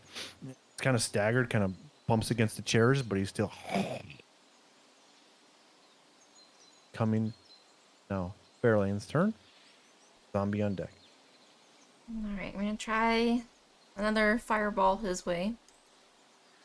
Okay. Oh, do I try it with the? Cantrips, right?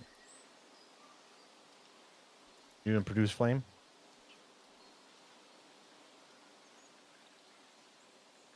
That's An an 8. So you pull your hand up again now that your feet are steady, and you go and you produce the fire and you throw it again, and you do strike it. Oh my god. 6 in it.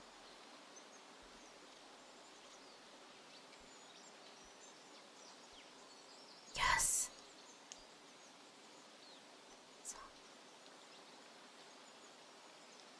7.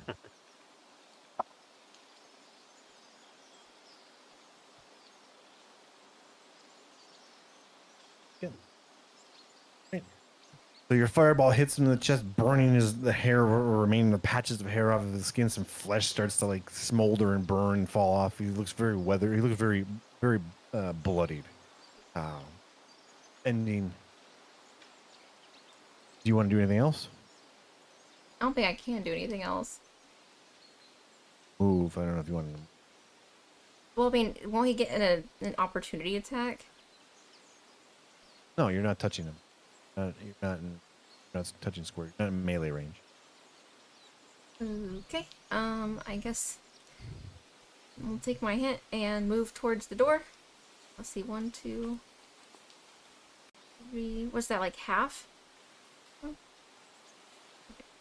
3? Yeah, that's half your movement. Yeah, okay. After- So yeah, I'm gonna make my way back towards the door. Okay. And then you go zombie who will attempt to melee slam his arms into Einar. Closer. With a 15, that does not hit, so he misses hitting his hands on the table. His turn. Okay. Deck. So I think we are just gonna go up to the window, right? I think we're just gonna walk up to the window here. That is a window, right? What is Yeah, that? that's a window. The window. Okay, we're gonna peer through the window at Einar.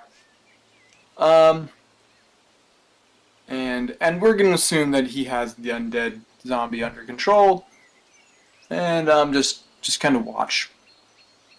Okay. We're just gonna watch the zombie do its thing, and that's it. Goes to Einar. Einar Ragnarsson's turn.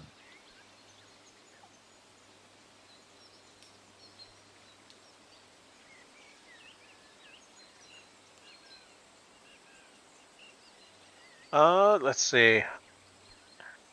I am going to actually use the disengage action, so I won't be the subject of opportunity attacks, and move my way back to the door, and close it.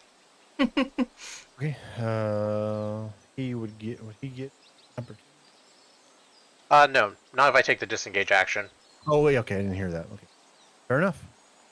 So you come stumbling out of the door and close it. And you Lupe sees through the window. He's just wandering around. He's moving towards the door. But I think he lacks the dexterity to open it. Well, maybe we should avoid the buildings for right now.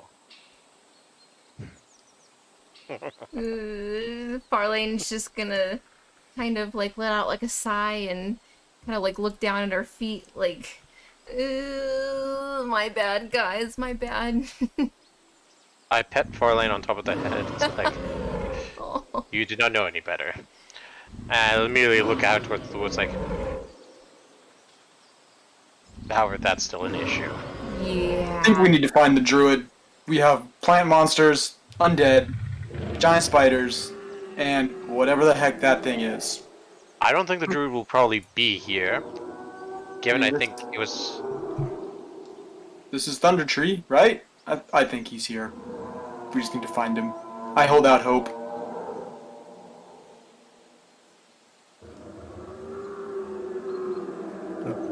Combat.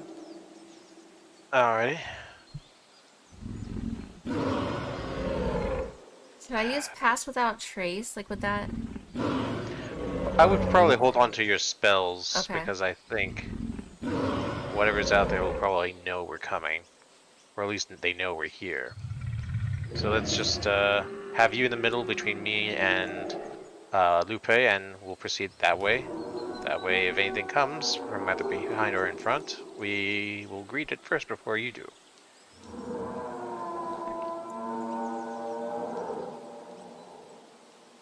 Keep on the trail.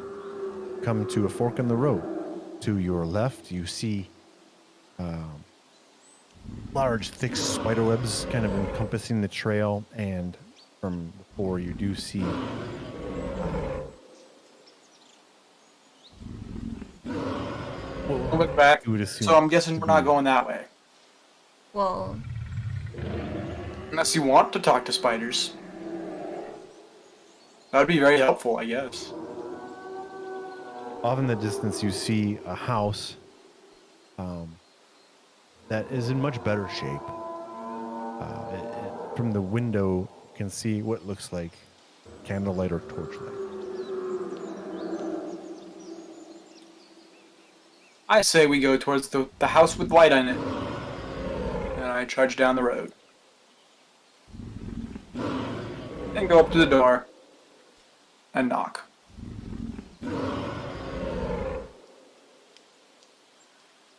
You knock on the door as you're standing there. It takes a moment. You hear a big steel slide shunk open as the door opens. Rita Druid steps out.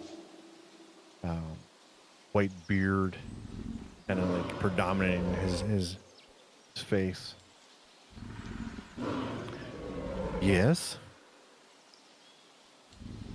Do you happen to be Redith, the druid? Elder Leaf sent us looking for you, saying that you could direct us to Cragmaw Castle. Would you happen to know where that is? He looks around in the woods, kind of like surveying and looking at you guys, and he motions, quickly come in before the spiders and whatnot come. Shrug and follow him inside. And shut the door.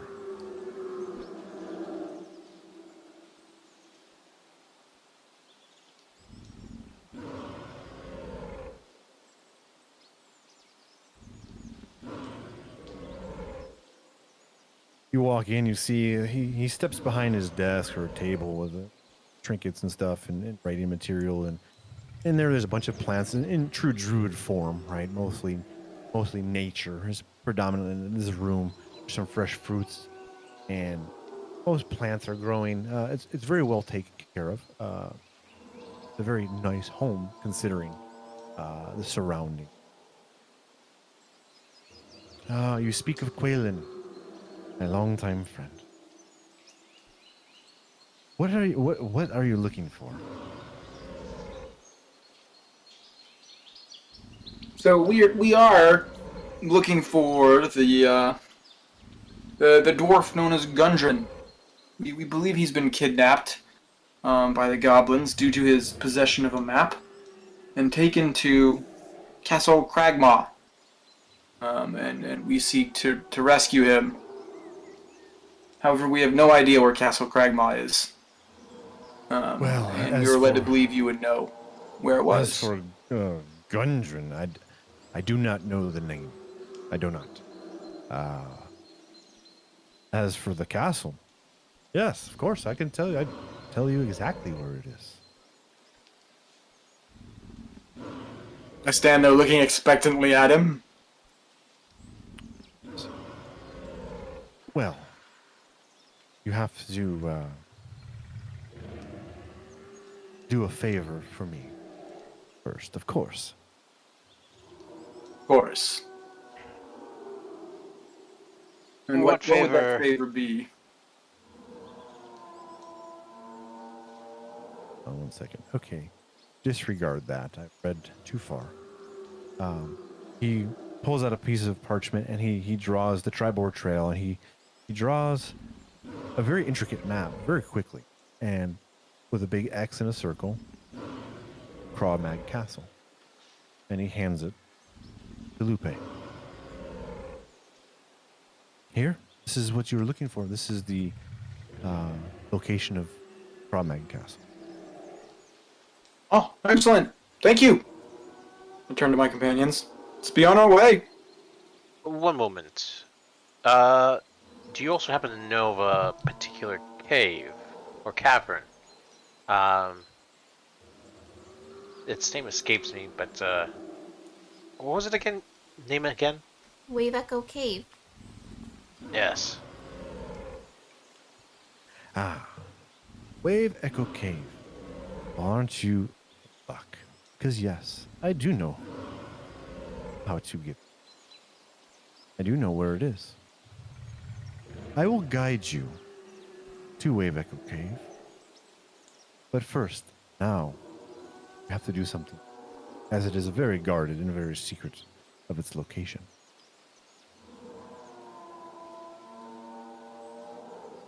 I see no issue with that. If it's closer than the castle, then I don't see why not. Oh, it's very close, and I'm quite sure you have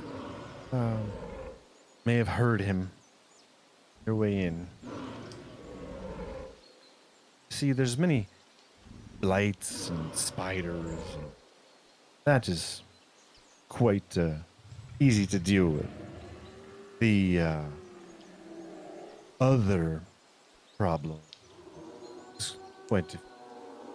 Not to mention the men in mask that have moved in other side of the ruins.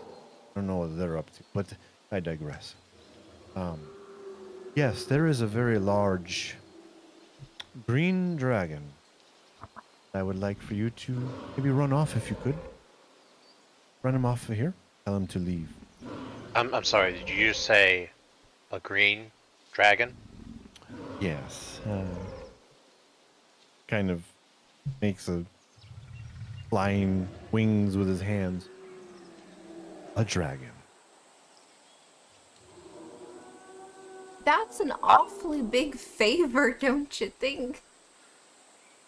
I look over at our druid with a bit more concern.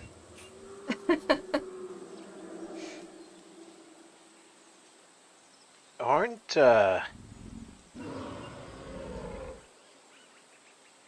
He's a young dragon. He's not full grown. I would assume him to maybe be a couple 100 years old, maybe 100. He's not very big. 100 years old? It's still a dragon. It can Well, I do still not- eat me I in do one not gulp. contest that he's a dragon. I contest that he's not maybe as powerful as an adult. We've all heard stories. Why would you want this dragon gone? Well, he is, unfortunately, he has chosen this place, this tower that he's in, as his lair. and I rather like this place. As a druid, I would expect you to know how it is to live in nature. Nature is one thing, but this is not exactly a safe neighborhood. He shrugs. It is the price I request. Do you have any ideas? I've heard that dragons are quite territorial sometimes. Right, all the rumors about gold and hoards and whatnot. I do not. All I know is that green dragon. From what I know and have read, they are one of the worst.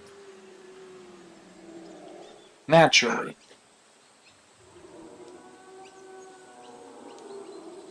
Okay, well then in that case, why have you not taken care of it?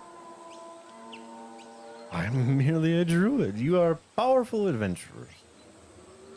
I am not able to.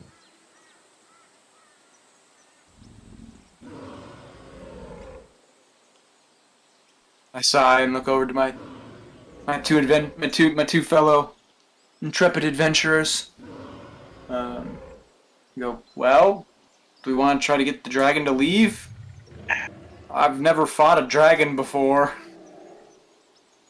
It might be a bit troublesome, but I'm also not too interested in fighting it, from the way it sounds. But who knows? Maybe it's already injured. what concerns me more is its poison.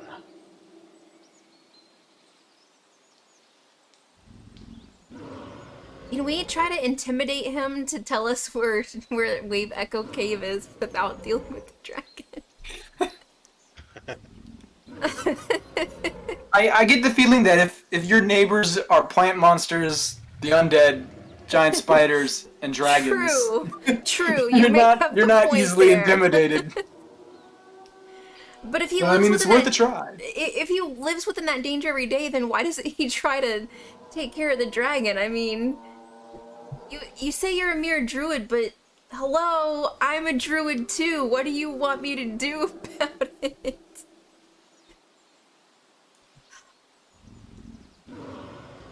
I don't know. I figure between three of you. I just want you to run him off. I don't want you to kill him.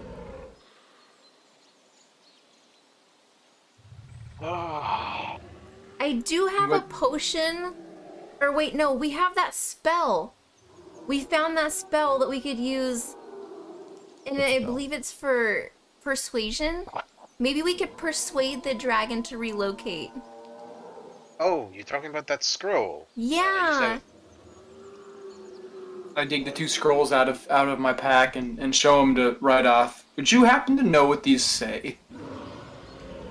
He takes them and looks at one, opens it up, he undoes it, opens it up. And he reads through it, kind of like nodding to himself. He rolls it back up and he says, "This one, spell of charm person. Oh. The second one, he opens it up also and he reads through it. And this is a scroll of fireball. It's a normal scroll of fireball. Nothing particularly special." And he rolls it back up and hands them back.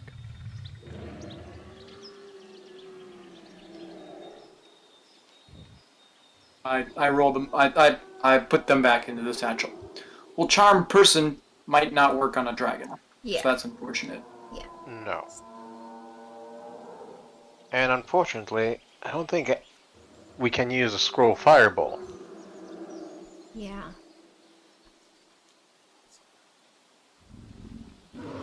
Well, How do we get a dragon to move? Can we burn down his tower? I think that might just make him pissed. We might be able to talk to it. How reasonable are dragons? I've never talked to one before. They are sentient, though, aren't they? From what I've heard. they're very smart, very cunning.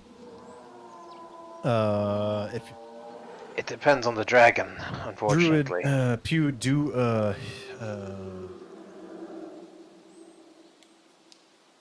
an intelligence check. On myself? Yeah, just roll an intelligence check.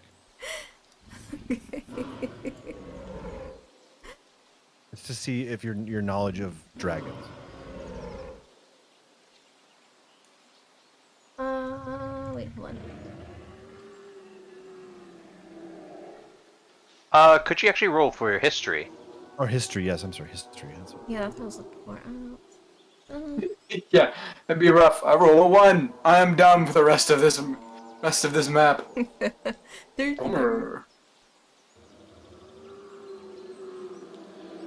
18. Hey. okay. There we go. As you tap into your knowledge of animals and books, because you are the forever reader, literate, literary genius, whatever. You Idiot do know savant. that the most cunning and treacherous of dragons are green dragons. They like trickery and misdirection to beat their opponents. They're nasty tempered, thoroughly they are specifically present in ancient forests. They demonstrate an aggression that is often less about territory and more about power and wealth.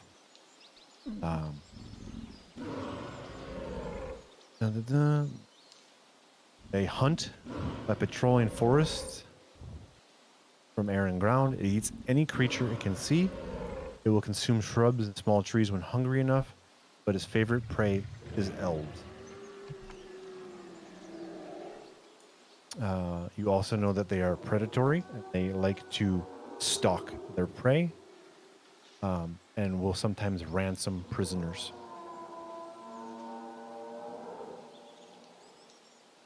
Does the dragon have Gundred? Is that its prisoner? I don't know. Why they gotta eat elves? Alright, so I'm gonna relay this information to everyone there. I am going to, like, open up my duffel bag and pull out my journal and you know, kind of flip through my notes and my diagrams, and I'm gonna explain this all to them, and very much stress that they truly enjoy elves as their favorite snack. I was so hoping you would not have known about that.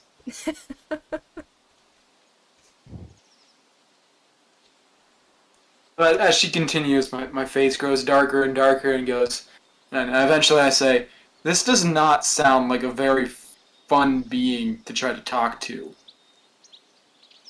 If There's- if they're cunning, they're and known for their trickery, anything that they said anyways would be null and void. It would all be a sham.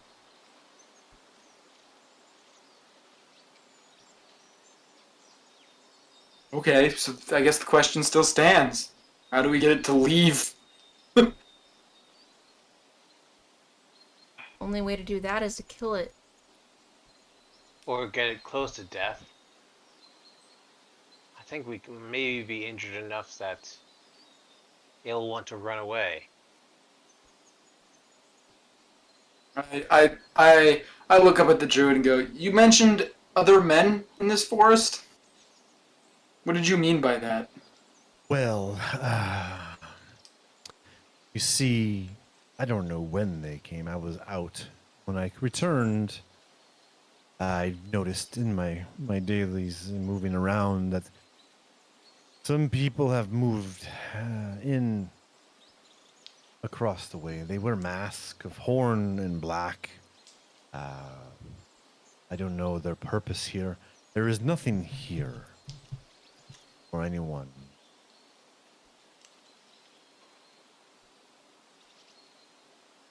Well, I suppose we go see what they're up to.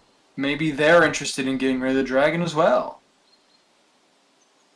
I'm not really quite sure how to make a dragon want to move.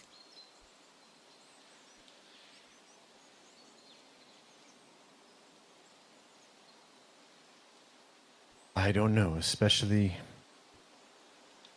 a green dragon, sadly. We maybe tell it where Cragmaw Castle was? Would it leave its hoard for more loot instead?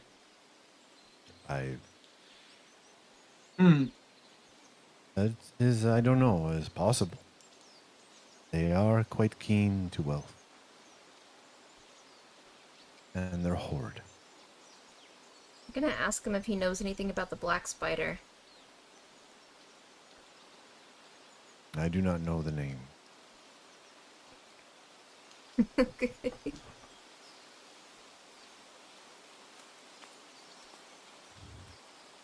Okay, well, I guess we better go outside and get started on something, right? Yes, let's see if we can at least find these so-called other men. Think a plan while we're on it. Maybe we'll get somewhere. If, my suggestion, just leave.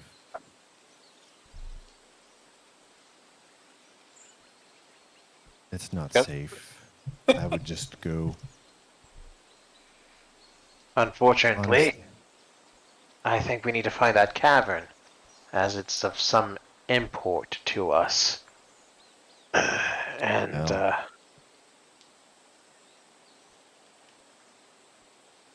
Well, isn't that where Gundren's map is supposed to lead anyways? mhm. So, I mean, it's a little bit more roundabout, but Yeah. Find the castle first, and then see about going to the cave? Or the cavern? yeah, if Gundren's still alright, I mean, that's the hope, right? That Gundren's not unwell yet. Maybe. Then, Alright, yeah. I mean, I guess so. Let's do it. mhm. No time like the present. Best of luck, Ryduff, with your dragon. I believe we're gonna take you up on your advice. Where are you from, Druid? I'm from the Feywild. I don't believe you would be familiar with the forest there. It's not well known. And I see that you are from Feywild, which I know of. I have never been myself. Quite puzzled that a creature from the Feywild not seem like you are equipped like somebody of the Feywild. Does it seem like what? That you are equipped of somebody from that plane. Doesn't seem like what? That you're You equipped. are equipped. It doesn't seem like what? I think she's, Well, there goes that thing that you were gonna get. No! I thought he was No digging loot at for me. you. Oh! I thought he was insulting me. Try now. You tried. You tried real hard there. I did. Oh, my luck just keeps getting better.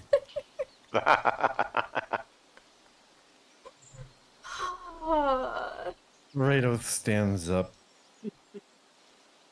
and goes over to some items and stuff, and he retrieves a staff. And he kind of looks at it, and when he picks the staff up, you see it. It looks like a walking stick, but at the top, The top of it opens up, and it almost looks like there's a tree growing out of the top of it, green leafed and everything.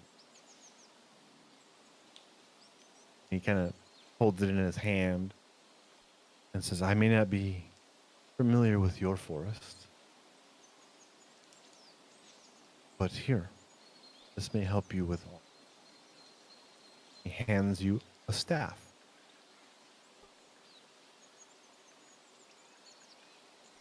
I'm just gonna very kindly hold my hands out and accept it and slightly bow to him and tell him that while our customs in the Feywild are very different and very odd and peculiar, I understand the semblance and the kindness in this gesture, and should you wish to ever venture to our forests, I let him know that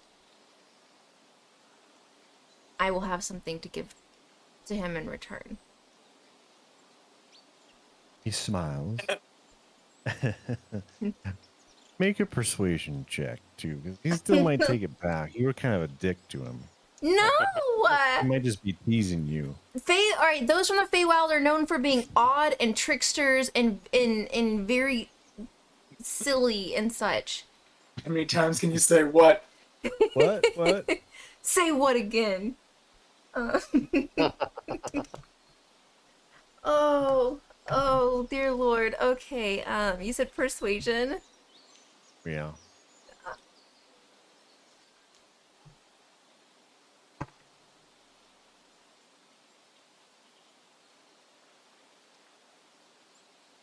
Oh, come on! Natural one. Are you fucking serious? I am dead serious.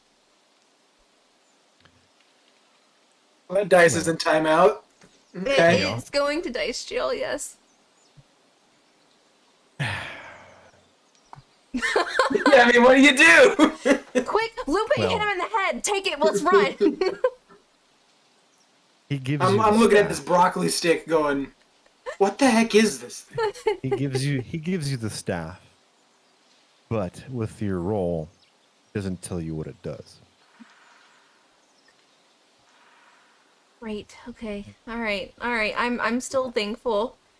I'm still thankful. To you, it just looks like a fancy walking quarterstaff. Alright. I don't suppose that in any of my notes or anything I have anything that would help me understand what it does. Can I roll investigation? You can roll investigation. Okay. It won't. You don't have. You don't have identify, dude. Identify. Hoosier's joke. Okay. Damn it. Okay, I'll take it and I'll kind of shrug because I don't really understand some of the customs here, and I'll be like, you know what? You may never have been to the Feywild before, but damn it. The way you act, you'd think otherwise. I'm just gonna walk out. Or get close to walking out. I'm gonna reach for the door. Okay. Are we ready to go back out in the spooky scary? I am. Okay.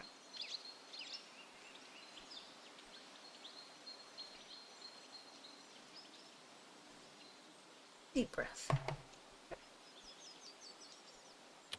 Before we step out, what are the plans for the group? I'm going to thank right off for the directions, and let him know if he ever has a smaller task that he needs handling. That we'd be more than happy to hear him out. Yeah. And I plan on going back to the horses. Yeah, we need to make sure they were not, like, eaten or anything. Ooh, that would suck. Yeah. As Stop soon as giving Mal ideas, please. Oh, sorry. What? as soon as the other two are out of earshot, I'll just lean in and say like, if once we're done with our business at the castle, if we can help out with the dragon afterwards, then we'll see about making our way back. Give us some time to think on that. And I'll make my way out. That's probably where we're gonna wrap it for tonight. My dog is Alright. going fucking ballistic in the fucking kennel right now. So pick it up sometime next week. Heading back to wherever we're going. We're going. You're gonna go to the castle next. Yeah, I think we're going to Yeah. Cragmaw next. Yeah. Yeah. Okay. Yeah, we will head to the castle on our way back. I'm sure Pew will put her copious notes in Discord. Might leave And- out a couple of embarrassing things, but yeah, we'll put.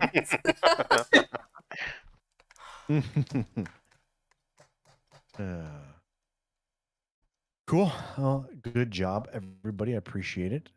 We're not dead yet. Not yet. I thought he was gonna TPK us all. I'm pretty Couple certain, moments. pretty certain a dragon will TPK us if we Yeah. were dumb about it. Yeah. If we were dumb. Yeah. Yeah, green dragons are not exactly friendly. That doesn't So- sound like. Pause the game there. Pick it up whenever we sort out the next day. I gotta go let my dog out. She's going fucking nuts. Alright. Gotcha. She's been in there since 4, and I know she's out of the bathroom. She didn't go. She was too excited. No. Okay. All right, I'm gonna get off here, guys. We'll figure out a day sometime next week. No, I go to All right. midnights, so All right. Well, maybe a weird day or something.